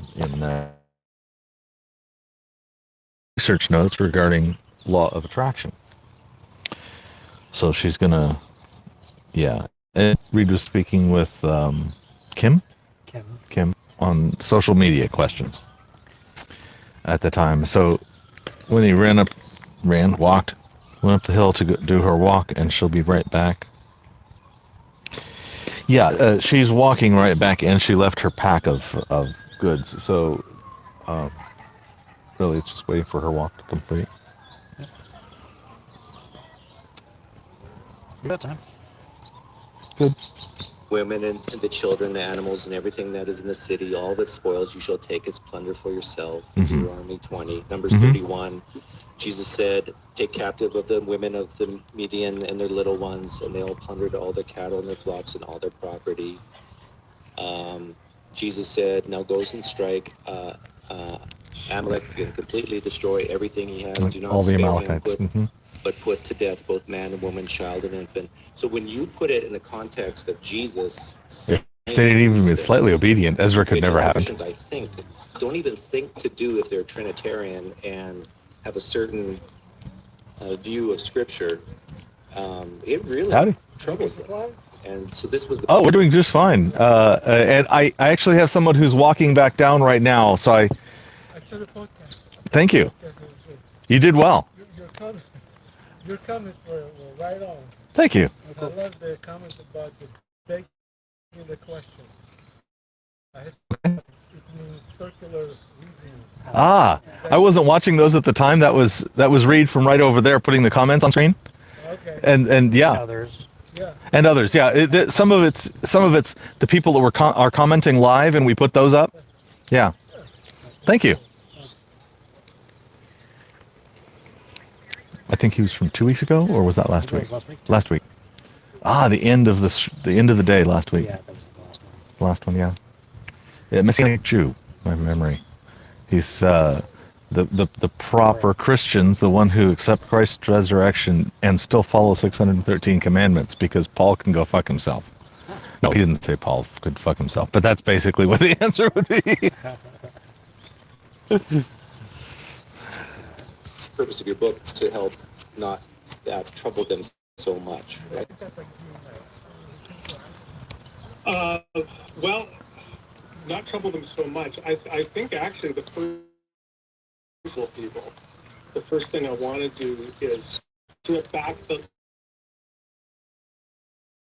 of provoke ways that we keep the violence of the text at some distance. I actually give an acronym in the book, Over My Dead Body, ODB, and these are 4 hallmarks that I've identified with how people typically read the book to mask the violence in the text.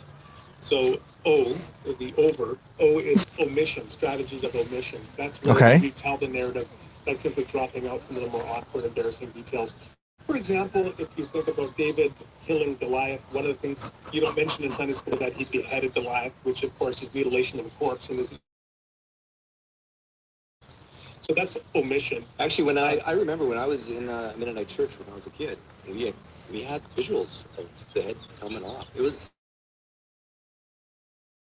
well, and yeah. So there's that's a part of another one. So actually, I'll jump to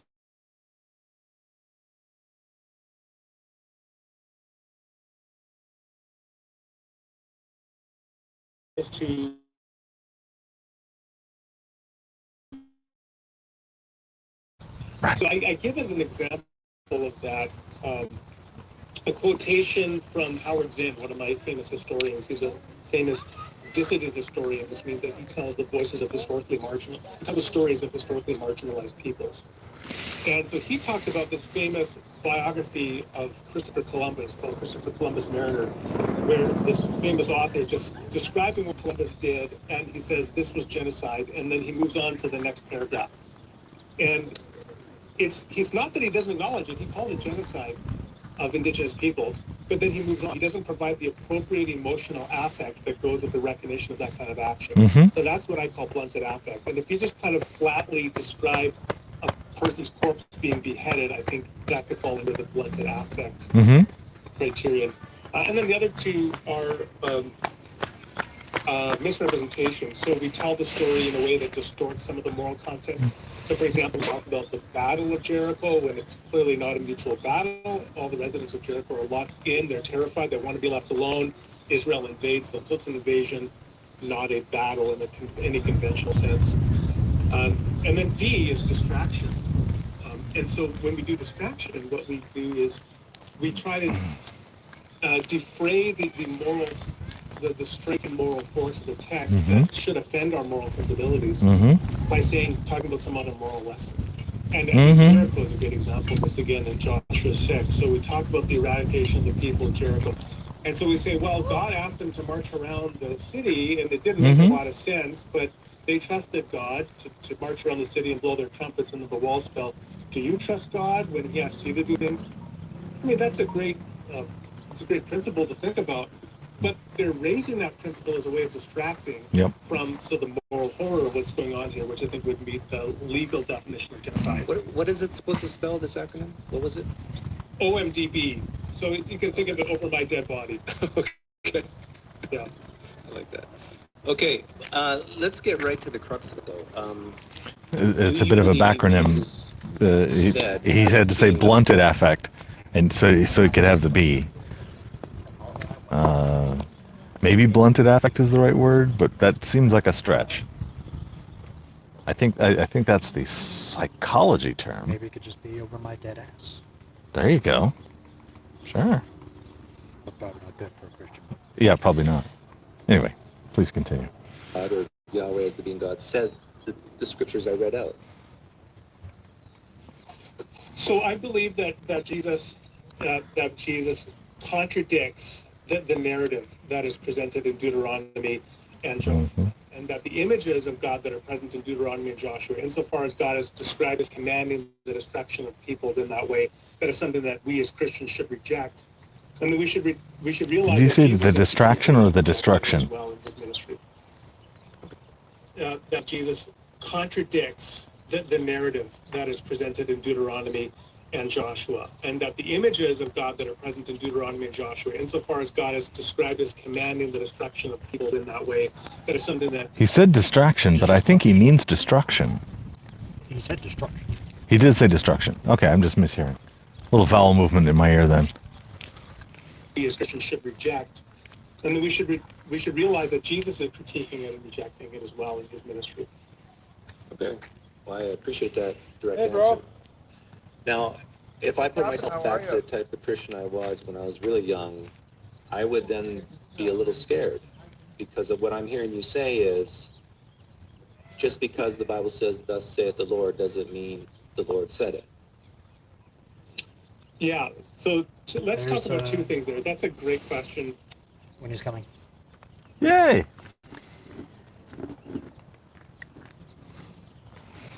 So now we know her pace. Yep. Good pace. Yeah, it's fine. So... Yeah, Sakatumi says, Paul is like the chart. This is Paul can go fuck itself, or the chart can go fuck itself. Oh, yeah. I've spoken from this chair.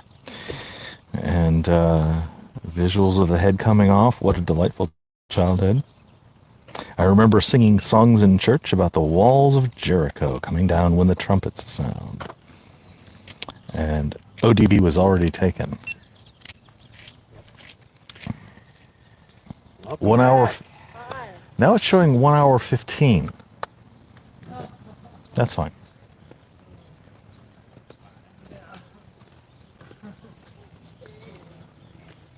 They are ready for you. Oh, is this how it looks? That's how it looks.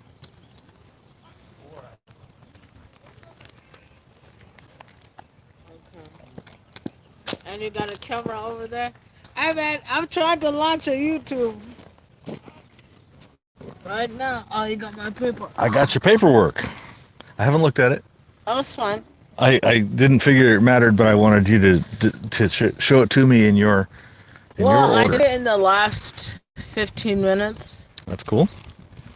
Of me coming, because I thought I needed, and it's nice to have some visual points. Mm-hmm. For your magnets. For your audience. So we can slap them right up there if you want to show them. Oh. We can put them right up there. Sweet. With the magnets. Okay. And that camera is okay.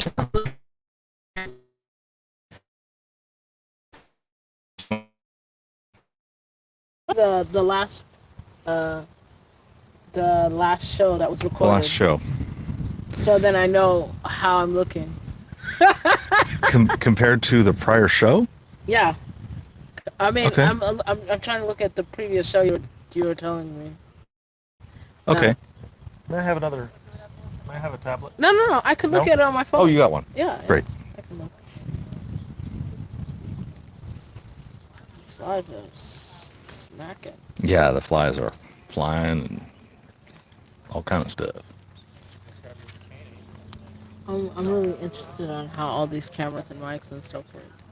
So I was like at Best Buy and I was like, I need to buy some equipment, but it's so confusing. It is very confusing. We are really happy to help out with people who want to get this thing started with our information and knowledge and understanding and research and that kind of thing. Yeah. So, how can you help me? Oh! Ah! I made a YouTube version. Right. This is the YouTube version, right? Yeah. Oh. Yeah, that was released last night. Is this oh my It's an hour and God, 15. Winnie. Yeah. Can we turn this up? You can. I do have we have time issues. Oh, you gotta go. Okay, Well, and I have a meeting at 5. Oh. And okay. So Me too. I'm trying to get a swim in before. Yeah, the night's totally, over. totally. And also we have a review show tomorrow. Mhm. Should I come back tomorrow then? I'm thinking I would love for you to come tomorrow, but not in the back sense, not in the here sense, but in the remote sense. Yeah, I can do it remotely. I would love for you to be part of our review show on your video. Oh, okay. We will often have the guest or somebody available in the review. Sure. Just commenting. So that's the first thing is I would like to make sure we're set up and you can StreamYard and all that kind of stuff and invite you in. Cool. Yeah, we'll exchange numbers and stuff. Yep. Okay, so you do want to go over this? Yeah, I do. I do. Show me the thing that you would like to show me. Well, okay, like I said, this was rushed. I have a couple of things in here that I need to fact check. Draft. We don't need to worry about, yeah. No, but I mean, I'm okay with it. Not trying to hold you to I nothing. always feel like you need to have some kind of visual. Oh, do you have a napkin or something? Is this Yes, those are disinfecting wipes, and we also have towels. Oh, towel would be nice. 'Cause I wanna wipe. That would be in the middle. Do you have any water available as well? I don't have any water. I do have soda. Would you like Dr. K? Yeah, sure. I'll take a Dr. K. Yeah. Dr. K is the generic food for less version of Dr. Pepper. Yeah? Sorry, Yeah, take your time. I'm pretty sure I'm going to be talking. I hope you guys are not recording. Not yet. Jesus. Well, yeah, we are still recording and still live streaming. It's still live. Oh. We're still live. There's 15 people. Gina says, "Hi, Winnie. Great to see you again." Hello, is that the Reiki teacher? Yes. Oh, hello. Is her name Gina? Yeah. Hello, Gina. She's known as Gina or Gigi. Gigi are her initials. Okay. Yeah. That's cool. Yes, Mind Onion says this stream is brought to you by Dr. K. Well, this is my first time drinking soda, and I know God how long. Because I've been eating clean. So I've just only been drinking water or like smoothies, stuff like that. Soda, or like. It's almost entirely water. It's water, a little bit of carbonation, it's caffeine. Diet, right? It's okay, diet. So, yeah. No sugar. I can't, so that's what I got. Okay. Okay.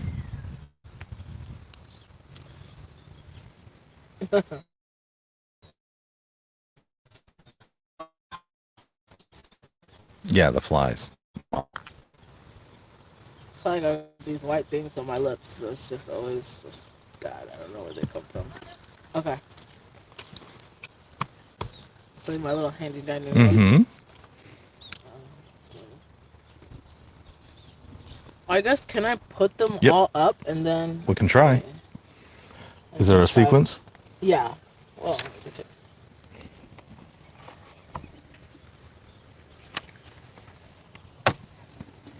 is this the next one? Yeah.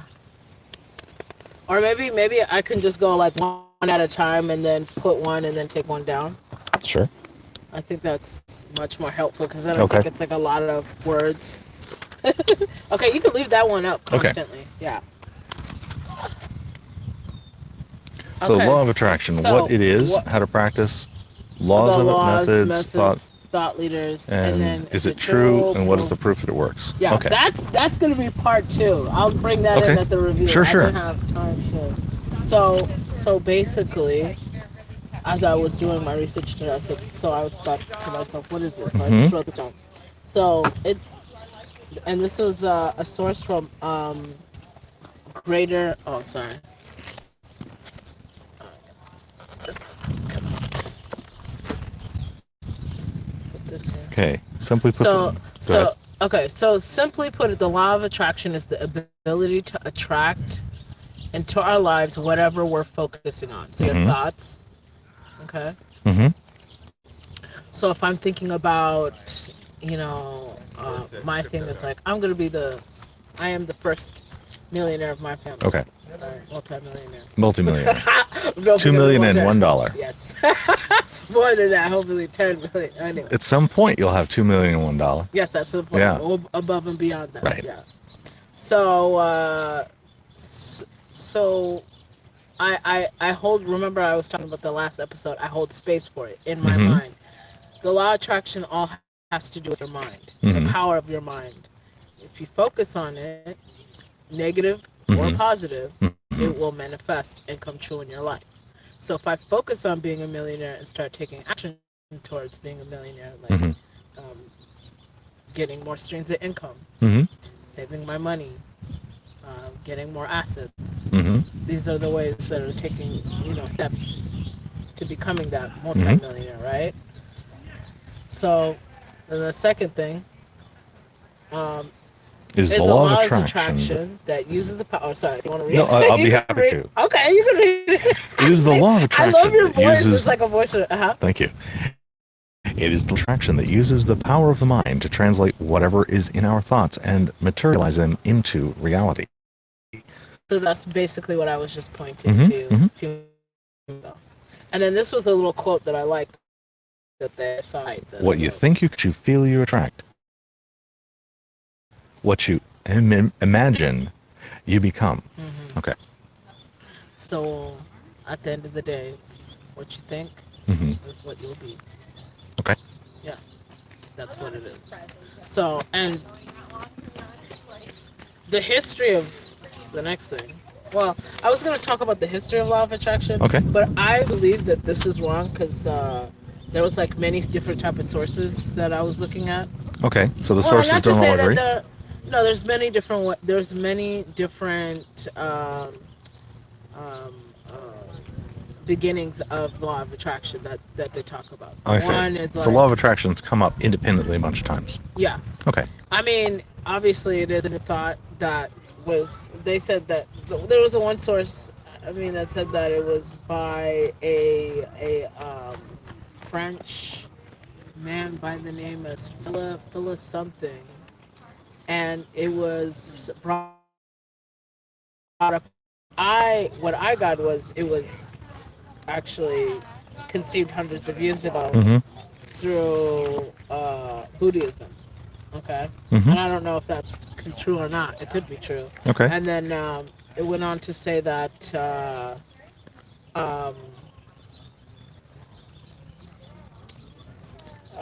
Buddha believed and wanted it to be known that? Yeah, I was going to take this down. Sure. Let me take this down. Because I don't want to say anything incorrect, No, and it's okay if we're saying we're not sure about all this. Okay, yeah. So let's just put it out there. We're not sure. Sure. Because I don't want to. I want to give your audience correct information. I appreciate that. So this is what I quoted off of the Law of Attraction website. Okay. Hundreds of years ago, law of attraction was first thought to have been taught by the immortal Buddha. This is from Greater Minds. This is the source. Greater Minds says it was Buddha. Buddha. Buddha believed and wanted it to be known that, and this is one of their beliefs, what you have become is what you have thought, and this is a big, interesting belief in the law of attraction. With the spread of this concept to Western culture, also came the term karma. It is a popular belief as well, and thought out with other societies. So basically, what's it saying is Buddhism birthed this law of attraction. Mm-hmm. And sorry, am I not talking? He's just pointing the mic around, making sure that the mic was sounding the way he wanted it to. So Buddhism, birthed the law of attraction, and then that concept birthed the term karma, which is now used in many different religions and societies in different ways. That's a question in the chat. Mm-hmm. The question is the law of attraction similar to karma? Yes. Yes. You learn something new every day. Mm-hmm. Okay, so then and then it also said over centuries it's been common understanding and law of attraction. What you give to the world, whether it be hate or love, is ultimately what's going to be returned to you. So a human being is basically like a magnet. Yep. So anything that you put out, you will receive. Okay. All right. So the next thing. So there's some laws thing called law of attraction. Is it this one? No. Oops. Well, maybe I should talk about the thought leaders. Sure. And law of attraction, because I know we discussed that last time. Yep. So these are some of the people that practice and spread the word of the law of attraction thought. Yep. Rhonda, she's actually the biggest, I would say, mainstream person. She's the author of the book, The Secret. The Secret and the film. Okay. So she's like I want to say the Beyonce of law of attraction. Sure. That's it. Okay, the one. And then there's another. The Beyonce burn. Yeah. So and then there's another gentleman by the name of Bob Proctor, and he's an author, and he has a lot of different self-help and law of attraction books. One of them, the popular one, being The Art of Living. Okay. Surprisingly, Napoleon Hill, which he was like, I don't know, from the 1920s. So he was early on to this law of attraction, and he wrote. I mean, this is one of the most popular. Besides The Secret, a law of attraction is Think and Grow Rich. A lot of people know that book. And then there's this husband and wife team called Abraham Hicks and Esther Hicks that have this book, Hicks, yeah. And by the way, I wanted to bring back one of these pens I stole last week. Thank you. That's what I used this time. Oh, maybe I'll use this as a pointer. Good. So he has a book called The Vortex, and basically talks about how different techniques on how to manifest, because there's many, and we'll get to that. And then Joseph Murphy, The Power of Your Mind, and then Eckhart Tolle, and this is actually a very popular book, Power of Now. A lot of people know this. This was released maybe a few years ago, and Oprah was behind this, and The Secret, so it just blew up. So this Power of Now is everywhere. Everybody's reading this. Okay, so Abraham wrote Vortex, and Esther wrote Ask and It Is Given. Okay. Yeah, they're both law of attraction books. They actually do these 800 audience member tapings, and people will get to ask questions about different techniques, because it's almost like you're cracking a code, right? What works for you may not work for someone else, but they give you kind of tips and tricks, and you really need to have the mindset again, the mindset, and you yourself aligned with that manifestation. I think I said it last week. Okay. Mine Dad asks, Oprah did this?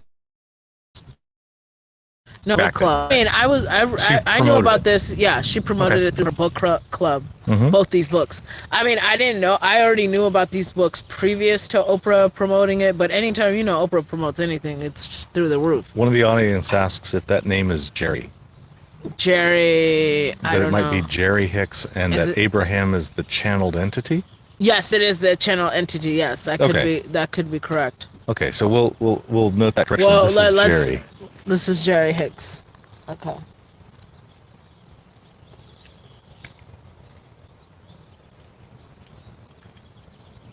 I'm not gonna hit because I know it is like deity or something. Not Is a it- deity, but it's they Abraham is a deity in Not this case? Abraham. Abraham. I think it's out of the Bible. Oh. Because I don't read or The father listen of to- Isaac. Yeah. Yeah. hmm I don't read. And Ishmael. I listened to a couple of their like 5-minute audience tapings, like Okay. where they ask a question. The audience members ask a question, then I listen to what they respond. It's very Oh, and interesting. then Jerry channels Abraham as a response No, to the well, question? they don't channel. They just talk about how Okay. what their techniques are, which I don't know too much about. Now I know the power of now. It's like mindfulness.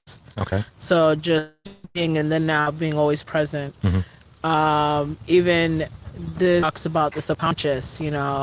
Using hypnotism to manifest. I had a fellow yesterday Uh-huh. tell me that mindfulness should lead to immortality. Wow. Why? That was a long conversation, and, Okay. and the reasons. The brief and the bullet reasons points? was it seemed to get slightly less certain as we got along. As we got into more detail, there was a little bit. It got more vague. Got you. I mean, sometimes it's just easier to simplify things and not go into the rabbit hole. Yeah, I mean, I learned a lot about his position, so Mhm. that's good. So good. Thank you for whoever shouted that out about Mr. Hicks. The book is still in text because I just took it off Good. So let's see. Oh, I think I have this last one. So okay. So do you have questions about these thought leaders, or which one of you? Obviously, you know the secret. Anybody else from here that you heard of? I'm familiar with Rhonda Byrne. I am vaguely familiar with the Hicks. I know of the Napoleon Hill book. I don't know of Napoleon Hill himself. Eckhart Tolle, definitely. He's very famous. Yeah. The other names I'm not familiar with. Have you read his book, The Power of Now? I have not. But how did you come to hear of him? I've seen his book on a lot of my friends' bookshelves, and they have said, "Oh, wow, this Power of Now book really helped me in my understanding of law of attraction." Okay. That kind of thing. Okay. Yeah. Yeah. He's like the funny thing is, even though they all have they're all different thought leaders in their own books, they still keep the laws of attraction principles. They just do it in their own way, like their own techniques, which still works. Okay. Because it still aligns with positive thinking. Sounds to me like the recipe has a lot of variability, a lot of room in it. No, it's very, very, actually, really, when you simplify it, it's like you are what you think. Okay. It's like you are what you eat. You are what you think. Okay. If you think positively and you take action, you'll receive positive, outcomes. If you think negatively and you don't take any action, you're just going to be stagnant and just in a bad place. So, law of attraction works both ways. Right. I think last week I didn't even think about that. About the negativity? Yeah, I didn't even think about that part. I was making reference to that by saying I know a lot of successful angry people. Yeah. Yeah. People whose internal mental appears to be negative, but yet the world is rewarding them. No, the work ethic could be like some people, like I know a friend who's actually, I don't know how I'm going to say this. He's an asshole.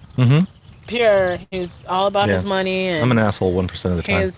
Yeah, but he's like 99%. He's about his money, Mm-hmm. and that's what he lives his. That's his values, his morals, like anything to get a dollar. Mm-hmm. So he has been successful. He has accumulated a lot of money. Mm-hmm. Is his health great?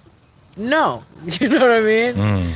He's suffering, from a lot of ailments. And, he doesn't tend to have any meaningful relationships. Like, his personal life sucks. Mm. So, like, it's like going for that's going to have some bad outcomes. And usually when you attain a lot of money and success and you're a shitty person, your personal life suffers. Okay. And it's like, what do you value? Like, for me, it's like, I've had success in my life. I've attained money. I haven't attained like the wealth that I've wanted, but I've attained everything that I've wanted at a certain point in my life. And I was happy with everything. And even still, I was like, oh, I want more. But at that level, I thought to myself, wow, how about if I didn't have my parents anymore? How about if I didn't have this anymore? Would all the success mean anything? No. Okay. It wouldn't. So I pray yeah, I'm not where I want to be, but I have everything that I need. Okay. So, yes, successful people can be in good positions, but not for long. If not for long, or they're miserable. It's like one of the two. Okay. Okay. So the next thing. So after we discussed, did any of your I wonder if we should go over these people a little bit more. Napoleon, actually, no, they're just thought leaders. I mean, people can go into it. Last week, we said if you're going to choose between these, which I think are these. Oh, yeah, sure. Okay. You said resonance is the way you would choose. Yeah, through my intuition. Okay, so what does your resonance and intuition say about the value of this list, the people on this list? Is there a sequence? Is there a sort order? And I don't mean the value of the people. I mean the value. I mean the value of their popularity. specific To be honest, it's just a popularity. I haven't dug deep enough, and I'm presenting this as like I'm learning with the audience and as you as well, because when I first came to you, these are not tested yet. No. Okay. Thank you. When I came to you, I was explaining that I was going through like a spiritual awakening, and through that, law of attraction kind of meshed in with that, because as I'm making changes and becoming more spiritual, and vibrating higher, I'm attracting positive things. So they kind of go hand in hand. Cool. So I haven't really dwelled so deep into this is actually the reason why I did this as well, is for me to learn more about law of attraction and is it true with you. And I came back to give you some tips and tricks, and we're gonna go over this the next, I guess, 21 to 30 days. I'll check back in a few weeks or something like that. Yeah, I want to find out what my practice is that I should test. Your progress what it's going to look like. Yeah, I'll have one. You'll have one. Even what is the name? Ree over here will have one, and one. Gigi or any of your audience members who are following, they can have one that they can follow along. Yeah. And I think it'll be good for us to like actually practice it in the physical. Cool. Yeah. So what else? So I guess like what I resonate, Rich, obviously, because I want to be the first multi-millionaire. I am the first multi-millionaire. Think and Grow Rich is what I'm resonating with. Okay. I do see these a lot of millennials having this power now. So I might read this, and I mean I'm gonna touch upon each. I'm pretty sure there's something in each book that will resonate, but I do want to take the time. Okay. So take 30 days and peek. And sometimes I might just read the summary. There's like little study notes on these books. Okay. So should we move on to the next thing, or do you have any more questions for? I don't have any more questions about this. This is all waiting for these seven. For us to get a summary. I'm looking forward to that. A test of whether it resonates with you well, highlights, that kind of thing. Yeah, So there's I 7 mean, book reports. this thing, 7 book reports. And actually, if there's any in the audience, is there any law of attraction books or movies that you want to see, or you believe there's a thought leader that's not on here? Ah, okay. Need to be added on here. A law of attraction thought leader. Okay. So, please type any suggest. I typed badly. Hold on. Oh, sorry. Please type any suggestions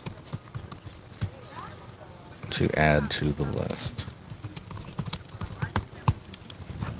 Go ahead. Oh. They will type when they. Oh, that type. Okay, so then let's go to the next thing. So let's go to we actually switched these two. So we'll go to the tips now. That's here. Yeah. Okay. And we'll add to this, I guess, tomorrow. Or I mean, whenever you get the audience to reply. Are they replying now? I haven't seen anybody type yet, but that might happen. There's a good 10 or 15 second delay in there also that we have to account for. Or whenever. Okay. Okay, so how to use law of attraction and law of attraction tips and methods, okay? Okay. So I have a couple bullet points, and this is and I've just touched, upon this topic, but there's really so many, and every week I'll come back with some more, but these are the main ones. So you're going to want to visualize your intended life, how you want, your desire, what your intention, how you want your life to be. Yep, that's how I practice juggling. Right? Okay. And then the next step, you're going to then make choices and take action, taking action that will realize what you envision. So basically, I'm envisioning. Imagine it, then do it. Yeah. Like I wake up in the morning and I do a meditation. I do like a wealth meditation and affirmation. So I'll wake up in the morning. I do my prayers, and then I do the wealth meditation. And that just sets positive vibes into my mind to basically establish healthy habits, to save my money. I mean, there are different. So the wealth meditation is a reminder to good financial hygiene. Yeah. Okay. I would say that, and then it's motivational as well. Like, you're intelligent. And it was really I am. It's all I am. Okay, so affirmations. Yeah, affirmations, and then, but it's also guided, like it said, like today you will visualize $1 million idea, and it'll say like you're gonna be a millionaire now. You are journeying to be a millionaire now. So basically, I wake up every morning with that vision in my mind that anything that doesn't belong in my day, the only quest that I have is to make money and be on my quest to be a millionaire. So if it doesn't resonate with me, and so like shopping with my friend, is that gonna help me become a millionaire? No. It's wasting my time watching Netflix. I mean, in all reality, it doesn't. It's like, it's because every day I look at it like now. Actually, my friend I was reading this too. And my friend said the same thing to me. He's like, whatever dollar I spend now, I'm giving away a piece of my freedom later on in my future, which is true. Like the more I save, it's better. But acquiring more wealth, gaining more income, that's what I think about. So since I'm thinking about this, visualizing this every morning, and I'm taking action. I'm writing my goals down. I'm calling people. I'm making projects and getting projects together. I'm making deals together to get to that point where I'm getting my intended life, my desired life. Let's see. Okay, so then the second point, whatever you want to achieve or be in life, hold on to the idea and see it in the present. So thinking of it as if you already have it. And this is what I want to explain: holding space in your mind for that manifestation or your intention. So holding space meaning, having a space in your mind when you're thinking about this. All the time, not like constantly thinking about it, but it's on your mind, right? It's on the top of your mind. Yeah, I can't be awake and not be thinking about something. Yeah, but it's like I'm not thinking about eating a cheeseburger and fries and today I'm like, oh yeah, and I just went for this freaking walk and I'm thinking like, oh, I want to go to In-N-Out. I understand that. You know what I mean? But thinking like, no, I should go home and eat a salad and go take a swim in the pool. So it's leaving because I have that idea in my mind. That because most millionaires are healthy, they want to live. If I live a longer time, I can accumulate more wealth. Yeah. Okay. Or you can enjoy it too. Yeah, you can. Yeah. But it goes both ways. Exactly. Way works. Yeah. So that's a part of that. So yeah, holding space. So visualizing it, and then holding space for it in your mind. Not constantly. And I want to make this distinction. Not constantly thinking about it. I mean, like obsessing over it. That's not going to help your manifestation. Yeah, that's a potential real trap. It actually reverses that effect and deflects from you manifesting your intention. Yeah. For some people, rumination can be a real problem. Yeah, it was a problem for me. When they can recognize that and fix it, I honor that. I you know what? I understand that. That was my thing. I was such an overthinker. It would put me to sleep sometimes. Like during the day, I'd be like, "Oh my God, I didn't even do anything. I'm so tired." Just overthinking, worrying. And then I got to a point where I just let go of a lot of burdens, like things that just weren't serving me. And being an entrepreneur, especially, I'm a social entrepreneur, so I don't really go. I think about purpose over profit. But it tends to get profit anyways, so I get it's like a win-win for me. I get fulfillment off. I think it works for Elon. Yeah. You think he's purpose over profit? He's a purpose over profit guy. Yeah. Yeah, he says profit's good for staying alive, but that's not the point. No, you're thinking about the bigger picture. You know, you're looking at not only your higher purpose, but the higher purpose of other people. Like how does it affect them? Because I've done it the other way. I've had money and not fulfillment, and it's the worst feeling. You just slowly dying, slowly just decaying, doing things that you'd probably never think you would do, just to cure the boredom. Yeah, yeah, because you have money, you have access, you can do anything if you have money. And if you're in a bad mind state and you don't really have like any good values or discipline or morals, you can just like go down. Okay. So going back to this, how to use the law of attraction. This is probably going to change a couple people's life today. Maybe. It's going to change your life, man. I'm telling you, this law of attraction. Can I tell you something as well from last week I didn't mention? Yes. Me if law of attraction is true. It might be, because guess what? I was actually on the quest to like start, I told you I was doing this life coaching, and with that I was like, oh, now I'm gonna have to start like talking or a YouTube channel or something to kind of promote myself and help people, right? Yeah. And that day I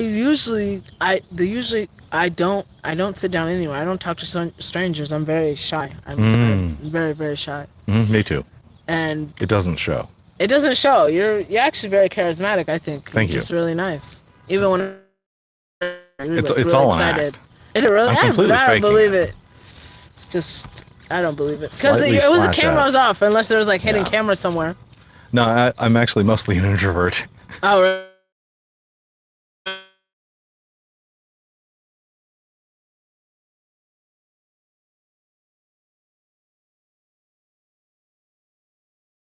zone.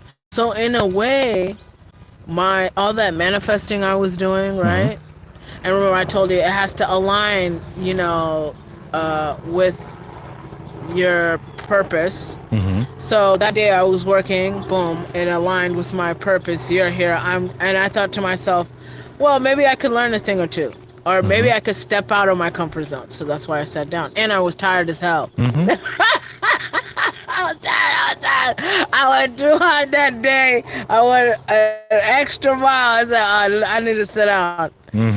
And and you were very welcoming. And the topic, it was like right on. I said, wow, I'm learning about this right now. Like learning about law of attraction. I said, how ridiculous. So it's such a coincidence, right? Okay. And now I'm here, right? And now I'm like meeting you and meeting. I want to keep calling him Sal. Okay. Why? Sal?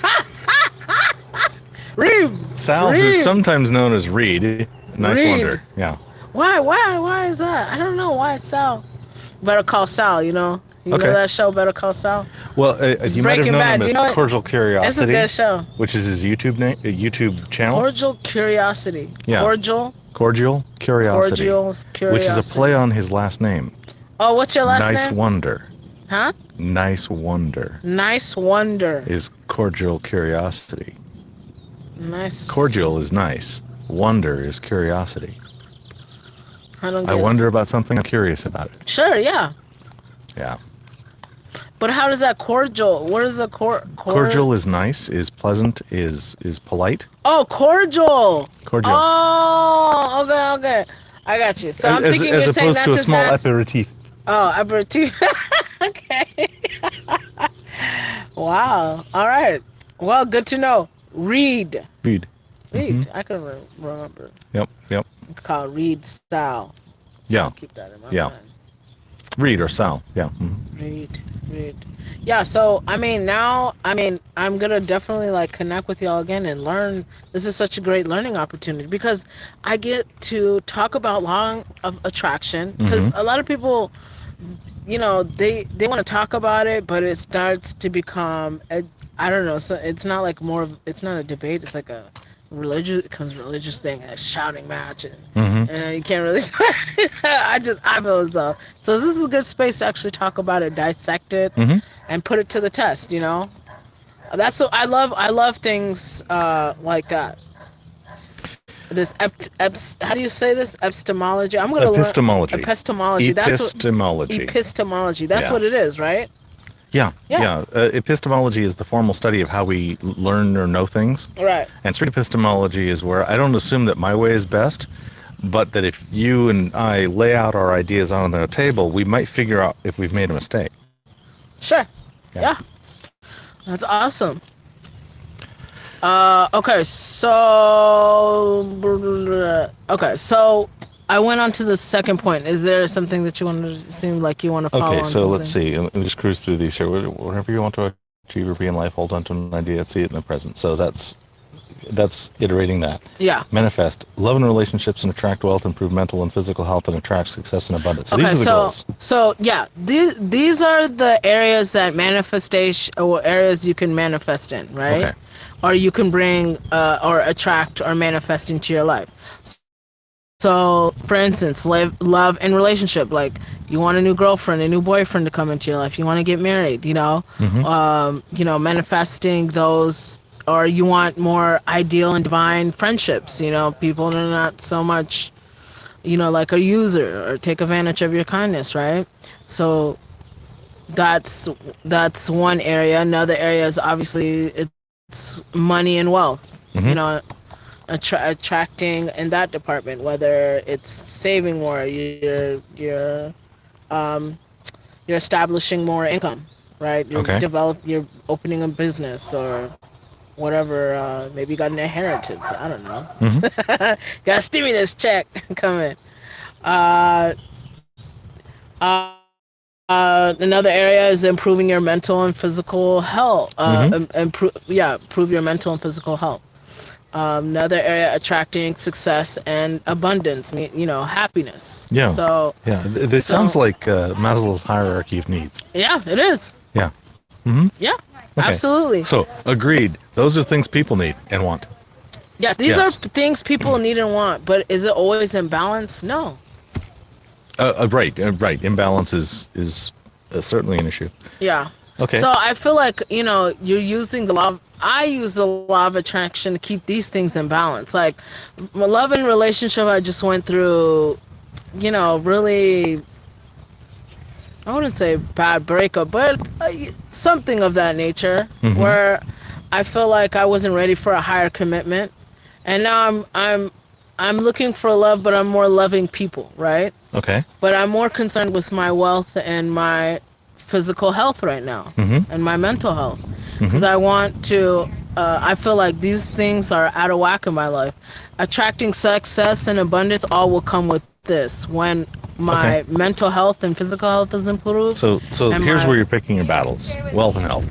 Yes, those are that's the areas in where I'm trying to attract or manifest things in my life. I have to pack up and almost now. Yeah, let's go. So let's do this. Okay. Ways to manifest. So Scripting, visualizing. What is this? Water. Oh, water manifestation. So, and crystals, and we'll go over this. I guess, I don't know. You'll give me the number tomorrow for the review. Yeah. And we'll go over this. So, keeping a higher vibration, affirmation, living as if, unclutter your life, meaning keep an organized and clean life. Finding your why you want to do certain things and why you desire certain things, practicing gratitude, being thankful, practicing mindfulness, having no fear, so disassembling your fear, getting rid of your self-limiting beliefs, and eating clean. These are ways to help you manifesting these areas in your life. Okay. This will be the part. This is probably the part where I start saying, like, which of these is more important or less, and how do we address a causal connection between this and this result? Okay, so and these... I won't have time today to do. No. And this is a perfect ending to this, because this is where we're stopping, right? Okay. So that's gonna be, but okay, just to give a thought on the last thing. So every technique here is kind of how do I say this? So every person can try all these techniques and kind of make what works for them. Okay. Right? So let's say scripting, like I love journaling. So scripting, keeping crystals, keeping a high vibration, and the affirmations and practicing gratitude for me has helped me manifest things in my physical. Okay. Because these are the areas and techniques that I resonate with. So it's just basically resonating with this. And you can try all of them, and find what you could try. You could do them every day. You could do all. I know people who do law of attraction, and they take out some time in the morning, about 2 hours in the morning to do these kind of rituals. 2 hours a day? Yeah, I do. I take 2 hours in the morning because I wake up at 6 a.m. And I take 2 hours to do my like, well, I wouldn't call them law of attraction rituals, but my spiritual rituals. A part of that has to do because I'm doing affirmations and being grateful and I spend about 10 minutes. Okay. And it's pretty much just the being grateful thing. Well, that's good. Practicing gratitude is great. Yeah. And that's what works for you. Well, that's what's worked for me so far. Yeah. Okay. Would you please give me some contact information? Yeah, Don't show it to the camera so that I don't want to dox you. And oh no, please God, no. Yeah, I don't want to dox you. I'm looking for contact information so that I can arrange for tomorrow's meeting.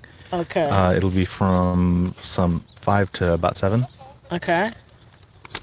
And is there an email that's easy? Oh, here, is that a good give me this paper back as well. Because I'm going to send you things like a Zoom meeting link and this for this review show tomorrow. Yeah. StreamYard. Yeah, we're gonna do it on StreamYard.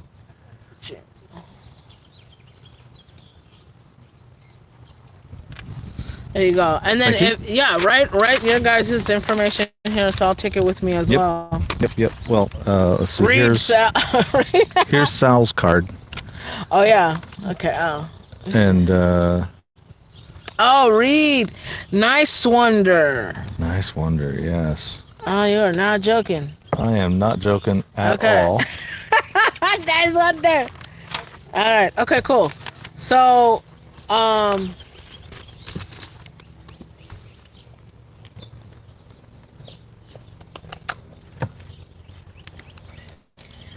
So, and there, wasn't that wonderful? I feel like a lot of people got a lot of good information.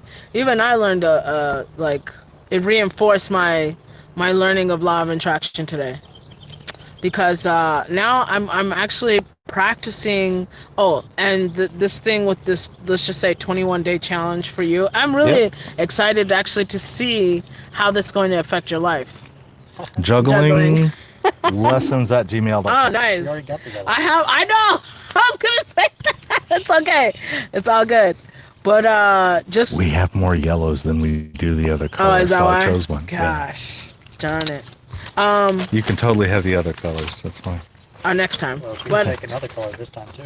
Yeah, you can have a different color. Oh, really? Okay. Apparently, the yellow one's just my business.